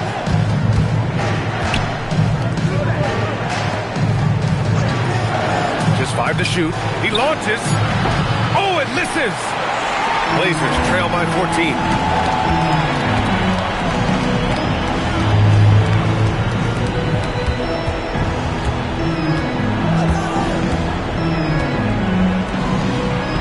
And it's Ja Morant with the foul.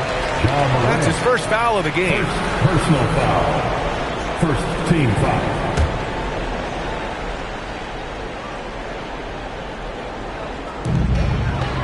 There's the screen. 2 minutes in the game. Here's McHale, covered by Covington. 6 on the shot clock. Lets it fly from 18. Well, he's a lockdown defender, has been since he's been in the league. Active and assertive and smart in how he defends, too. Covington getting it done. Takes a 3. It's money from deep. They have a relentless mentality, even with the game in total control. And, you know, until that final buzzer sounds, I mean, you've got to treat every possession like it's crucial. Here's McHale, outside Garland.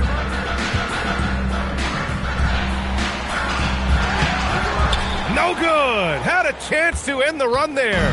Orlando leading by 17. It looks like it'll be a big win for them here. Time to just cruise to the end of the game and chalk up the victory for the Magic. Offensively, they made the most of their trips. They found multiple ways to score consistently, and a little luck doesn't hurt them either. They also got some nice bounces off the rim tonight, too. And so this win marks their first victory of the new year. Portland's shooting 32% for this game, not what they're hoping for.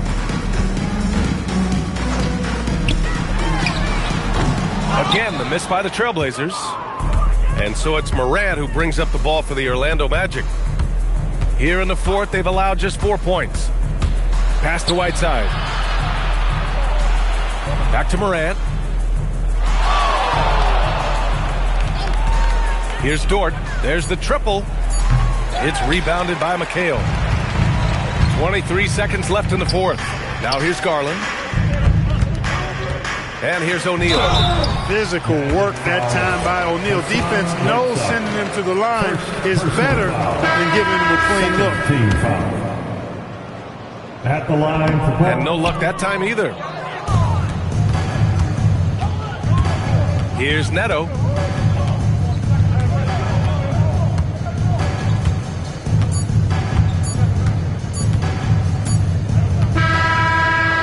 The Magic winning this one easily. This one wasn't even close. The hometown crowd was waiting for a miracle that never came. Yeah, and this team was...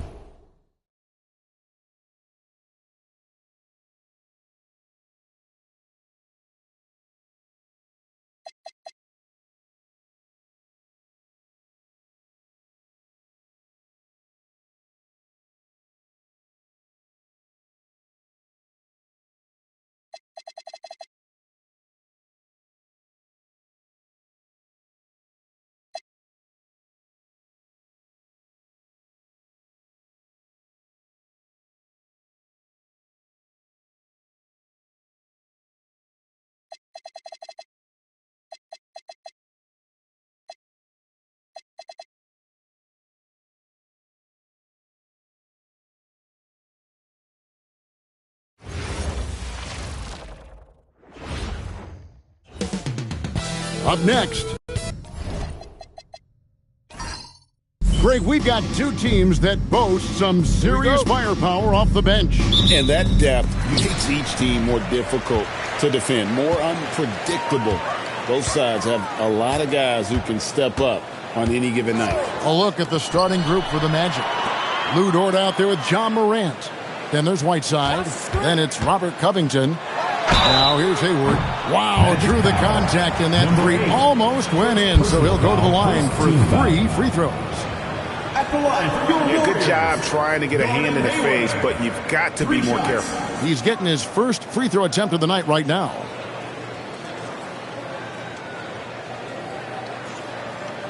Three shots.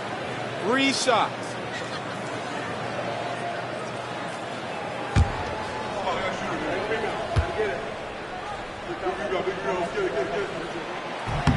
The first free throw is good. Tim, some forget, prior to the success of Stephen Curry, the Warriors were not considered a top-tier franchise.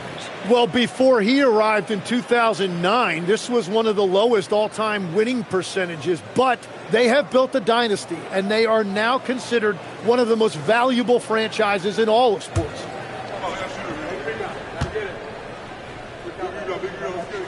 And he sinks the second. And for such a young team, Greg, pretty impressive how well the Magic defend. And that's their identity. They are elite at that end of the floor, and they force turnovers at a really high clip.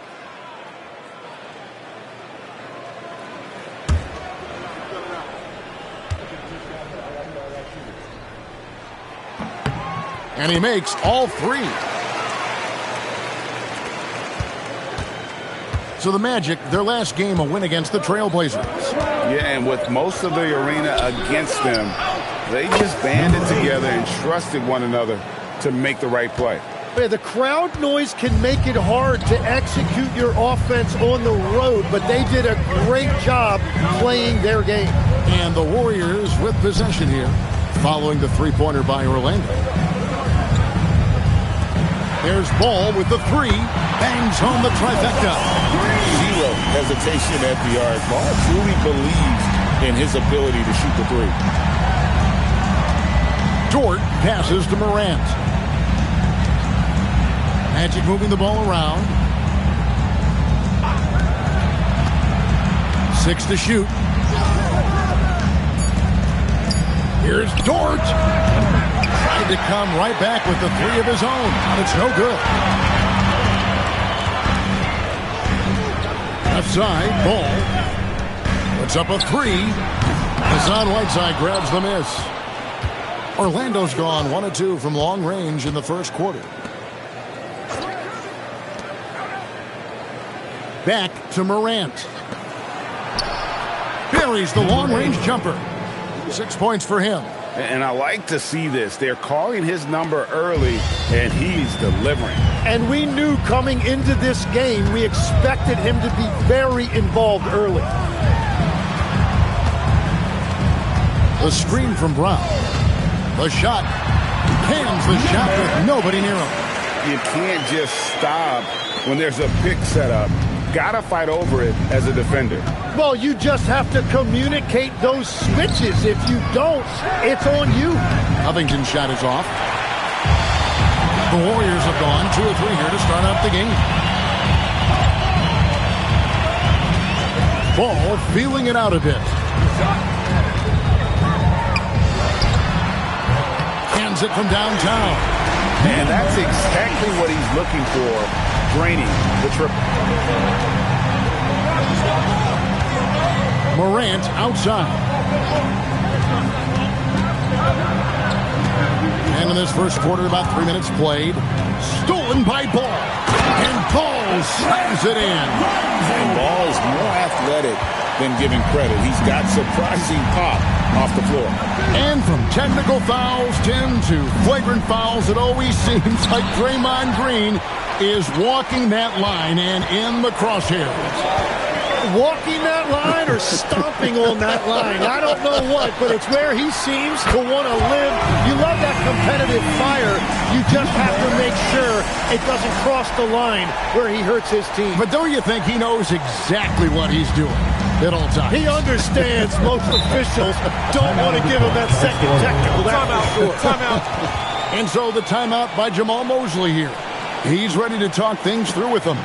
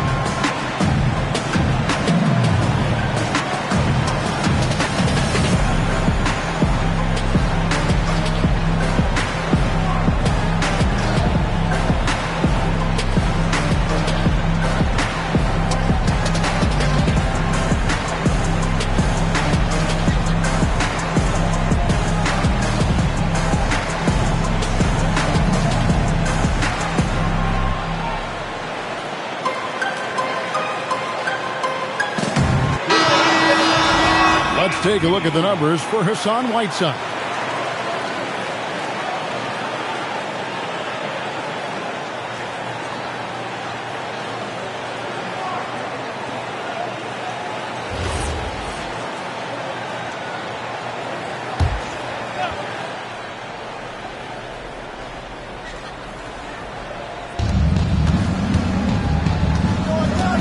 Morant outside.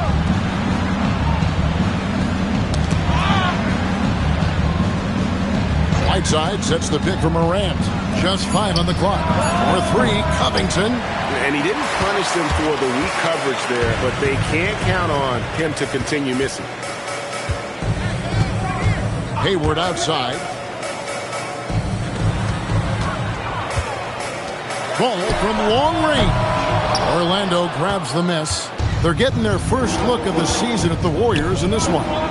In this Magic team play, hangs its hat on size, on switchability, and toughness. Yeah, they contest everything and play with real discipline for a young group.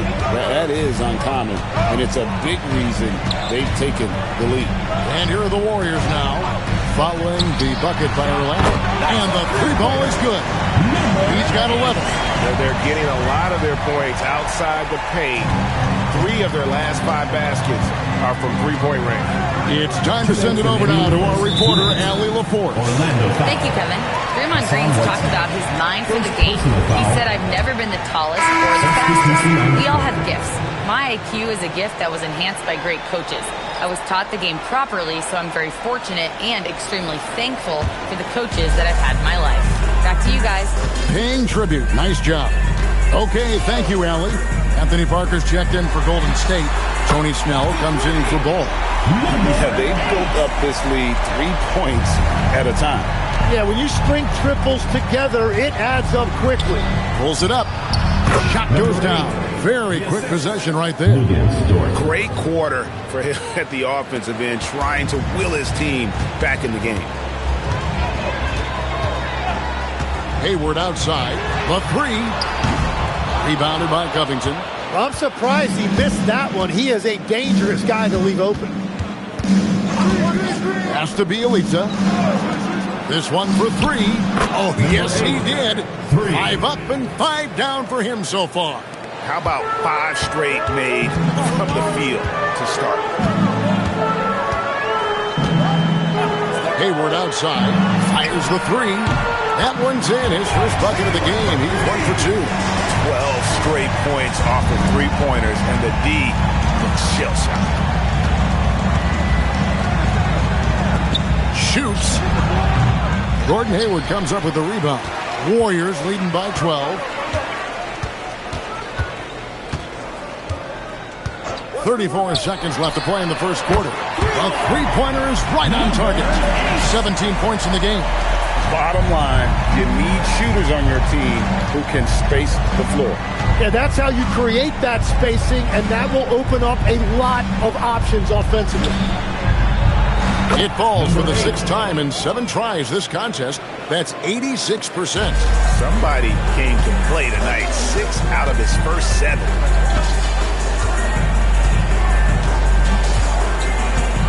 Brown with the screen on Bielitsa.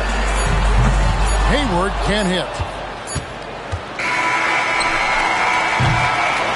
And so it's the Golden State Warriors. 13 points up at the end of the period. What a night they've had in terms of their shooting. Everything dropping in for them. We'll get right back to the action when we return.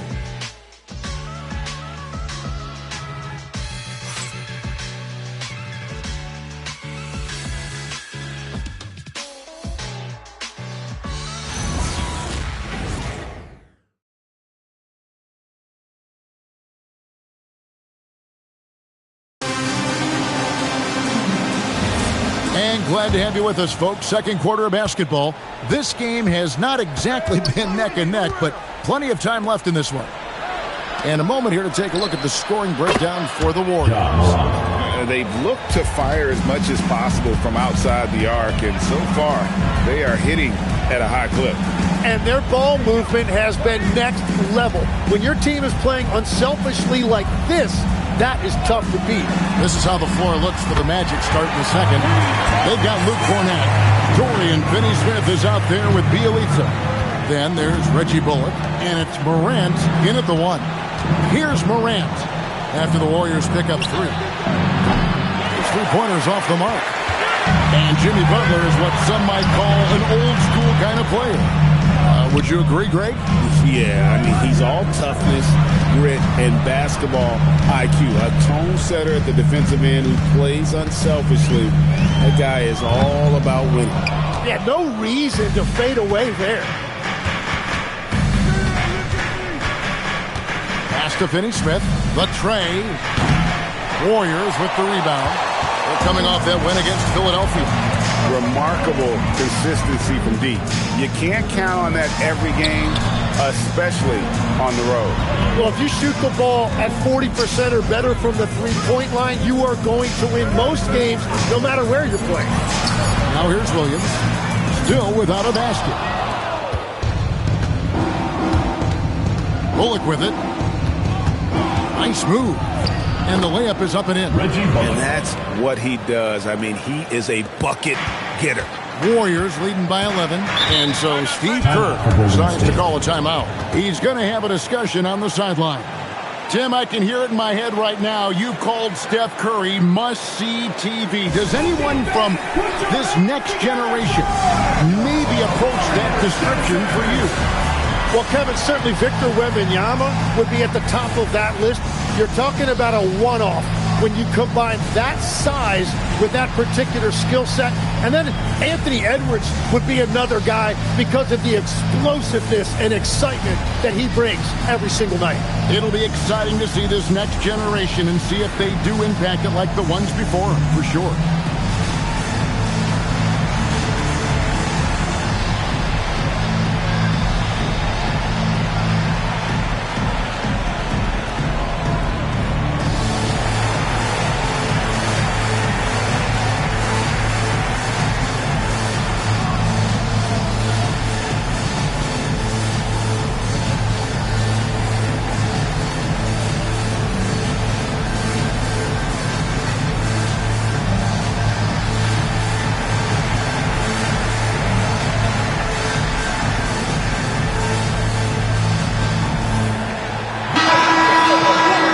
Let's pause for a moment to show you the teams that have been the best on the glass over the course of the month.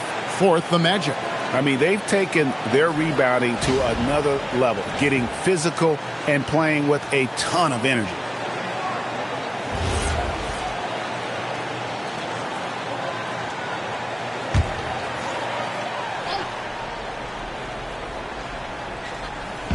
And here in the second, 2 minutes gone by. Pass to Williams. Here's Ball. Out to the wing. Here's Pollard. Defended by Covington. 5 to shoot. There's Ball with the three. Hassan Whiteside grabs the miss. The Magic trail by 11. To the inside. Covington's shot is off. And we're now a little over 2.5 minutes into the second quarter. From the arc. Lucky 7 drops in. He's perfect from the floor. 7 for 7. And the three-point shot has just been money so far tonight. Morant kicks to Covington. Tried to answer back, but that three is off the mark. And here's Williams now. He'll bring it up for the Warriors. They'll be off to Boston for a meeting with the Celtics after this one. That will be a getaway game for them, a one-game road trip. The three, and another three for Golden State. Out of their last 5 makes, how about all 5 from long range? Morant outside. For 3, Covington. Good, and a nice assist from Morant. Covington's got himself going with the triple, his first basket of the game. Closing in on 4 minutes played here in the second quarter. Such a wide open look. And the Warriors lead by 16. And when you get this kind of shooting from him, 100% from the field, they're going to be tough to beat.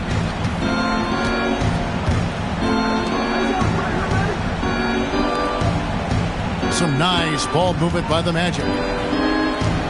Launches a three. And the rebound goes to the Warriors. And close to making the defense pay for the lax coverage that time. Beyond the arc.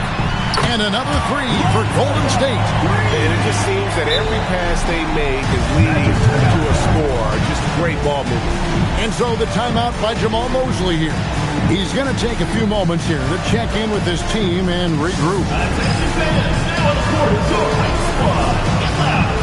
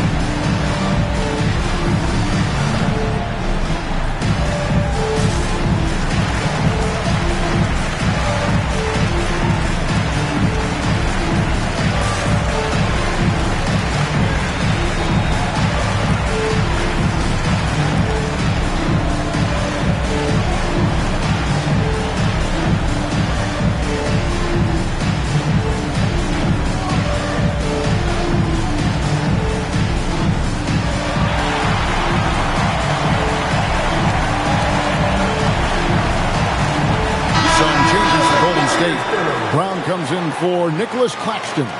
And Gordon Haywards is subbed in for Troy Williams. And a change for the Magic. Neto's checked in.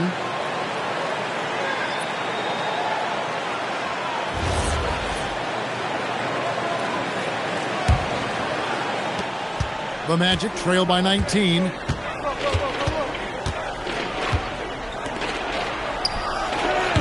Offline with his three. Well, after lighting it up from deep in the first quarter, they have quieted him down. And now, Allie LaForce has something for us from the sideline. Thanks a lot, guys. Jamal Mosley is doing a tremendous job for the Magic, and the players gravitate to his approach. He said, quote, "Coaching is teaching, and you can't teach yelling and screaming and hollering. You teach with communication and positivity, because that's how I think a lot of these guys will actually register. Back over to you." A new school approach, if you will. Thank you, Allie. A slight rebound advantage for them. One more column in their favor, and it's all adding up. And a late second-round pick, but Tim Quinton Post showing he can contribute. Yeah, Kevin, he's a true 7-footer, and he has proven he is more than comfortable shooting it from the three-point line. He is a proven NBA player. 2 shots.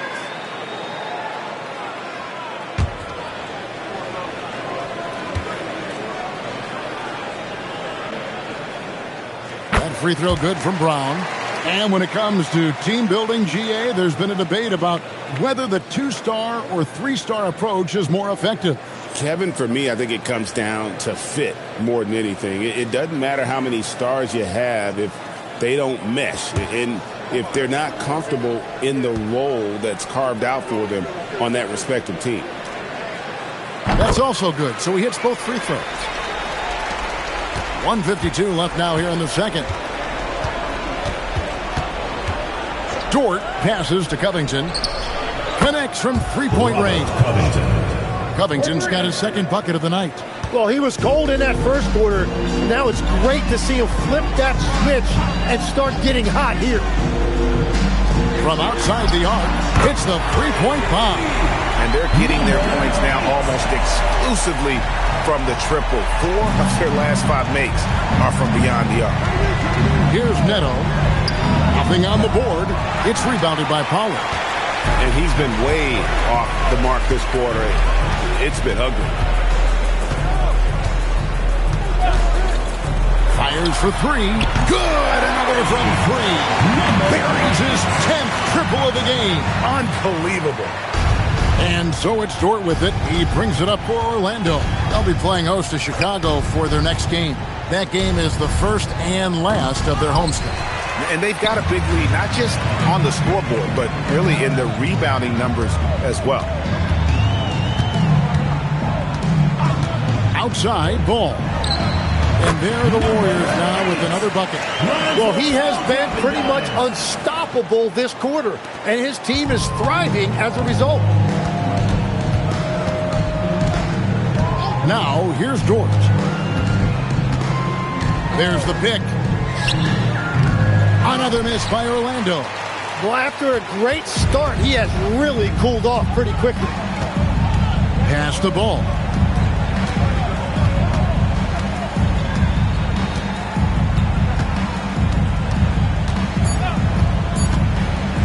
Three-pointer. And no luck with that time on the buzzer beater. And so it's the Golden State Warriors having no problems at all. Up 29 points heading into the next quarter.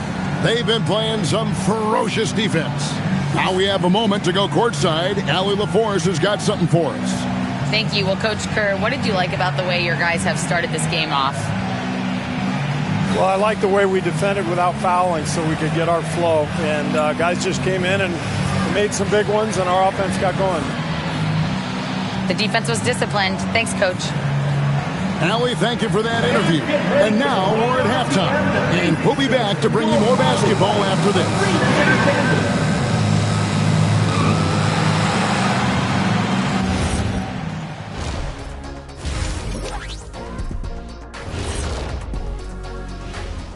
Thanks for joining us, everyone. Let's first take a gander at the rest of the NBA schedule for the night and what's in store. The Timberwolves out in Minnesota will go up against the Pacers. 7:30 p.m. Eastern Time is the tip-off. There's plenty on the line in this game. This establishes the pecking order. Yeah, but it may just come down to which team gets hot. And I don't know which team that's going to be, but whatever team gets hot, watch out. Now let's talk about that first half. What an impressive performance for the Golden State Warriors. Their passing was clearly superior in the first half. They were playing a team game, not one-on-one basketball. Good player movement, good ball movement, and they have a healthy lead to show it. And that concludes halftime. Now time to send it over to Kevin Harlan as the game's about to resume.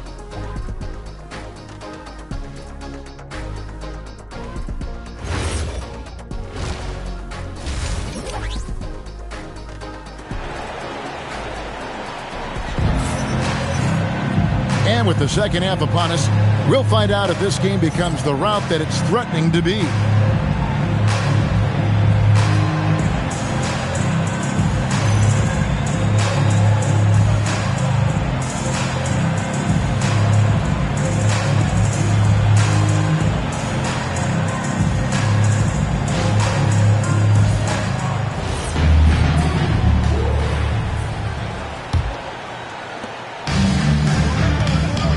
Pollard is out there with Brown. Then there's Lonzo Ball. And it's Hayward.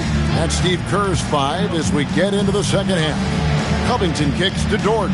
Covington setting the pick for Dort. That 3 off the mark. +8 in the rebound differential. One more reason why they're in control. Brown with the screen on Dort. Lets it go with the 3. It's hauled in by the Magic. Pass to Morant.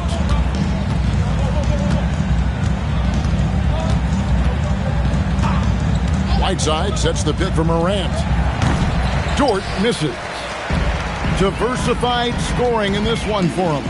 I love when everyone can get involved, a full team effort. Now here's Ball. 8 points for him. And it's Orlando with the rebound. Whiteside's got 4 rebounds in this game. Dort with the ball. Now guarded by Ball. Good ball movement here by the Magic. It's rebounded by Pollard. Pollard's got 6 rebounds now in the game. And they start the second half with 3 straight misses. Brown with a screen on Morant. Down low. Stolen by Dort. To the middle. Here's Whiteside. And it's slammed in by Whiteside. Excellent on both ends of that play. Yeah, the steal was sharp, but the slam topped it off. What a great sequence. You gotta love the effort. That's big time. Timeout called the Warriors.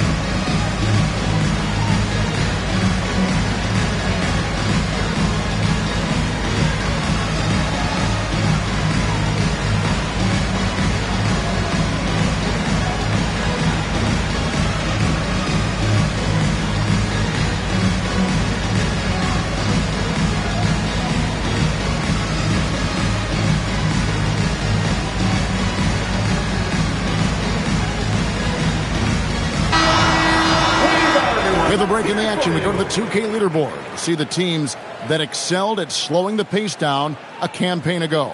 Number 1, the Magic. Defense was their identity, and that's how they're going to beat you. And they did it better than anyone in the league.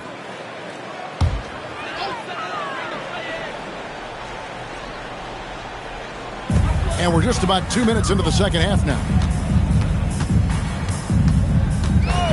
Here's Ball. He's got 8 for 3. Hayward, and it's rebounded by Morant. Well, he's got a great stroke. That one almost dropped.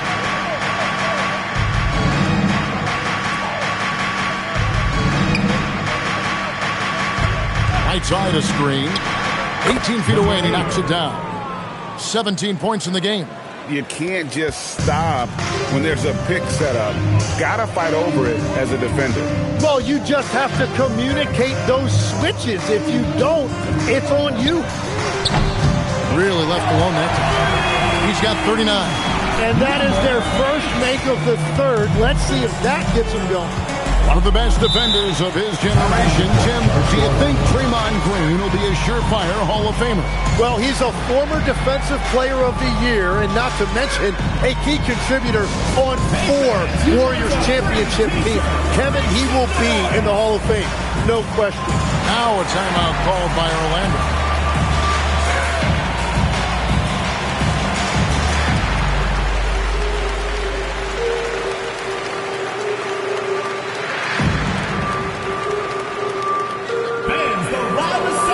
Gets free t-shirts. Let's see who's the loudest.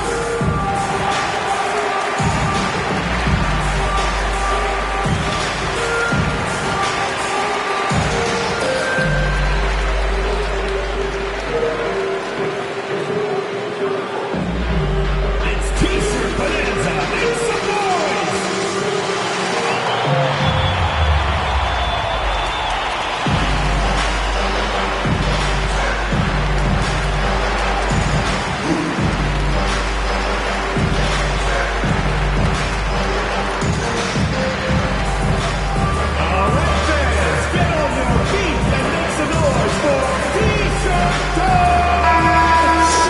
Now let's take a look at the scoring breakdown tonight, divided between the starters and the reserves for Orlando.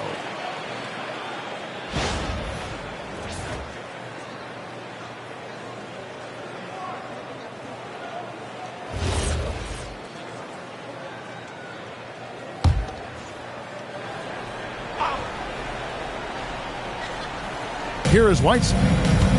Pass to Dort. Orlando moving the ball around. Defended by Hayward. Just 5 to shoot. And here's Covington from the arc. And the rebound goes to the Warriors. Now Ball. He's got 8. Takes the 3. And the Warriors, another 3. He must have visualized this one because everything is falling. And here's Morant. He'll bring it up for the Orlando Magic. Their defense has only allowed 6 points in the second half. And there's the drive. Brown against Whiteside. The 3 from Morant. Warriors with the rebound. Pollard's got rebound number 7 for him tonight. Over to the wing. Back to Ball. He hits the back iron and sinks the shot. He's got 44. I love his shot selection today. He set the bar for the rest of the team. Pass to Covington. Looking to end the run. Trains the three-pointer. And boy, he's really in a groove. Dominant performance last game. Same thing this time out. And that confidence has carried over to tonight. He is playing great basketball. A shot by Hayward, wide open. Rebounded by Covington. I didn't see that miss coming. I mean, he's usually been money from that range. And stolen by Hayward. Right wing. You know, the pregame routine is something I know you embraced, and we see that with guys like Curry and Durant. We've heard a lot about what they do. What was the most important part of your pregame regimen, Tim?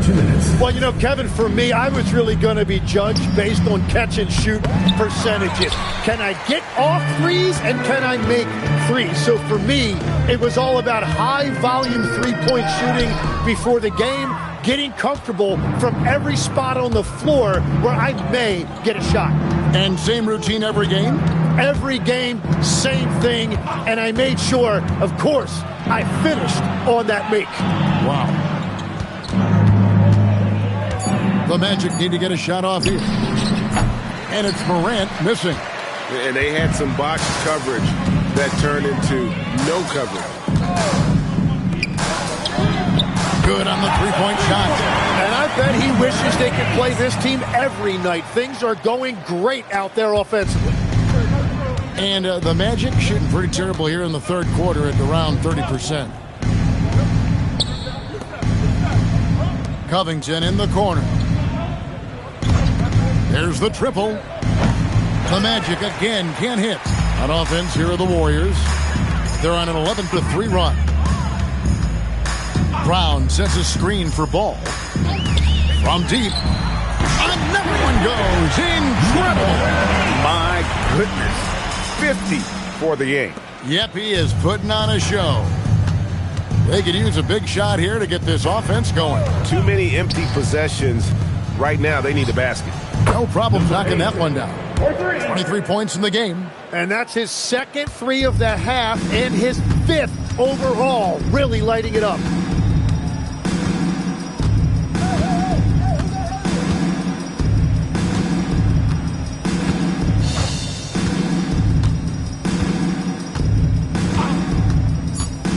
Lets the three fly. That one no good. And so it's the Golden State Warriors up by 33 points as the buzzer sounds. A huge lead for them. From the field, they have been outstanding. Amazing shooting. That's what has them headed to a blowout. We come back right after this.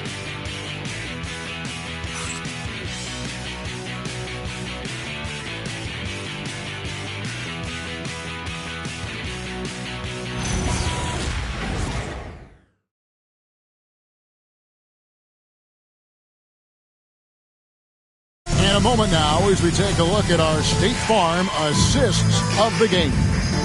And definitely deserving of the prize tonight. How about the read he made here? Looking like a point guard, putting the pass right on the money. And it's such an advantage to have a big man who can facilitate at a high level like that. And there have been two very different performances from these teams today as we get going in quarter number 4. Fourth quarter on the floor for the Magic. Morant is out there with Reggie Bullock. Then it's Nemanja Bjelica. Then it's Luke Cornett. And it's Finney Smith in at the small forward. Bjelica, a screen on Parker. And it's Morant missing. And the great shooters know when they've got enough opening to go for the three. I didn't think it was a bad choice on that possession. Magic shooting struggles apparent. 37% from the field. There's the pick to the inside. Cornett. Good. And a nice assist from Morant. And that's exactly the type of pass we expect from a guy with his vision. Down low. Here's Claxton. And denied. He sends it right off the glass.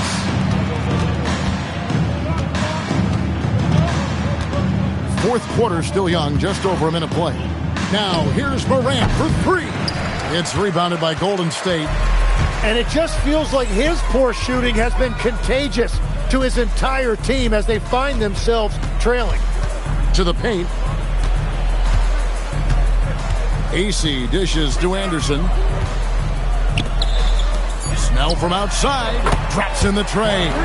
Three-pointers are killing them at this point, and they haven't been able to respond at the other end. Finney Smith with it. Rebound collected by Snell. Golden State's gone 1 of 3 from outside the arc since we've reached the fourth quarter. And the one-hand slam just looks so pretty when it's in his hand and he's the one doing the slam. Agreed. He is smooth as silk, even on a power finish. Now, here's Bullock. Orlando moving the ball around. Here's Finney Smith. Cross contact on the shot, and now a three-point play chance as he'll head to the line. And the defense allowing some room here on the inside in the second half, and they're taking advantage. A lot of their points coming from in the paint. Looking at who's out there now for the Warriors. Williams comes in for Quincy Ace, and Daniel House subbed in for Anderson.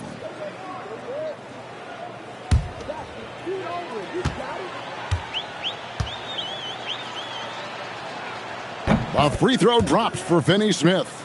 So, Tim, when you played, you were one of the league's best sharpshooters. Did you ever look around and pick things up off of other guys you watch shoot the ball well? No question. In fact, I learned a lot about how to move off the ball by watching other guys as I made my way through college and eventually became a pro. And even when I was in the league, I would study other players to pick up things on their footwork and how to get my release a little bit quicker. Give me one player that you really studied hard. Well, there's no question Del Curry was a guy I watched because he needed very little time to get that shot off, coming off of a screen. And unfortunately, several times I got there late against him and learned my lesson. How many times have we seen a possession like that from them today, ending with a basket coming off a pretty pass? And right away, they match it with a three-pointer of their own. 26 points for him. 3 triples in the first half, 3 in the second. Boy, do they add up. Launches it. And it's Finney Smith with the rebound. The Magic have gone 3 of 7 from the floor in the fourth. That's a 42% mark in the quarter. For the 3. Offensive rebound. And Whiteside stays right with it. And those second chance points really become almost like bonus points when you can get them. Inside, here's Claxton, and Claxton throws it down. And just a step ahead of the D in that possession there, making the pass. Nice assist. Morant, the bounce pass. And there it is for him. I tell you what, it's almost like stealing to watch how he plays the game from this seat. Outside Williams, Covington with the steal.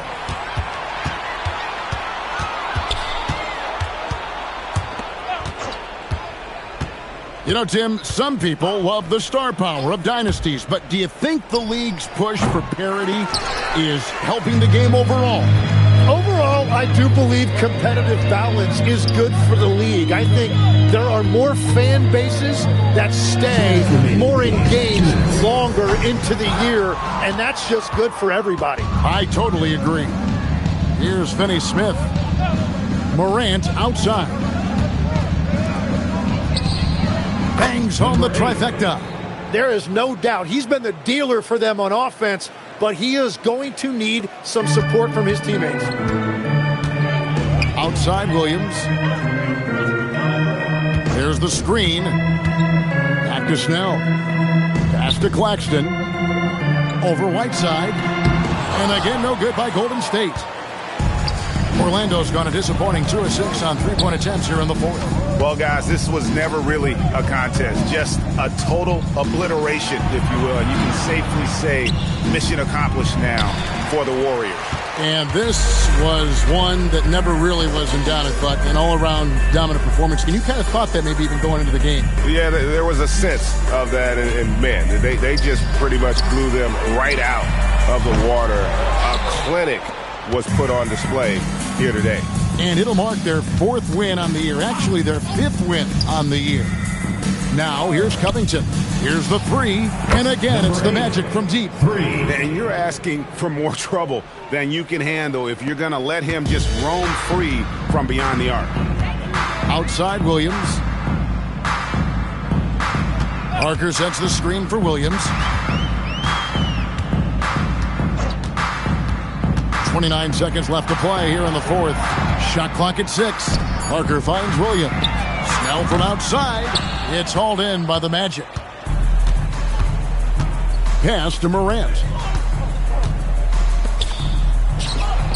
And he gets it to go, hitting off the back of the rim. That's just a smart play right there. The right pass to a ready shooter. Here's Snell. So we see the Warriors taking the game here. And the outcome of this one was never in doubt. And boy, they really put in a supreme effort. It just felt like once terrific job, Allie. Thank you so much. That was enjoyable. Well, folks, that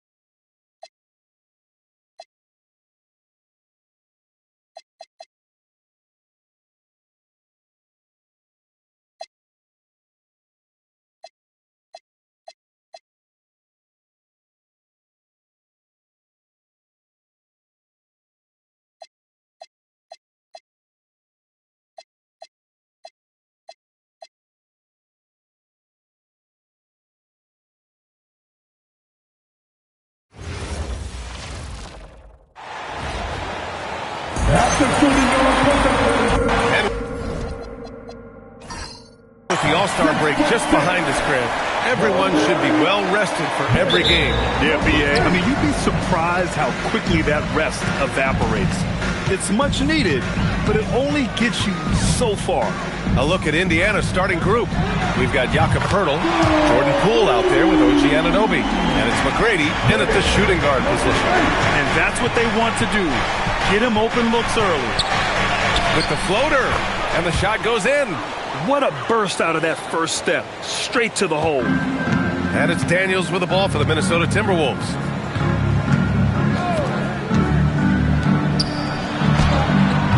Poeltl grabs a miss. Now here's Poole.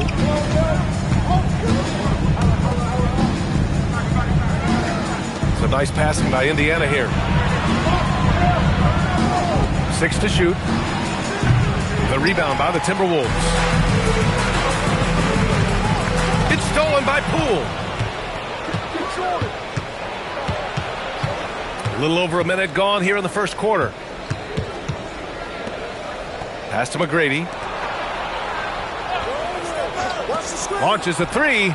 He buries it from 3. Yeah, one of the great things about Anunoby is he can take on so many roles. If he needs to facilitate, he can do that. Well, Grant, we've heard Anthony Edwards talk about trusting his teammates. He understands you need everybody. Yeah, a lot falls on his shoulders offensively with this team, BA. So those playmaking decisions in the moment, a lot easier said than done. And talk about payback. He hits the revenge triple. Oh, you love to see the competitive fire. A little bit of pride at stake. Here's McGrady.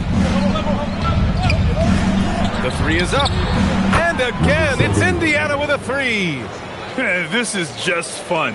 These teams are trading threes back and forth. Well, that three-point shot just gives you so much room to operate on the offensive end. Pass to Washington. Fires the 3. And the Timberwolves hit again from deep. You can see that PJ wanted to answer that 3 with one of his own, and he does just that. Anunoby passes to Poole. Now here's Anunoby. And again, it's Indiana with a 3. Exactly the kind of start you're looking for. They are 4 for 5 out of the gates. A moment to hear from Allie LaForce. Well, I had a chance to catch up with head coach Chris Finch. I asked him if he's focused on a particular player in the opposing lineup, and coach stressed the message he delivered to his team about Pascal Siakam. It was simple. Don't fight on his spin move. He doesn't want his guys falling for Siakam's tricks in the low post. Guys, back to you. Allie, thank you. And it's the Pacers with the ball, following the three-pointer by Minnesota. Here's McGrady. Shot clock at 6. Indiana needs to get a shot off. Poole shot is off. Minnesota's gone 4 for 4 so far from three-point land. Impressive. The 3 ball. Poeltl grabs a miss. And you just can't afford to give up that kind of look very often.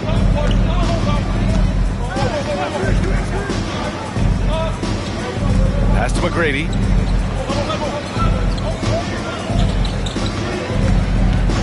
And play stops. A whistle there on what looks like an illegal screen. You can get away with one once in a while, but it looked like he wasn't completely set on that pick. I don't think there's any question. There are so many rules that favor the offense these days. You've got to be able to equal things out when an illegal screen is set. Now here's Daniels. 9 points in his last outing. Man, that's his shot. Maybe he was too wide open. McGrady, the pass to Poole.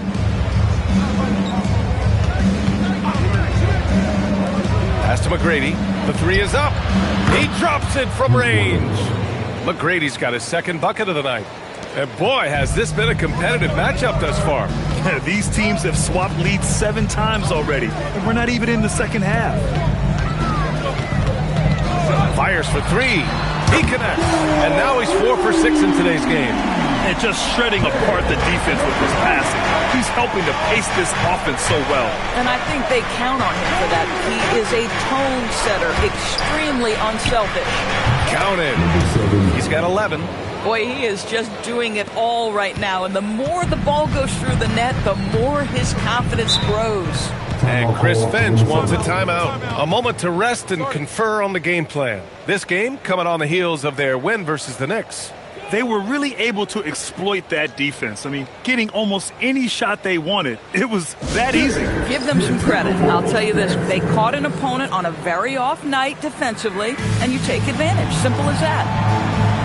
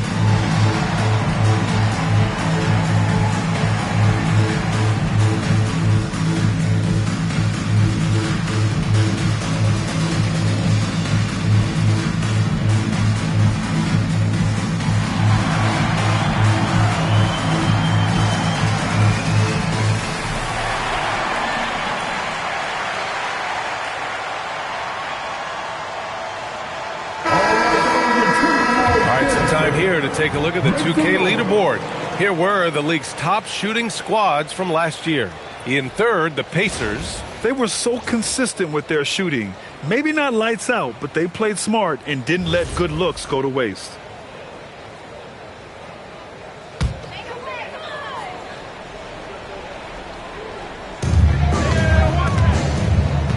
On the wing, Alexander Walker. And there's a minute 45 left in the first quarter. Clock at 6. The Timberwolves need to get off a shot here. No good on the triple. Indiana leading. And for head coach Rick Carlisle, this is the third stint with the Indiana Pacers. He begins as an assistant coach with them back in 1997, leaves the organization, but returns as the head coach in 2003, leaves after 2007, and then back in 2021, and now, of course, the winningest coach in franchise history.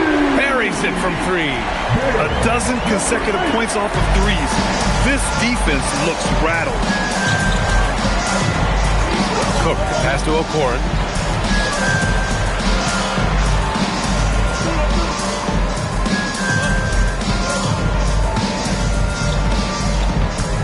Pass to Pirtle. Stolen. And here we go. The Timberwolves on the run. Good ball movement here by Minnesota.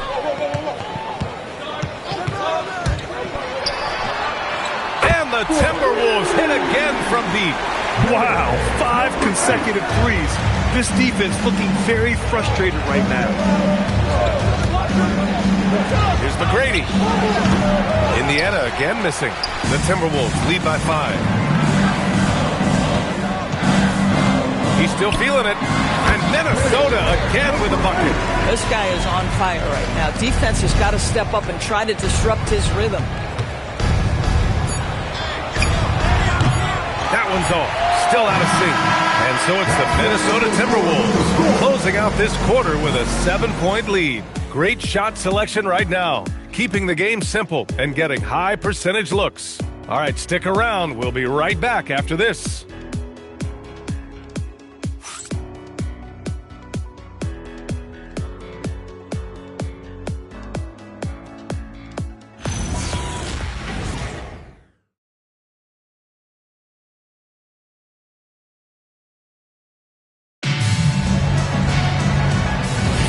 And thanks again for tuning in. If you're just joining us, we've played through 1 quarter of action so far.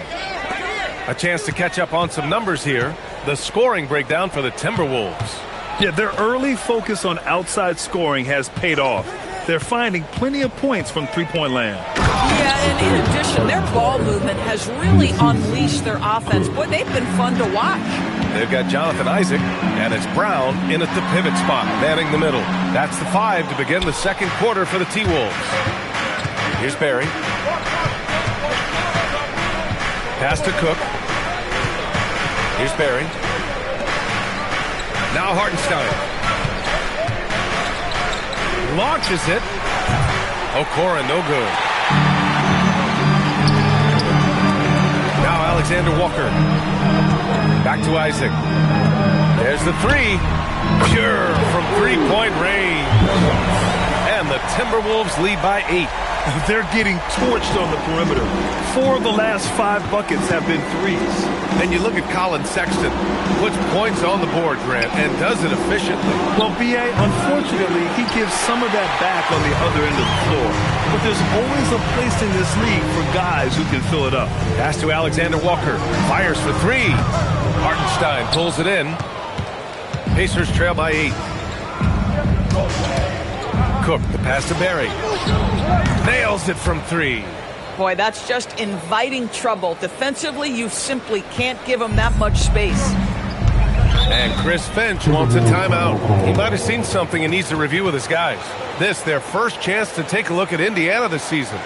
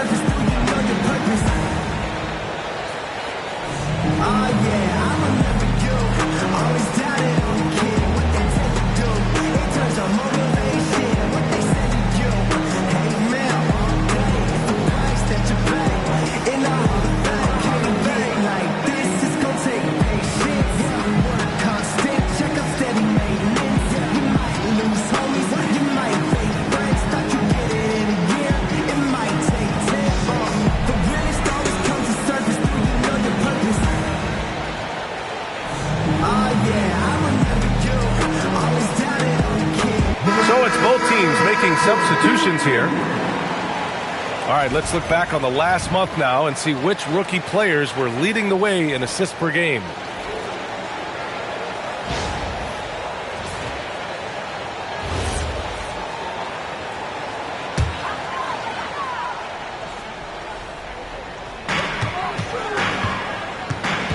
Pass to Daniels. Here's Billups. The 3 from Washington. Hartenstein pulls it in. And let's send it over to Allie LaForce. Thanks a lot. Anthony Edwards is truly a superstar on the rise. He said, quote, "People forget how young I am. I'm not even touching my prime yet. I'm just trying to get more efficient as every year goes by." Back to you guys. A star on the rise. Allie, thanks for the report. Here's Daniels. After the basket by Indiana on the other end. And the three-pointer goes. 23 points in the game. You see teams in college and high school run a lot more full-court press.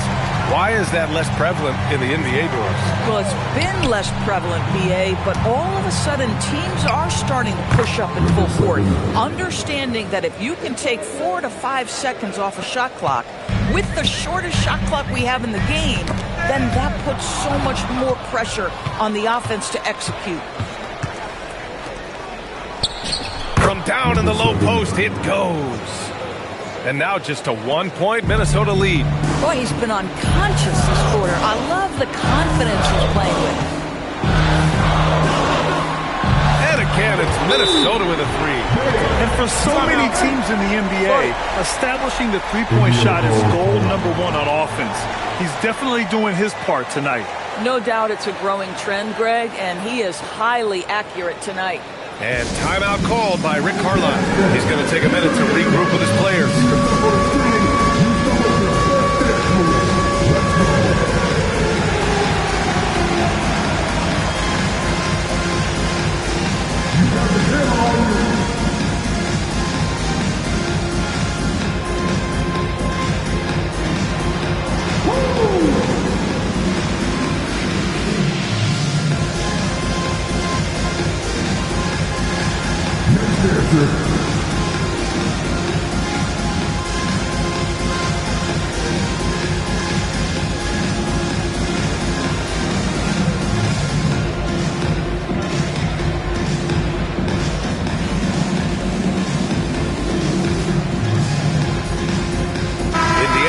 a switch here. Pirtle's checked in. And if you're wondering where the points were coming from, here's a breakdown in the scoring between the front court and back court tonight for the Timberwolves. It's been their guards who have really carried the weight offensively. They'd appreciate some more production out of their front court, but for now, their back court has kept them in it. Now here's Anunoby. Hasn't gotten one to fall yet. That shot missing. And after some uncertainty, the Timberwolves moving forward under new governorship doors. Boy, B.A., that sale process was long and obviously at times quite contentious. I believe the organization has to be thrilled that that is finally in the past, because what you want to do is focus on trying to continue the Wolves' recent run of success. There's a lot to be excited about with this young group. To the left wing. Down to 5 on the shot clock. He puts up a 3. Gets rebounded by Minnesota. At the conclusion of this one, they're off to Oklahoma City, where they'll face the Thunder. It'll be the front end of a 2-game road trip. Daniels outside. Pacers foul. First team foul. Substitution on the court. Washington outside. Just 5 on the clock. For 3. Pirtle grabs a miss. Pirtle's got 4 rebounds now. Poole against Daniels. Pulls up. Good. 8 buckets in 12 attempts. Goes to OG Anunoby. For Minnesota, they've gotten 5 of 8 attempts to drop since the second began. Gets the 3 to fall. That's 29 for him. Man, they're having a hard time defending the triple. That's 3 in a row. Poole, the pass to Anunoby. Takes the 3. He gets it to go again. 9 for 13 so far. He's been dropping them in from downtown since the tip. 3 triples in the first quarter, 2 more since. A minute 22 left to play in the first half. Pirtle grabs a miss. One reason this game is so tight is because both teams are hitting the boards with reckless abandon. So nice passing by Indiana here. And Indiana again with the bucket. Well, listen, I like the bucket, but defensively, you've got to be better. And Chris Finch wants a timeout. He's going to talk it over with his guys. A look now at the leaderboard to see which teams had the toughest defenses this past season. 5th, the Timberwolves. They made life hard on opponents. One of the best defenses in the NBA last year.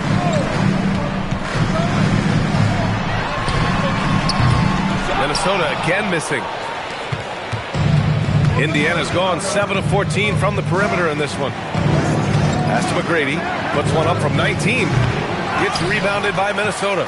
Oh, rising up from the mid-range, but doesn't exactly look confident about it. 30 seconds left in the half. Greenwood, no good with a layup. This guy's such a talented finisher, but the D does just enough. And here's Poole.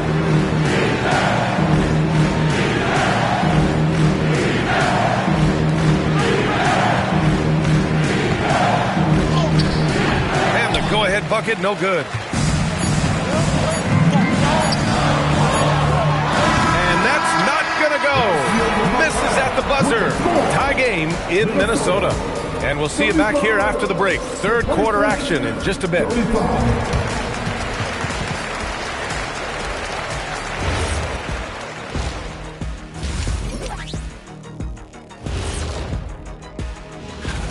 In a game this close, you want to attack the paint.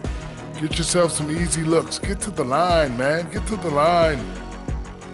And moving along. And that's it for halftime.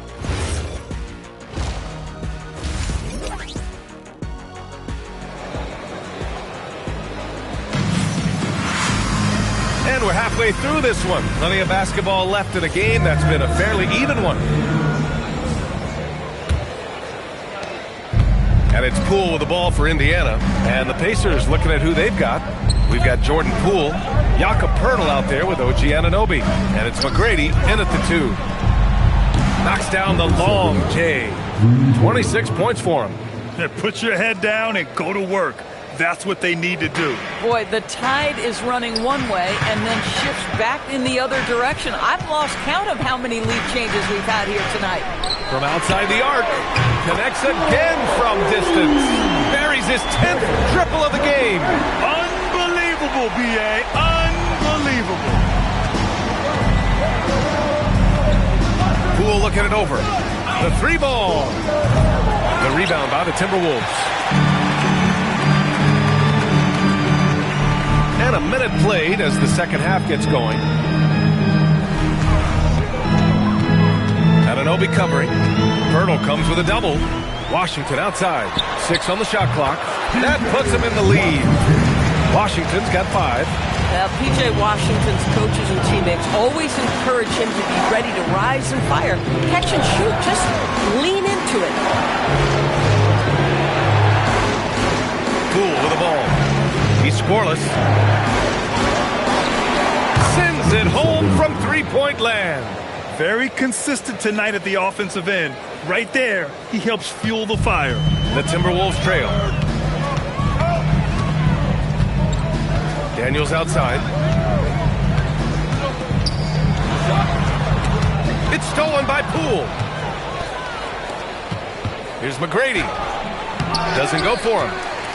And Grant, while most didn't expect it, last season the Pacers made the second NBA Finals appearance in their franchise's history. Yeah, B.A., there's so much belief right now in that locker room. They never feel like they're out of a game, and that makes them dangerous. Oh, he's hot coming out of the break. 3 up, 3 down. The Pacers have gotten 2 of 4 shots to go since the break. A little under 2.5 minutes gone by in the third quarter. Shot clock at 6. Back to Poole. Here's the 3. No good there. Yeah, and the defense has really got to tighten up on him. I mean, he's just too dangerous from the three-point line. Washington outside. Pass to Daniels. This one for 3. Hits a three-pointer. I just love the ball. Pacers trail by 5. And now we're 3 minutes into this third quarter of play. Back to Poole. Here's McGrady. It's a nice passing by Indiana here. And they come right back with their own three-pointer. He's got 32 points. He got loose from downtown in the first half. Now has 3 here in the second. Unstoppable.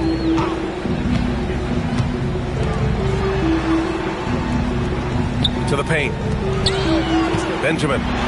Nice assist and nice finish. Solid play all the way around. And the Timberwolves lead by 4. And Anunoby gets it to go on the assist by Poole. Anunoby's got his first points of the night.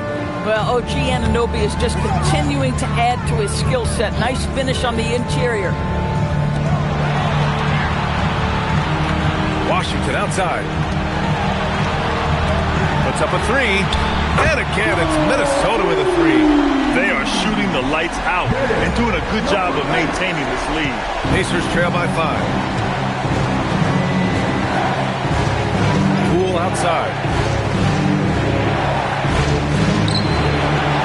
Pass to Anunoby. 4-3. And again, it's the Pacers from deep. Night. He just won't let up. And Chris Finch wants a timeout. He'll take the opportunity to regroup.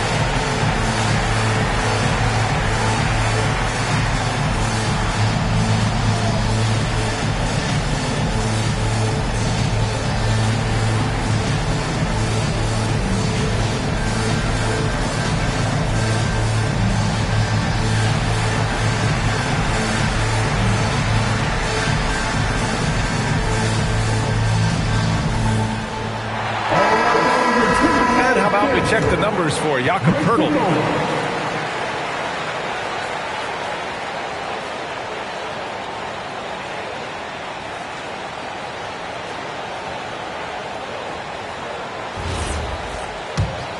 Here's Daniels.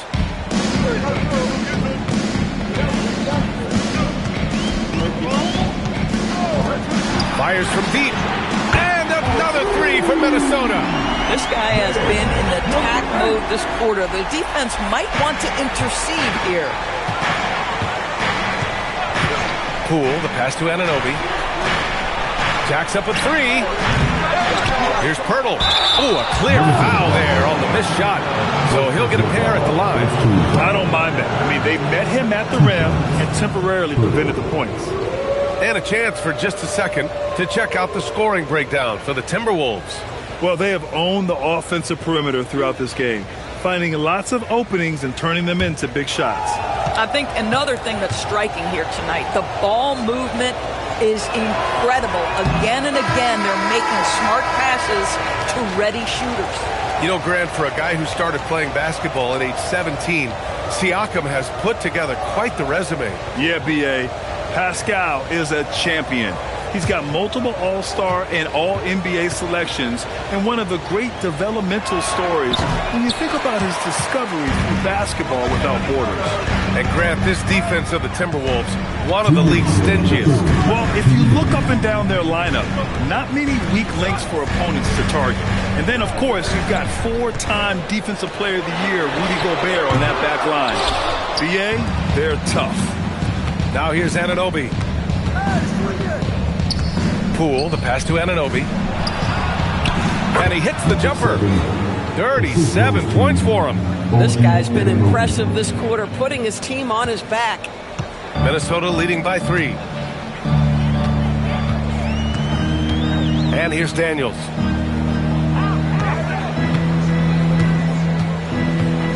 From the arc.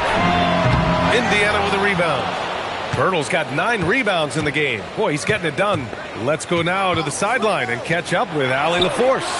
Hey, Chris Finch getting buy-in from his players top to bottom. Anthony Edwards said he's such a great coach and just a likable person. He will coach you hard, and he comes in ready to work every day. We look forward to working with someone like that. Guys, back to you. Has him bought in. Thanks much for the report, Allie. And it's Daniels with the ball for the Timberwolves. They lead by 1. To the wing on the left. Sinks the tray. As the deep shots continue to fall, you can sense the frustration growing among these defenders. Indiana's gone 4 of 7 from 3. A good percentage in the third quarter. Pass to Anunoby. 26 seconds left in the third quarter. 5 to shoot. Poole for 3. Oh, using that sweet stroke. Poole connects from deep. Both teams are starting to find a rhythm here. And this is partly what the game has become, right? A matter of dueling three-point opportunities. The 3. An absolute bomb from three-point range. And the Timberwolves lead by 4. And as we end the third quarter, a great game. Both teams playing well. Timberwolves ahead, up by 4. Don't go anywhere. The final quarter is coming up next on 2K Sports.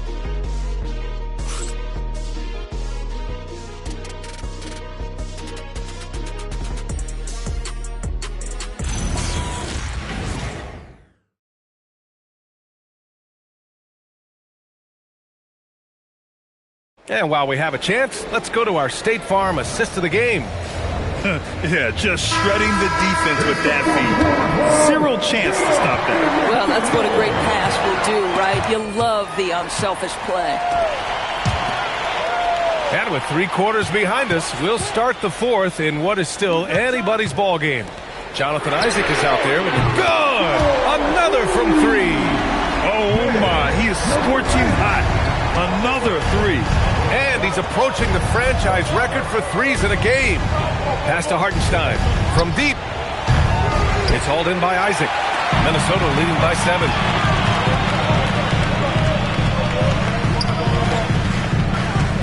Outside, Alexander Walker. Good ball movement here by Minnesota. Picked by Isaac. And he can't extend the lead to double digits. And for Indiana, they're shooting the rock at 58%. Pass to Cook. Here's O'Koren. Here's Barry. Takes a three. Rebounded by the Timberwolves. About a minute and a half through the fourth quarter now. To the middle. Here's Isaac. And the dunk by Isaac. Woo! Defensively, you can't afford to let him get to the rim that easy. Well, that might be why their deficit is what it is right now. That's how you can't get stops if you're unwilling to put in the work. And it's Rick Carlisle calling timeout here. He was quite emphatic, demanding the timeout, clearly wanting to address strategy with his team. Let's check in with our reporter, Allie LaForce. Well, over the break, I listened in on Rick Carlisle's huddle.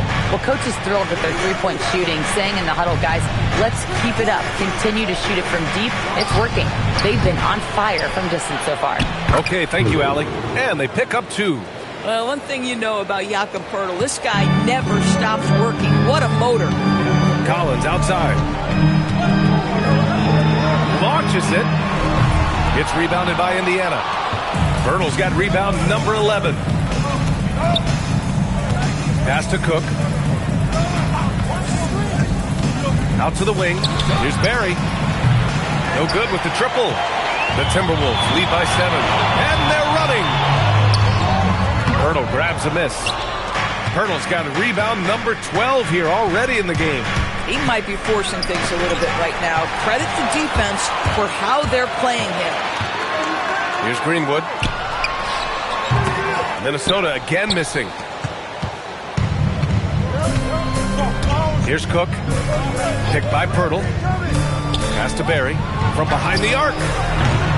Alexander Walker grabs the board. For Minnesota, they've gotten only 2 of 6 attempts to drop in the fourth. Here's Billups. Buries it from 3. Now you have to extend that defense. I mean, you really have to stay connected to him at all times. Well, you know this. This is a guy who's looking for his shot the whole time. You have to know who you're guarding. KYP, know your personnel. Here's Alexander Walker. Three-pointer, no good. Boy, normally he makes that. Defense gets lucky there. To the inside. Banked it in off the glass. And he's got 41 now. He's bringing a lot of energy to this offense, not letting the scoreboard discourage him right now. And to me, he's just playing smart, efficient basketball, really helping his team hang around this one. You know, things haven't clicked for him offensively, but other guys around him, give them credit. They're filling in the gaps. Saw his teammate with a path to the rim, and boom, lobbed it up there beautifully. Very smooth catch and finish. Both teams deciding to change it up. And it's Daniels with the ball for Minnesota. So far in the fourth, they've allowed just 6 points. And again for 3. Man, he's really launching them from outside the arc. Man, so locked in, feeling confident in his three-point shot tonight.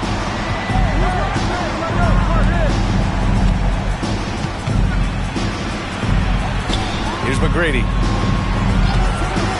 18 feet out. There are usually 1 or 2 mid-season coaching changes in the NBA every year. Can those energize a team, Grant? You know, B.A., we've seen it give teams a boost in the past, but only on occasion. Usually it's a last-ditch effort in a doomed season or simply just turning the page.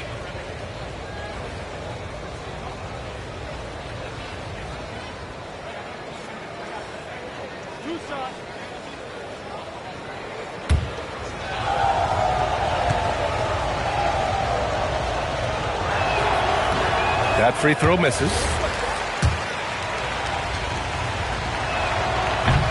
He hits the second from the line. The Timberwolves lead by 8.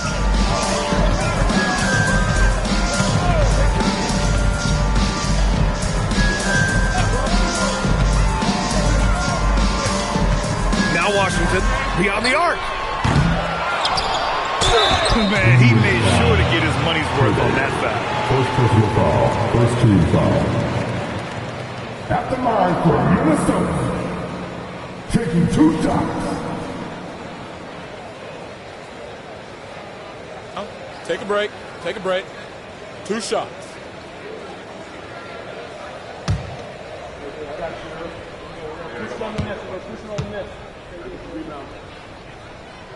First one falls for him.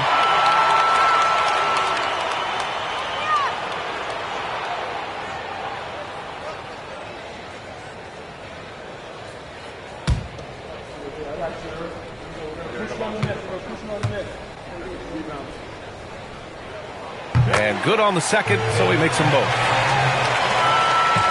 Pacers trail by 10. 2 minutes remaining in the game. 2 minutes. Timberwolves foul.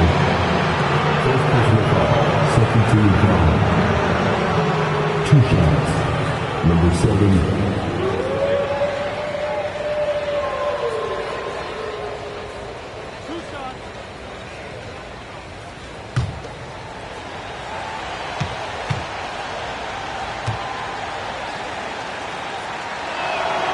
So the first one drops, and that brings him within single digits.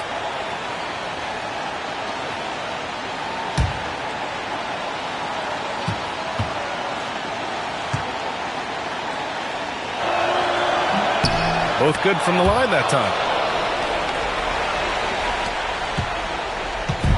1:58 left in the fourth quarter.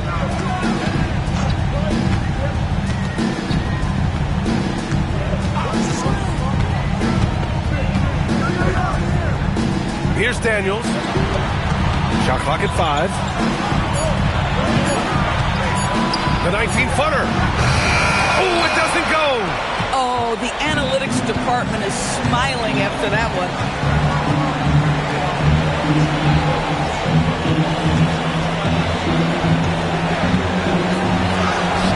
Can't get it. Coach loves the execution, just not the result. That's okay. That's part of the process. They set a pick. From deep. Connects again from distance. All game long, the threes have been pouring in for him. There is nothing stopping his shot. And you know this is already a game he'll never forget. He's trying to make it a game the world never forgets. And the whistle on the shot. Got some contact there. Misses the shot, but he'll shoot 2. 2 shots. Number 7.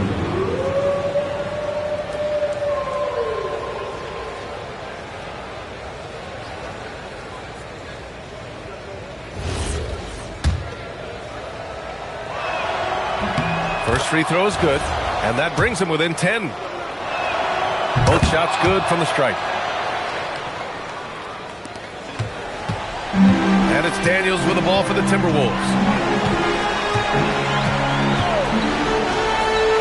43 seconds left in the final quarter.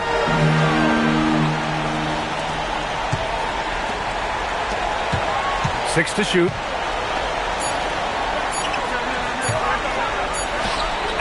Gets it from 15. Showing us that killer instinct right now. No letting the foot off the gas for them. And you want to save your best for last. Tonight, they've done that and then some. There's a screen. Pull! No good from 3.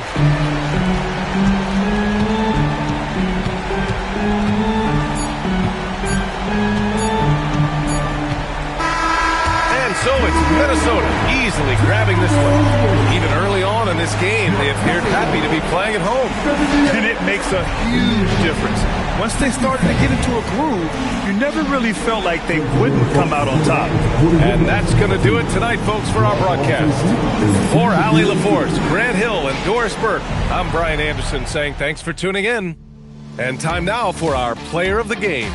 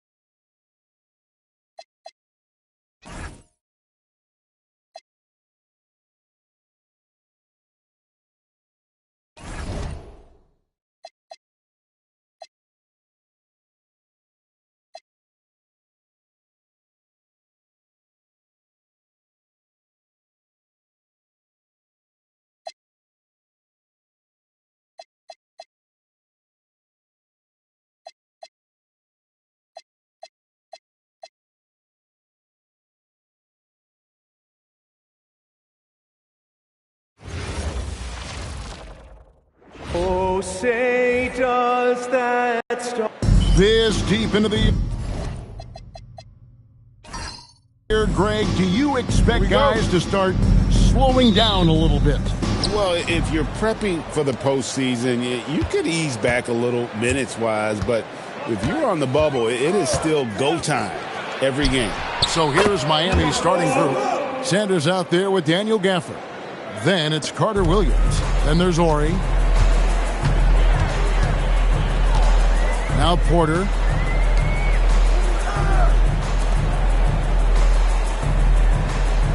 Pass to Turner. Clock at 6. Barry Sanders grabs the miss. Willis against Carter Williams. And here is Gafford. Over Porter. Gafford misses. Outside Porter. From downtown, the shot goes in. First shot, first basket. And he likes to get in a rhythm early. Nice triple. We play just over a minute here in the first.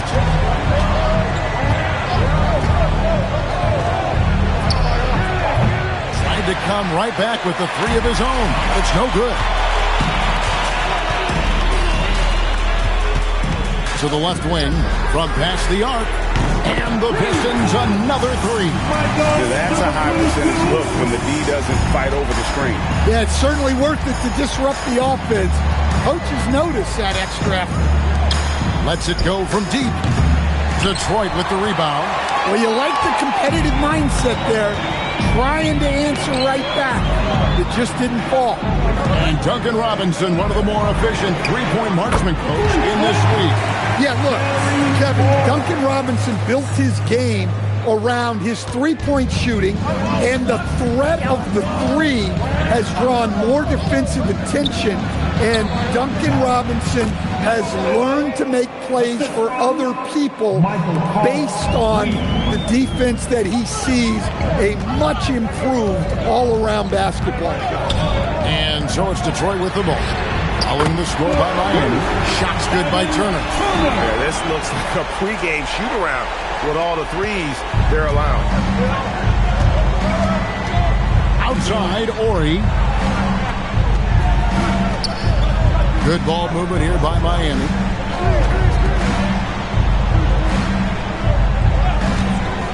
Puts up a three. And Bull pulls it down.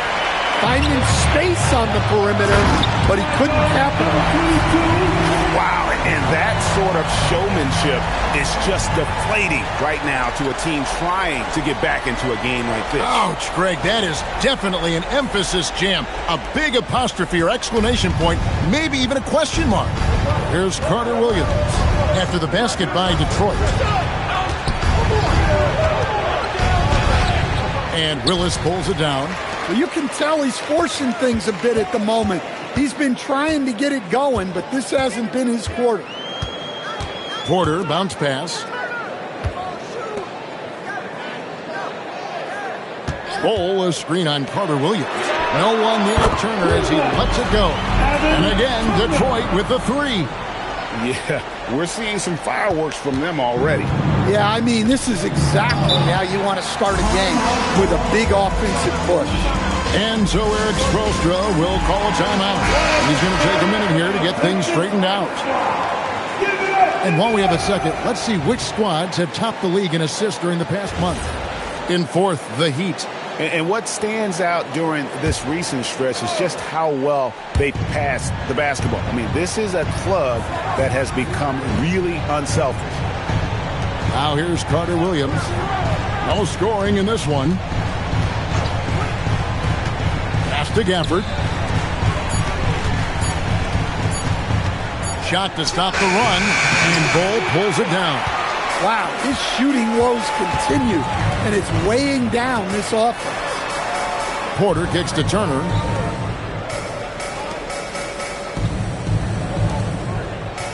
Porter in the corner. Off the mark there with the three-point shot. Well, for Detroit, their last game a loss to Charlotte. Pass to Gafford. To the paint. Here's Sanders, and the dunk by Sanders. Nice pass inside, making things easy for him now. Detroit leading by 10. Outside, Porter.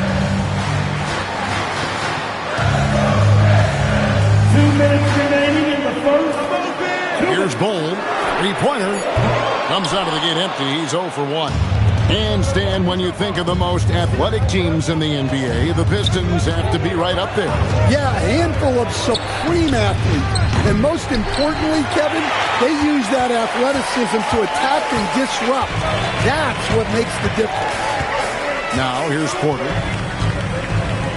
Latrey drills the three-pointer. 11 points in the game. And they're getting their points now almost exclusively from the triple. 4 of their last 5 makes are from beyond the arc. Carter Williams with it, guarded by Porter. And he can't answer back. The three-pointer offline. Outside Turner. And 1:01 left in the first.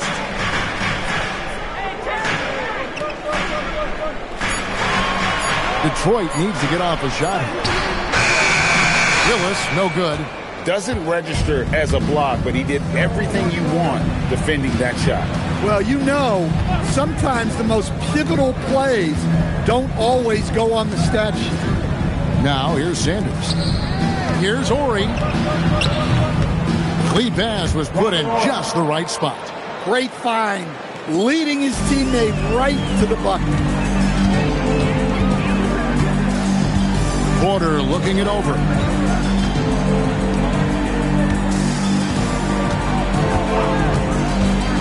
Pass to Bull.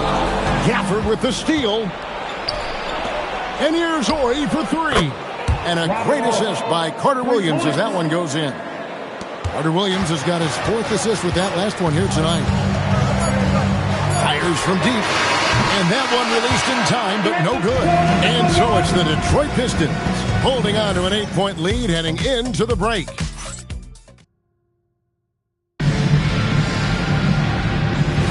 And if you're just joining us, we've played through 1 quarter in this one. And a moment here to take a look at the scoring breakdown for Detroit. Well, the thing about hitting early threes, it spaces the floor and makes things a lot easier offensively. And another thing, Coach will be thrilled with the assist numbers, spreading the wealth and creating some offensive opportunities. You've got Tony Roten. Thorpe is out there with Terrence Jones. And there's Jackson, and it's Moore in at the 2-guard spot. They're the group Detroit will start the second with.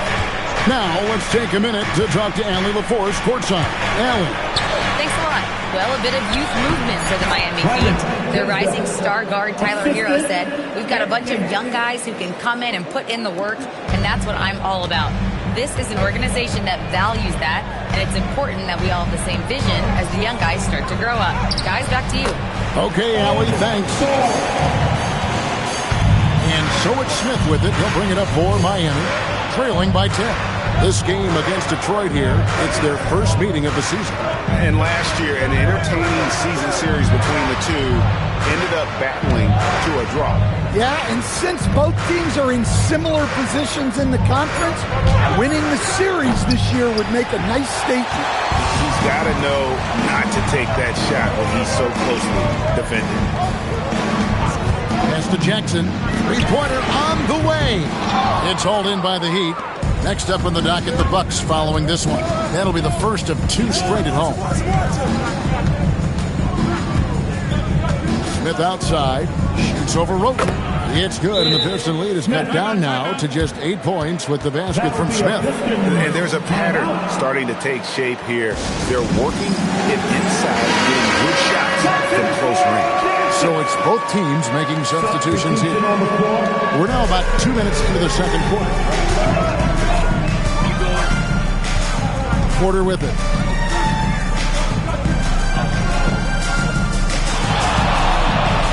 Outside, Jones. It's stolen by Smith. Here's Gafford. And Gafford throws it down. He takes advantage of them in every way possible. And Greg, he lures them into a trap on the steal, and then bang, straight to the bucket. turning great defense into great offense. That's the kind of stop you're looking for. And the Pistons with possession here. The Heat getting the bucket, and he gets contact and the whistle on the shot. 2 shots coming up. Yeah, way to play in attack mode and get to the line. And you talk about size, coach, strength, and bounce.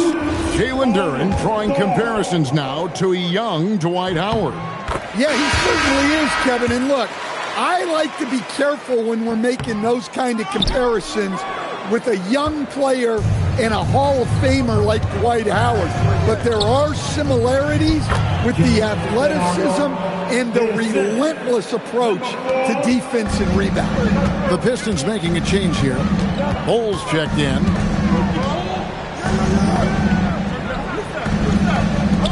Three-pointer, Willis. The shot that time, not on target. And on an open look like that, he's very gifted at making the weak coverage pay.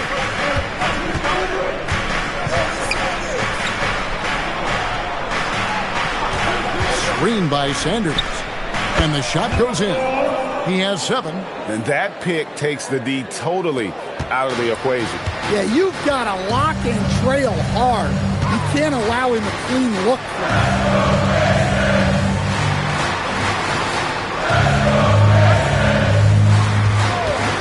To the inside. Sanders with the steal. Executing to perfection right now offensively. I mean, in total sync. Good luck trying to stop him now.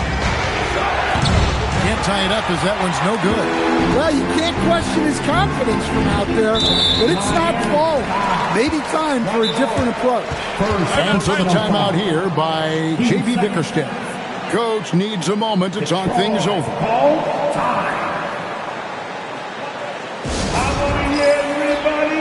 The Pistons making a change here. Turner's checked in, and Miami with a change here too. Carter Williams is checked in. It's picked off. Down low, here's Sanders, and Bull pulls it down. Bull's got his 5th rebound in this one. It's tipped. Pistons leading by 3. Shot clock at 6.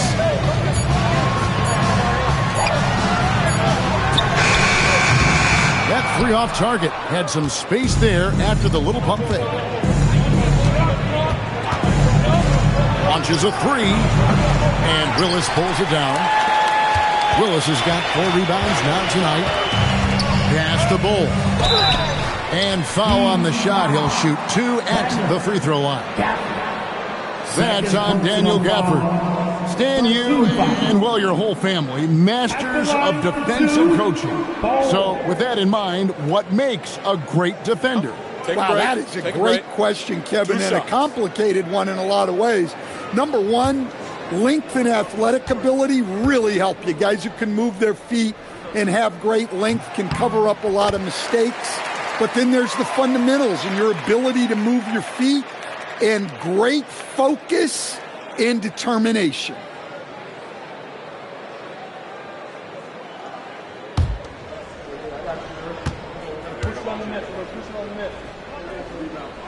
That one misses, so he goes 1 for 2. As we've gotten closer to halftime, their style has become more and more physical. The Trucks, 5. Terry Porter, first personal foul. First team foul. Here's Gafford. Pass to Carter Williams. Good ball movement here by the Heat. Outside, Ori. Miami no good on that time either. And the rebound battle split evenly thus far.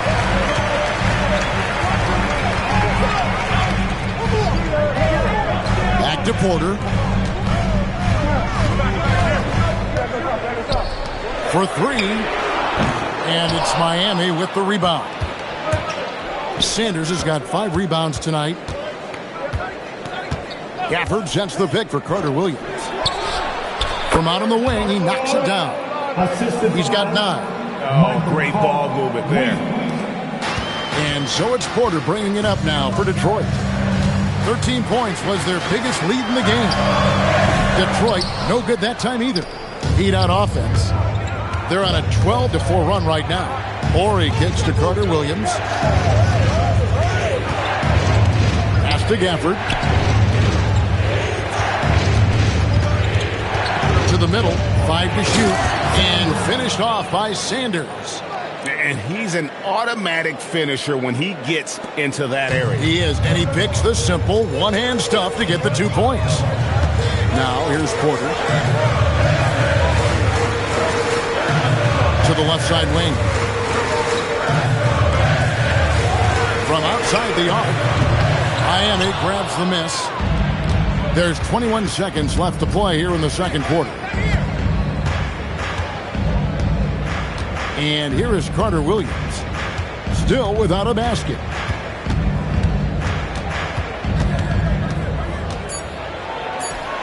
Solid play in the low block, and that one's good. And the Heat lead by 2. And that's it for the first half of action in what's been a very close game here. Heat out front. They finish off the second quarter with a massive 16-4 run. Now let's check in with Allie LaForce on the sideline. What do you have for us, Allie? I'm here with Coach Spoelstra. Coach, the intensity has been there defensively. Are you pleased with what you've seen? Well, they're going to continue to attack. I mean, that's the identity of their team. They're not going to stop, and the ability to finish our defense with rebounds will be important. You have to match their resiliency. Thanks, Coach. Thank you, Allie. And folks, don't go away. Halftime is here, and we'll be right back with you after this break.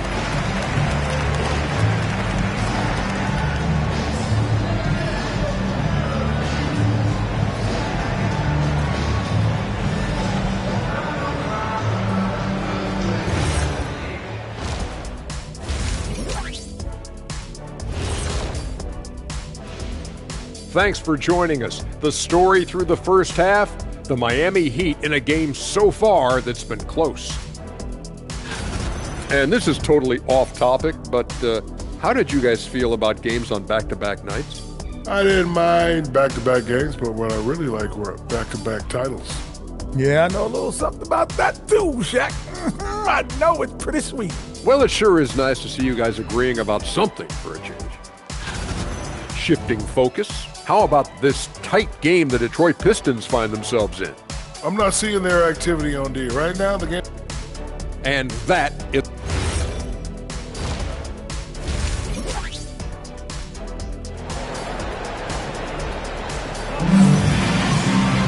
And after a fairly even first couple of quarters, the second half could turn out to be a quick one as both teams try to gain an edge.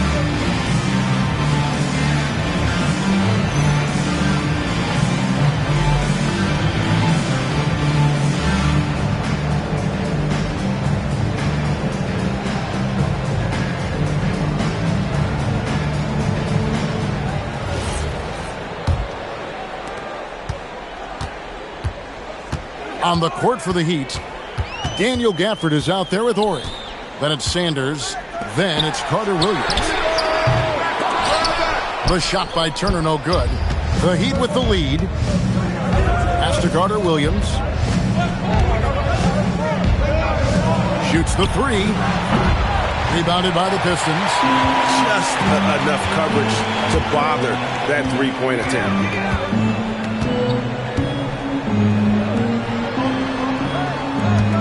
Back to Porter, fires the 3.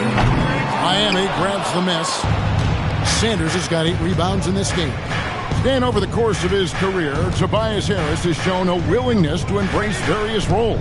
Well, look, Kevin, Tobias Harris is not only a highly skilled player, but he is a team-oriented, win-first, veteran guy. Totally unselfish, and will just figure out a way that he needs to help any team he's on get to where they want to go. A 3 ball. Detroit, no good that time either.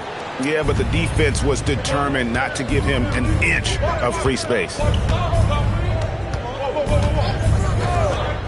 Over a minute and a half into the third quarter of action. Just reliable, guys. He's just always trying to make the right play. Pistons trail by 4. To the inside. Sanders with the steal. Ori against Turner.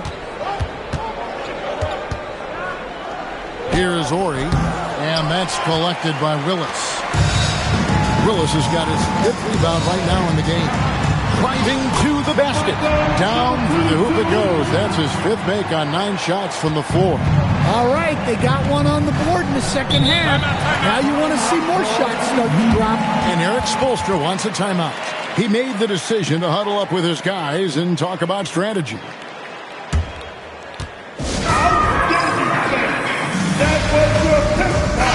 Take a look here at the numbers for Sanders. How he did last season.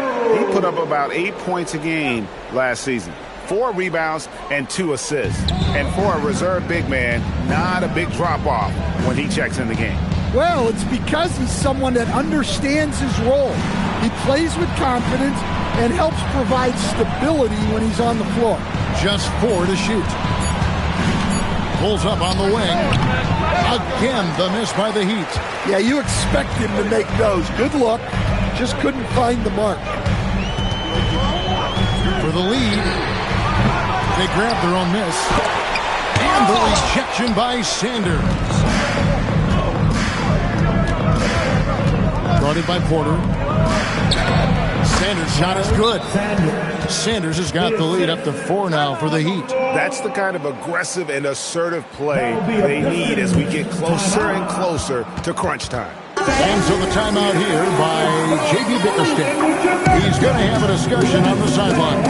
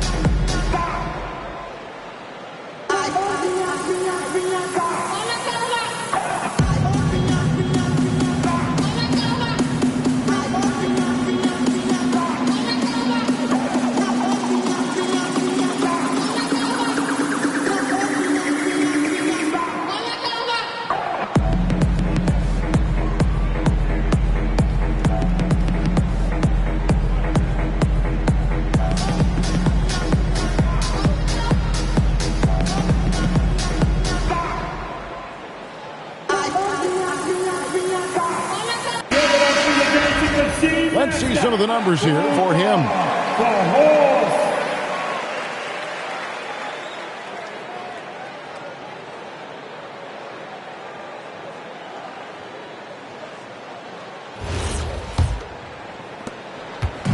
And it's Porter with the ball for Detroit. Just 4 points. That's all they've given up here in the second half. Outside Turner.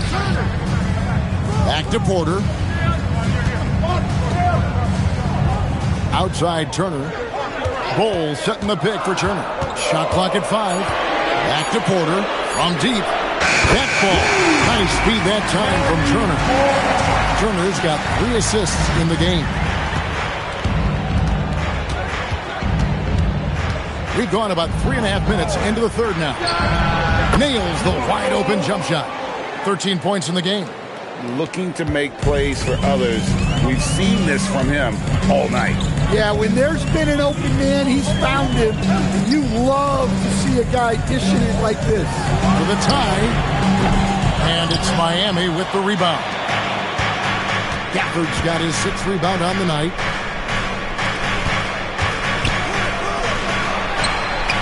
Good on the triple. Now it's a 6-point Heat lead. Well, that's his first 3 here in the second half. Gotta think he'd like a few more of those.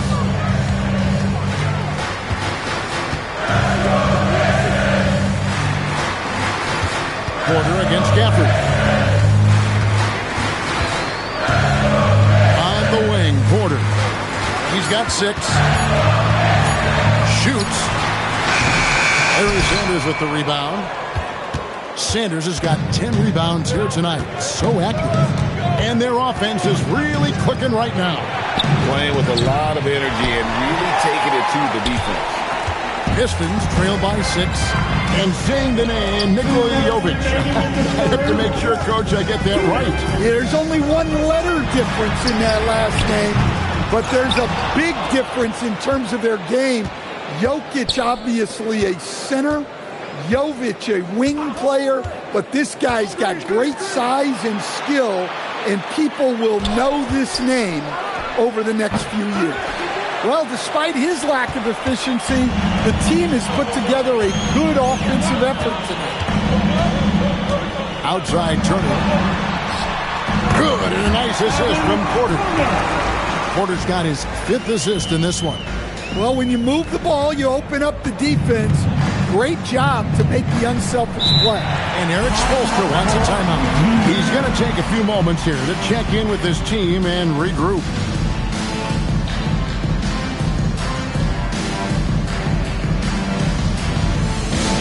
Here we go, fans. Time to get transition on the floor. Oh, we have the time. Let's take a look at last season's best transition teams. The Pistons second. I mean, this is such a tough team to deal with. You see the numbers. They would just push the ball at every opportunity. Martin finds Carter Williams. Good ball movement here by the Heat.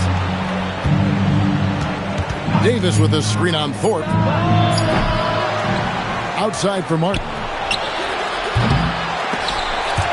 And for the ball out of bounds, Davis touched it last.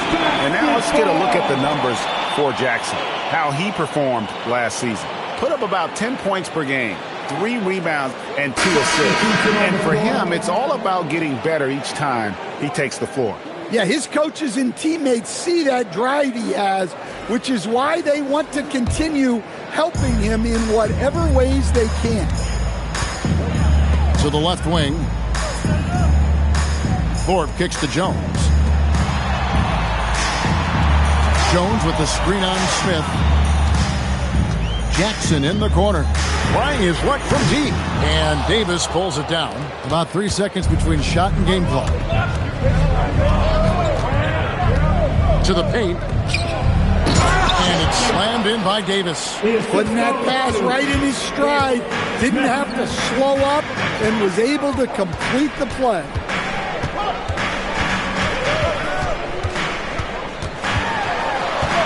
Outside, Jones. 3-pointer. And that would have counted, but his shot was off the mark this time. And so it's the Miami Heat with their lead standing at 6 points here at the end of the quarter. And it's been their rugged defense setting the tone. And we'll be back with you shortly.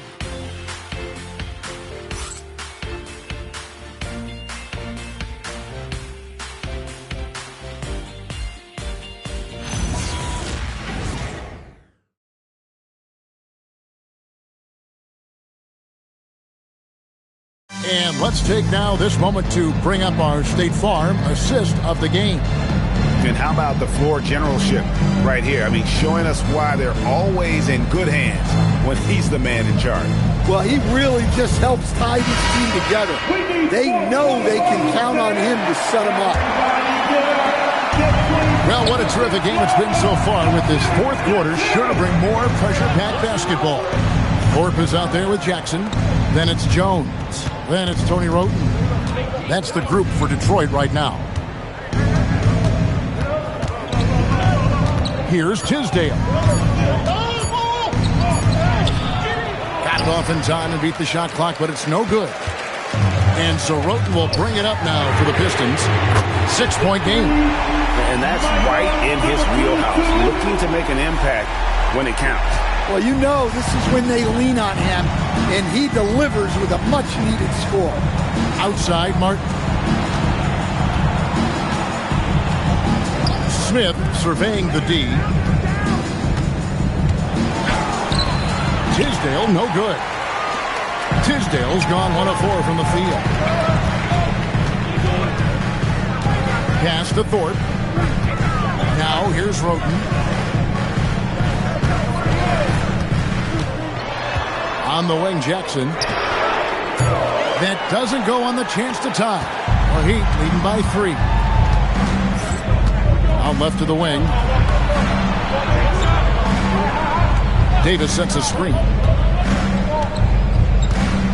down low. Stolen by Jackson. Jones up top. Covered by Smith. Outside Jackson. Pass to Thorpe. Here's Jones. Covered by Smith. Thorpe with a screen on Smith.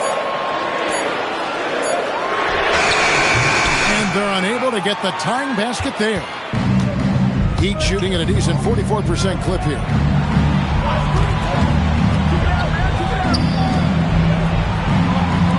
Martin for three. And Thorpe pulls it down.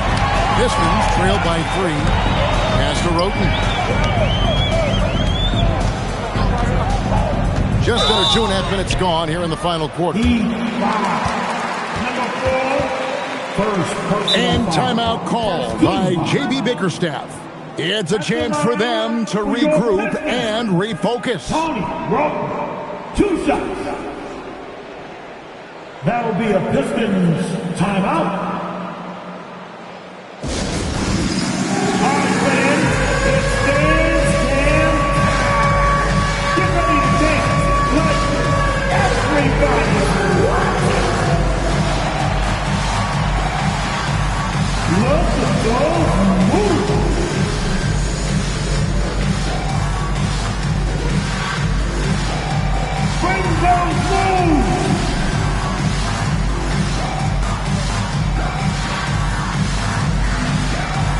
You need to dance.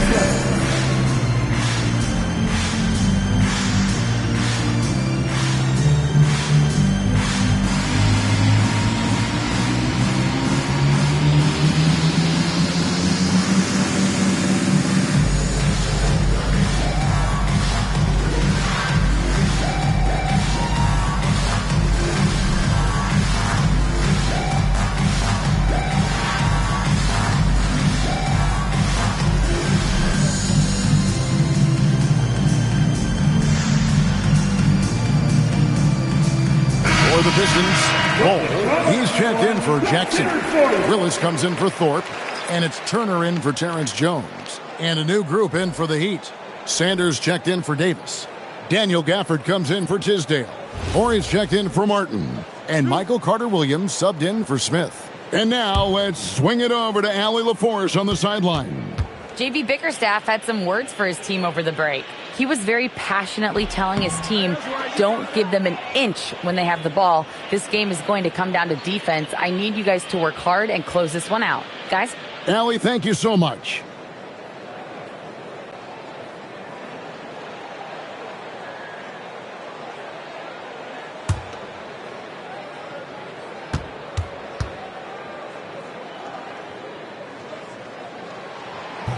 He hits the second from the line. Yeah, being down 2 points instead of 1 thanks to the free throw miss makes getting a stop here absolutely critical. Out to the right wing.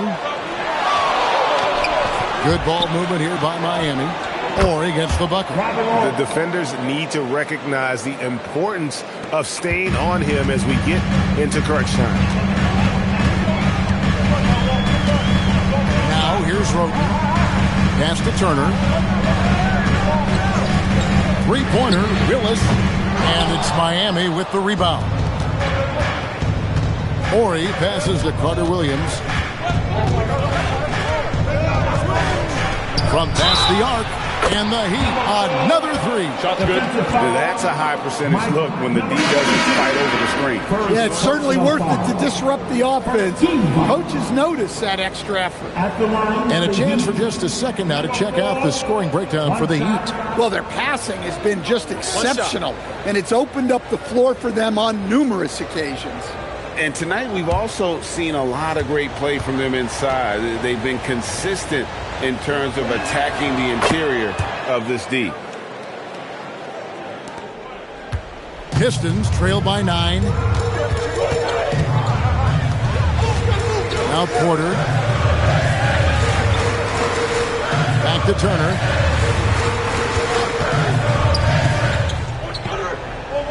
Pass to Porter, and they get it. Detroit, no good that time either. Miami's gone 2 of 3 in the fourth quarter from long range. Good shooting so far.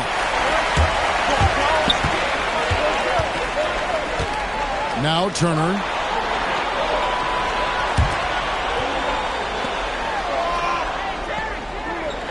The three drains it from beyond the arc. Well, the defense was a little soft. He felt free to take that shot. Here's Sanders. A great pass leads him right to the rack. Well, you love assisted hoops. That's good offense. Oh, softly lays it in. I mean, he's just been brilliant today, guys, and it was the same exact story last time out. Sanders with a screen on Porter. And down goes the three. And boy, he's really in a groove. Dominant performance last game. Same thing this time out. Yeah, for sure. He is just oozing confidence. Thinks every shot is going in. They should just keep running sets for him. Can't get it to go. And well, he's going to have some explaining to do on the sideline about why he took that shot. Yeah, you know, back in the day, you'd be taking a seat.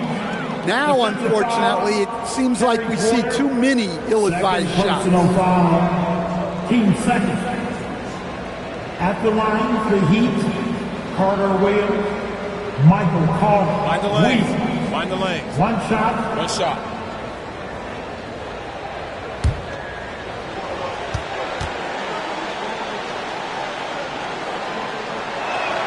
That's good from Carter Williams. So, as a coach, during this long season, how do you keep your players engaged? That's a great question, Kevin, but I got to tell you, I think it comes more to the players than the coaches. I think as a coach, you try to be consistent. You're always a little worried about fatigue. You've got to be concerned about the work and rest balance, both mentally and physically. But the players just have to be professional and get themselves ready to play on a daily basis. Here we go, crowd. Time to get loud with the free team.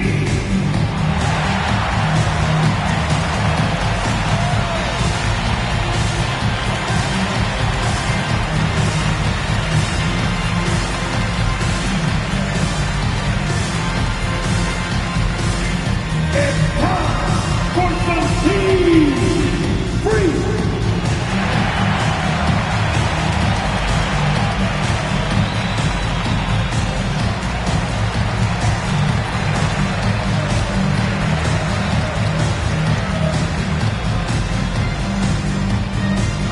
Who wants to keep sharp?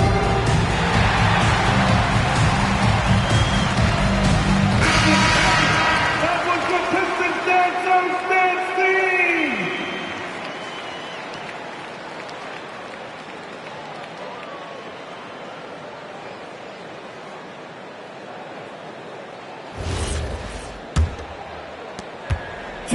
Pistons trail by 12. 2 minutes.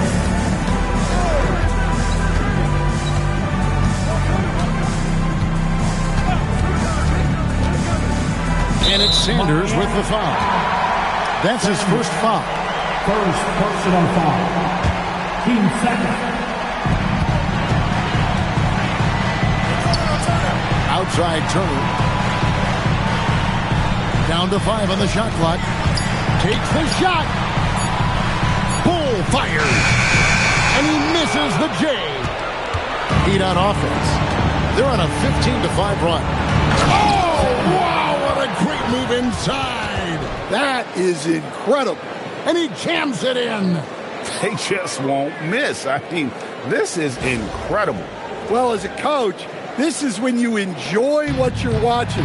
Your team playing well and everything just flowing. Porter outside. He drills the three. Well, great decision there.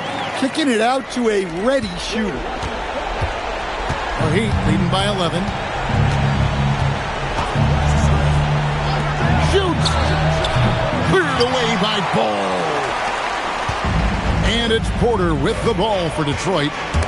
It's stolen by Carter Williams. And we'll just watch the clock wind down, guys, in what will turn out to be a win here for Miami. And they had to battle for this win. There were times when it looked like it was maybe slipping away a bit, but they never let that happen, which I thought was a real credit to them. And that's a product of their mental toughness. Anytime the floor of the game turned against them, instead of caving, they just dialed it up a notch and were able to pull away. And during the long NBA season, each contest important here tonight. Tonight's win will give them 4 on the season. So it's the Pistons now, down by 15.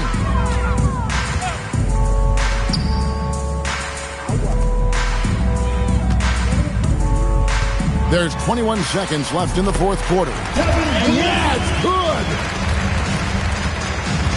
Now the Heat with it. And Miami can just let the clock run down here.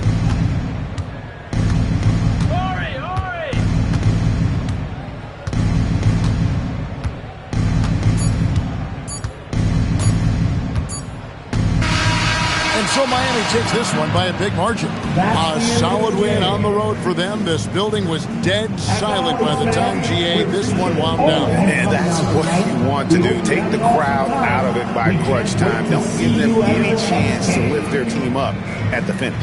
And that'll do it, folks.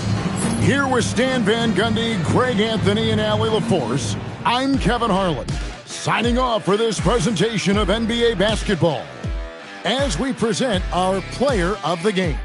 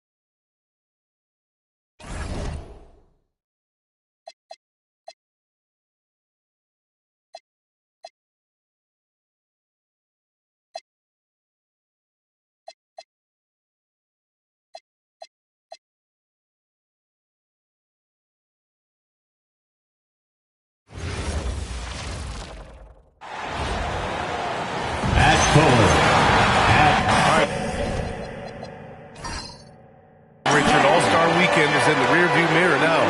Some new roads ahead for some teams, though. Yeah, there are definitely some teams out there that have a very different outlook right now. It's an exciting time of year to be a fan, though. Now let's take a look at Phoenix's opening lineup. Mitchell out there with Terrence Ross. And then it's Anthony Davis. Then there's Barnes. And so it's Barnes with it. He brings it up for the Suns. And this game, the first chance they've had to see New York. Barnes with a screen on Payton. Outside Davis. That one falls. Nice setup by Mitchell. Now remember, AD only made 3 3-point shots in his first 3 seasons. Try and say that fast. So he's added that dimension to his game. Lets the 3 fly. And it's Phoenix with a rebound. Now here's Mitchell. Pass to Davis. Lets it go from the wing. And he knocks the jumper down. Davis has got 5 now. Oh, the defense pays so much attention to Mitchell. He almost always has a passing lane. Here's Dumars. Cans it from the wing. Rate of baskets assisted. It's a stat I really like. It tells the story of how well you are playing team offense. Davis a screen. Outside Mitchell.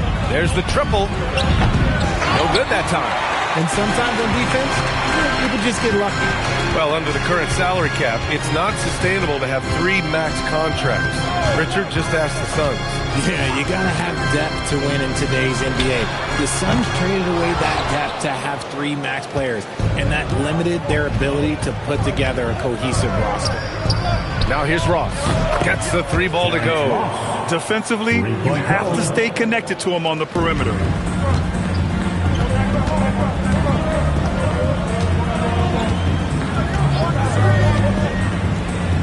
Pass to Hachimura. And he can't answer back. The 3-pointer offline. Just haven't found their offensive footing yet, only managing to sink 1 of their first 5 shots. And there's the screen. Inside. Oh, deflected. 6 on the shot clock. Barnes passes to Mitchell. Off target with the 3. Knicks trail by 6. Pass to Dumars. New York working the ball around now. Hachimura sets a screen. On the wing, Hachimura. And the Knicks miss again. The Suns have gone 3 of 5 here in the opening quarter. Outside Davis. 3-pointer.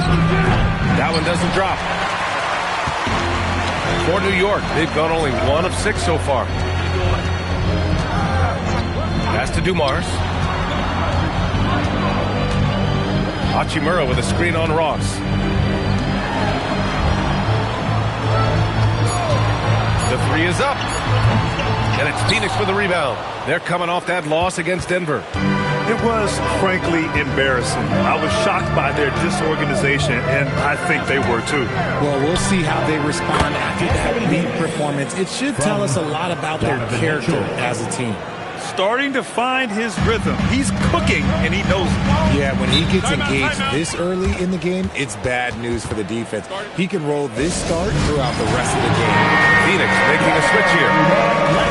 Looking now at some numbers for Gary Payton II. Number 20, Jeff Houston.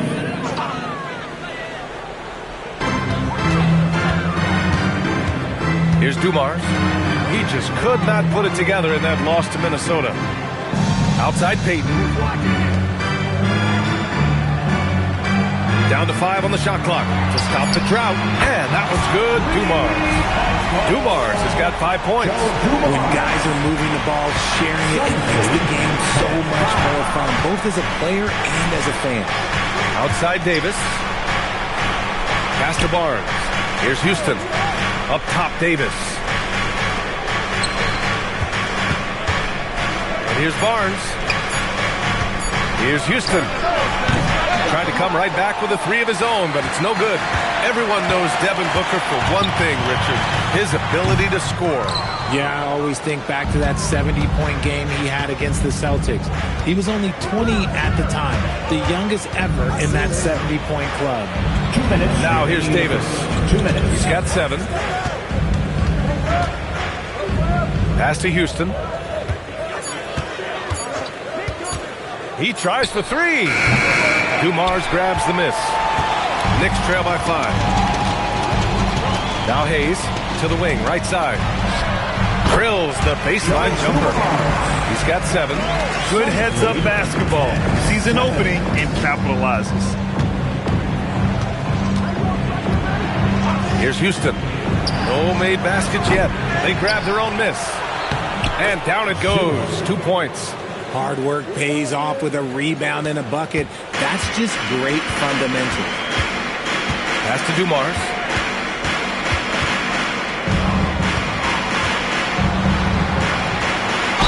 Oh, plenty of contact on that shot. Officials call the foul, and he'll take 2 free throws now. It goes on Terrence Ross. Yeah, and you never want to let shots at the rim go uncontested. New York shooting their first free throws of the night right here. Take a break. Take a break. 2 shots.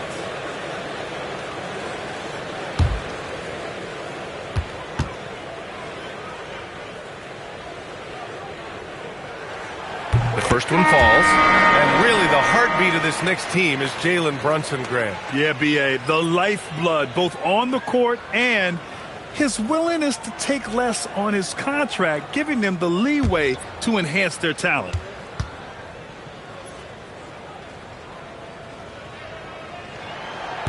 So 1 for 2 that time at the stripe. I love how they've attacked the boards here in the first quarter.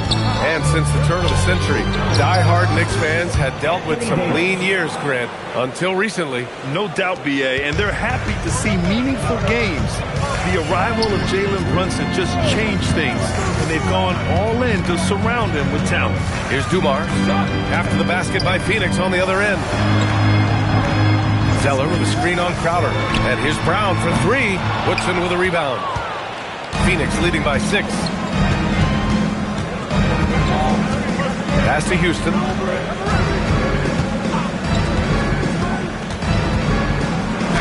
That one falls. He's now 1 for 3. Pounding it inside early and often, setting a physical tone. New York has gone just 1 of 6 from downtown.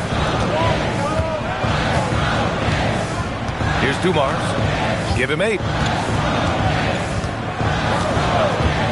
Beyond the arc. No luck on that one. And so it's Anthony Davis making things happen for Phoenix. Between his scoring and rebounding, an excellent period. Time for a quick break, then back to the action.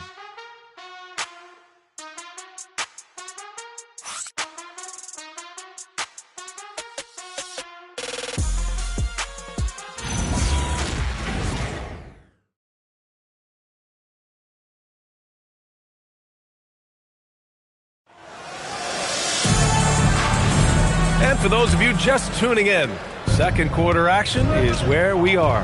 And for Phoenix, guys, what jumps out to you stat-wise? Well, it looks like hitting the boards hard was an emphasis of their attack. They knew how valuable it was to do so. Yeah, it's clearly a focus for them in this one, and no question that all of the second chance looks are paying off. On the court right now, second quarter for the Suns. We've got Davis, and it's Oakley in at the 4. Pass to Brown. Here's Drew. And there's a 3-second violation. All right, let's take a break and take a look at which teams have been lethal from outside the arc during the last month of play. The Knicks, 4th. It's one thing to take a lot of threes. It's another to take good ones, and they do. And they have some great shooters. Phoenix making a switch here. Mitchell's checked in. The Suns lead by 8. Here's Oakley. No points so far.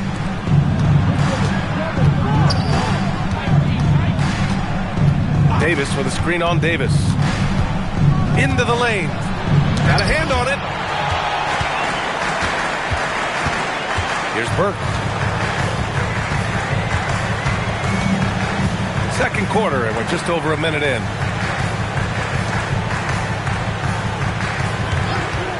The 3 is up. And it's Phoenix with the rebound. Davis has got 6 rebounds here tonight. Outside Mitchell. Down low. He got a piece of it. we're a little over a minute and a half into the second quarter. Burke, the pass to Davis. Now here's Brown.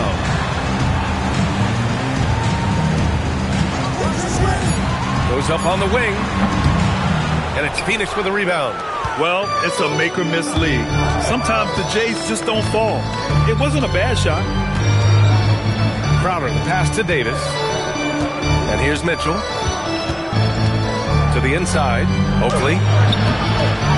Second chance effort. Easy money for Davis inside. Offense has been hard to come by so far. A much-needed bucket right there. It's a slugfest. Maybe not the prettiest game we've seen, but sometimes the best wins are the ugly ones. And so Mike Brown decides to call a timeout. And we might see some changes. Coach potentially looking to adjust. Make some noise.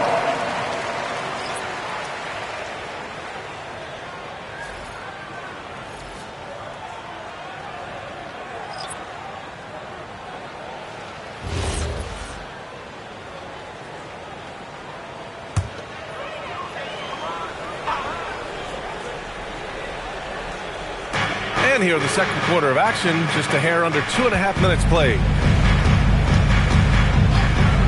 Pass to Dumars. Well, Grant, offense is trying to stretch the D to the breaking point, but it goes beyond just three-point shooting. Yeah, there's how you position on the perimeter, but, you know, then you also want that vertical spacing, too, where you have a lob threat at the rim. Now here's Barnes. Back to Mitchell. Clock at 6. Pass to Woodson. Phoenix needs to get off a shot here. The three from Barnes. It's Hayes with the rebound. Hayes has got 4 rebounds now. And from the sideline, let's catch up with Allie. Thank you. The Knicks are able to play 5 out. And Josh Hart told me they surrounded Jalen Brunson with guys who can shoot, guys that command attention. He's able to expose that, scoring the ball and being unselfish. The court is wide open. Brian? Tons of spacing. Allie, thanks for the report. Now here's Mitchell. Still without a bucket. Pass to Woodson. Here's Zizic. Guarded by Payton. Outside Barnes. Now here's Mitchell. Shot from the wing. Here's Zizic. He's defended by Hayes. And it's Zizic missing. Man, you look spooked going up for that, man. You gotta go with a little bit more confidence. You gotta say it with your chest. Over to the wing. Payton passes to Dumars. Now Brown to get back on track. New York, no good that time either. And this is exactly who you want taking that shot. He just missed it. And stolen by Brown. Payton against Mitchell. Payton passes to Brown. Here's Dumars.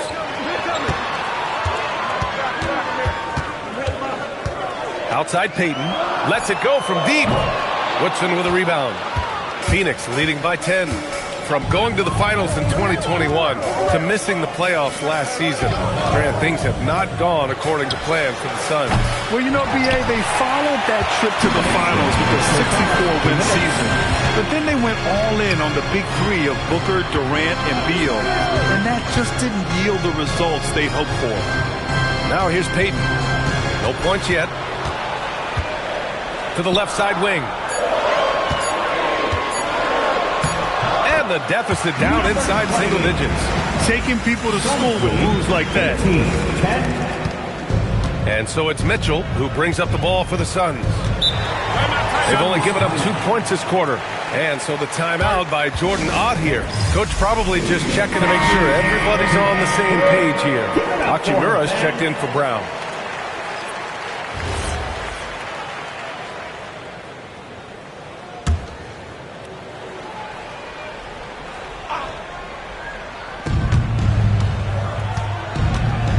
Mitchell with the ball.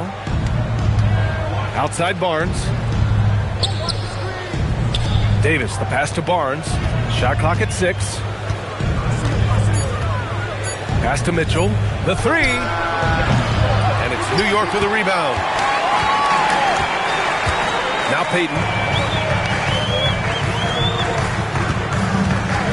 58 seconds left to play in the first half of basketball. Connects from downtown. And it's now only a 5-point Suns lead.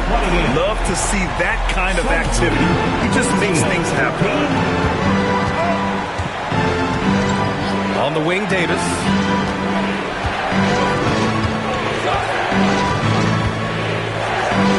Outside Barnes. Pass to Ross. Back to Barnes. Nice ball movement by Phoenix. From deep, Mitchell.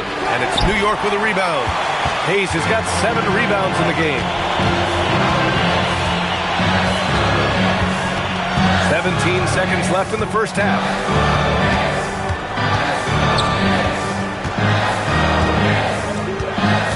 Hachimura sets a screen. That shot off the mark. And so a close game as we wrap up the first half of play. Phoenix out in front, leading by 5. And we'll be right back after halftime to get the third quarter underway.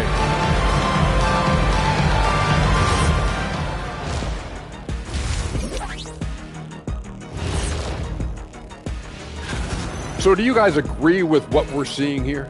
Yeah, it's pretty good, but some teams are ranked way too low. Like who? Who do you think should be hot?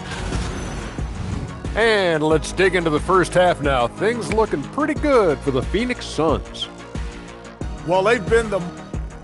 And that'll do it for us.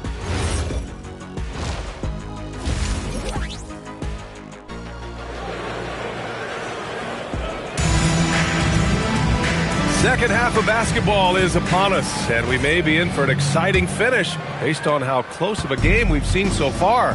A fantastic game from Anthony Davis in this one. They've leaned on him to provide a lot of offense, and that's how he likes it. He always wants to be a go-to guy for them. I'm sure he'll be calling for the ball even more in this half. Jackson Hayes is out there with Rui Hachimura. Then there's Gary Payton II, and it's Dumars in at the 2 spot. That's the group starting the second half for Mike Brown. This has been a close game in a lot of ways, but they do have an edge on the boards. Pass to Davis.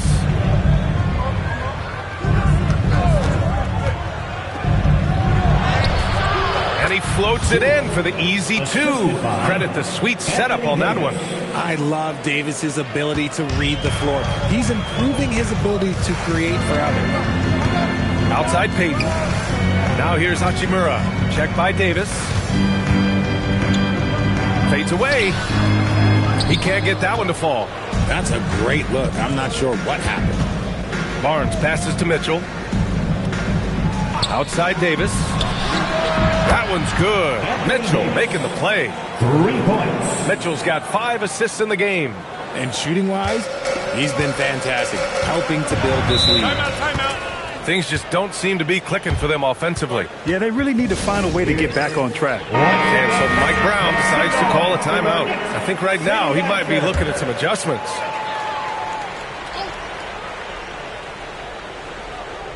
And we're about a minute and a half in the second half. Offline from the top of the key. Coming out stone cold here. Sometimes the break will do that to you. Back to Mitchell. Pass to Barnes. Outside Mitchell. Just 5 to shoot. Let's go with a 3. The Knicks with the rebound. Hayes has got 9 rebounds now.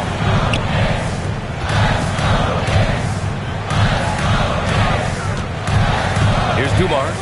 Check by Mitchell. Here's Dumars. Give him 8 points now. New York needs to get one up quick. The timer ticks. No good from outside. He got his defender off his feet with a pump fake, but couldn't knock it down. And right now, they're +8 in the rebounding category. That's helping them run away with this. And Davis gets it to go on the assist by Mitchell. Mitchell's got 6 assists in the game. Knicks trail by 12. Pass to Dumars. Looking to end the run. And no good, trying to use the glass. Things have been a little bumpy coming into the second half. 5 straight misses. Barnes with a screen on Payton. Outside Davis. Offline with a 3. The Knicks have gotten off to a rough start. Now 0 for 5 in the second. Dumars passes to Payton. Hayes with a screen. Payton finds Hayes. The shot won't fall. Ooh, excellent D there from Barnes.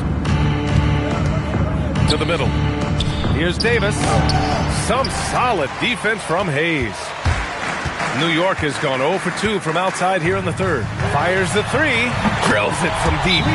Give him 8 points now. And what kind of defense was that? You can't give up wide open threes like that's what you do. And so the timeout by Jordan Ott here. We might see him looking to make some tweaks to the strategy. Time for your Knicks 7-half squad. Give it up for New York. Put your hands together for your Knicks 7-half squad.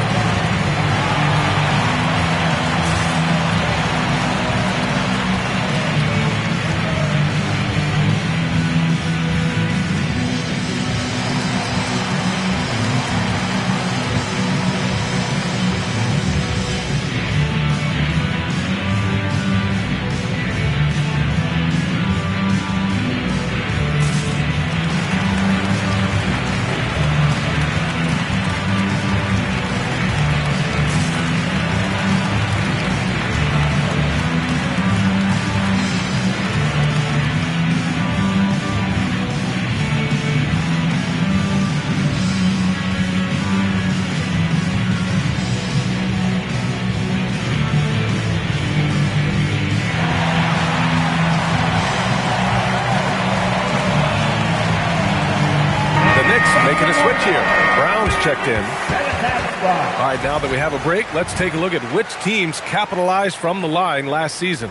Second, Phoenix. Number 5, the Knicks. You know, you really didn't want to send either team to the line if you had any ideas about winning. The Suns lead by 9.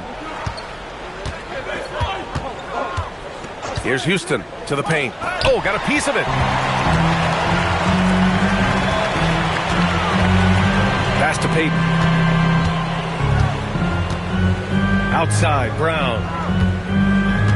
Hayes with a screen on Barnes.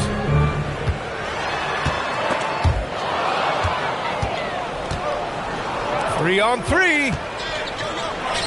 Hachimura with the ball. Picked up by Ross. Dumars passes to Payton. Brown with a screen. Here's Dumars from downtown. Kick out to Brown. Three-pointer. It doesn't go for him. Good job hitting the glass. They're +8 in rebounding. Pass to Houston. Inside. Here's Barnes. Lays it up and banks it in. Barnes has gotten his first basket of the night. And the defense has no one to blame but themselves. I mean, they just let him get right to the rim. That's a great possession. Put your best players in a position to succeed. Now here's Brown. Still no points. 5 to shoot. Out to Hachimura. Shoots over Davis. That one's good from Hachimura on the assist by Brown. Over the last few years, Hachimura has gotten more comfortable in these catch-and-shoot situations. Outside Davis. Fires the three. It's Hayes with the rebound. Hayes has got 11 rebounds in the game. Slow going for him this quarter. The defense putting up a good fight. Here's Dumars. And it's Phoenix with the rebound. They held a 12-point lead earlier. And following this game, they hit the road to challenge the Hornets at Spectrum Center in Charlotte. That'll be the second of 2 games on the road. There's Davis with the three. It's Hayes with the rebound. Hayes has got 12 rebounds here tonight. Big-time effort. Pass to Dumars. And here's Brown. Launches the three. They get it back. Hayes. Oh, and makes it with a kiss. That'll drive your coach crazy, failing to box out. Yeah, you think you got to stop, and it's wasted because of sloppy work in the glass. You literally practice that every day. Davis hits. He knocked one deep ball in the first half, but you start to get the feeling he's finding his rhythm out there now. We've got a 9-second difference between the shot clock and game clock, and it's rejected. You have to credit their effort. I mean, they've done an amazing job on the glass. 15 seconds left in the third quarter.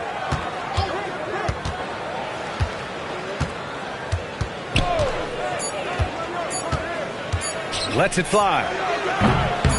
Tries again. Oh, and he hits it at the buzzer.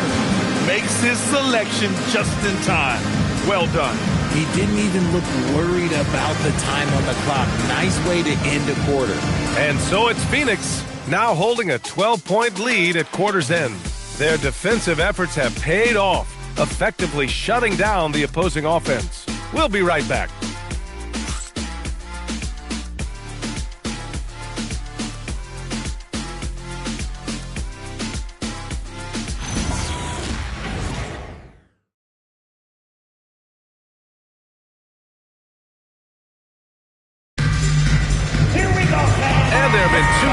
Performances from these teams today as we get going in quarter number 4. Knicks trail by 12. And so in the game for Phoenix, Jay Crowder is out there with Barnes.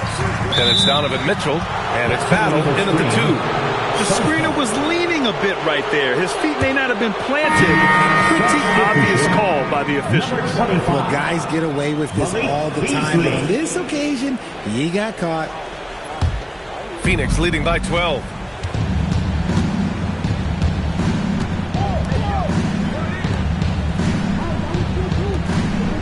Pass to Oakley. Now here's Barnes. 5 on the clock. The 3. The Knicks pull it in. And the shooter had very little space on that attempt. I'm sure they'll think twice about shooting against him next time. Outside, Brown. Off target from 3-point range. Beasley, the pass to Crowder. And he got the whistle on the way up. So he'll be headed to the line for a pair. And a closer look here at the scoring breakdown for the Suns. All game long, they've been making it rain from the arc. And look, they've done it by feeding the hot hands. And you have to talk about the passing, too. I mean, the ball has been zipping around on the offense, and they've kept the extra pass mentality the whole way. And he makes the first. Rivers is checked in for Beasley.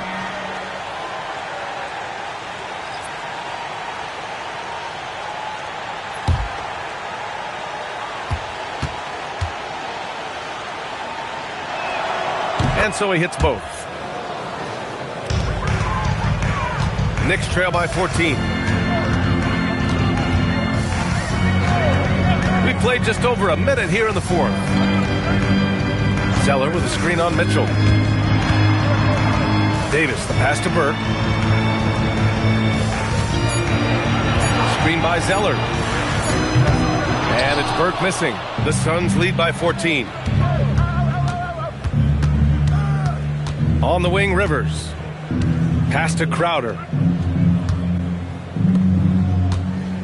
Right side, Mitchell. Barnes passes to Crowder.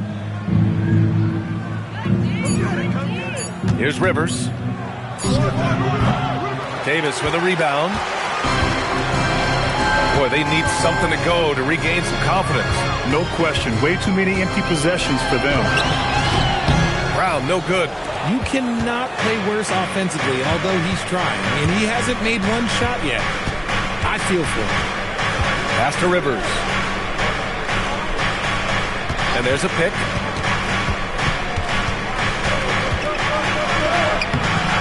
Can't connect from short range. Knicks trail by 14. He's guarded by Barnes. New York again can't hit. And he almost made them regret defending him so loosely. Some nice ball movement by Phoenix. Pass to Mitchell. Back to Barnes. Pulls up at the elbow. Rivers' shot is off. And Brown has got the ball here for the New York Knicks. Nothing doing offensively yet for them in the fourth. Just a textbook lead pass right there, putting it right where it needed to be. The Suns lead by 12. And the timeout called here by Jordan Ott. Coach clearly has something he wants to say to his team right now. And let's swing it over to the sideline and hear from Allie. Guys, over that last break, I listened to Phoenix's coach address his team, and they told the team, let's keep doing what we're doing. We're up. Do not forget that. They told their team to just relax, to have fun, and to finish this one out. We'll see if they do, guys. Good job there, Allie. Thanks. Puts it up from the high post. And once again, off the mark by Phoenix. New York has gone 0 for 3 here in the fourth. Here in the fourth quarter, just under 2.5 gone by. Hayes with a screen. Takes it inside. And it's Phoenix with a rebound. Well, his shooting is unfortunately not a big thing. And his lackluster accuracy is probably the thing that's keeping them behind. Pass to Davis. That one falls. Nice setup by Mitchell. Mitchell's got assist number 7 tonight. A premier player in this league, Davis with another huge night, showing why he is an NBA champion. Now here's Payton. For 3. Money from 3. Pick works well there, but the defense left a lot to be desired. Yeah, that just comes down to a lack of effort. The defender has to do a better job fighting through the screen. Mitchell with the ball, guarded by Payton. Now Davis, let's loose for 3. It's off. Payton against Mitchell. That one's in there. Oh, I love that possession for them, ending with an assisted bucket. Phoenix leading by 9. Oh, it's stolen by Hachimura. He's guarded by Barnes. Yes, sir! Make it in the layup. Bad idea leaving him open. He needs more defensive attention, not less. Davis against Hachimura. On the wing, Davis. Just 5 on the clock.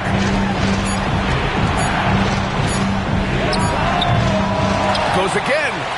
And that's money on the layup. He knows his job on the glass, and he does it well. Cleaning it up and sending it right back. And we'll have a timeout called by Mike Brown, looking to get everyone dialed in and engaged.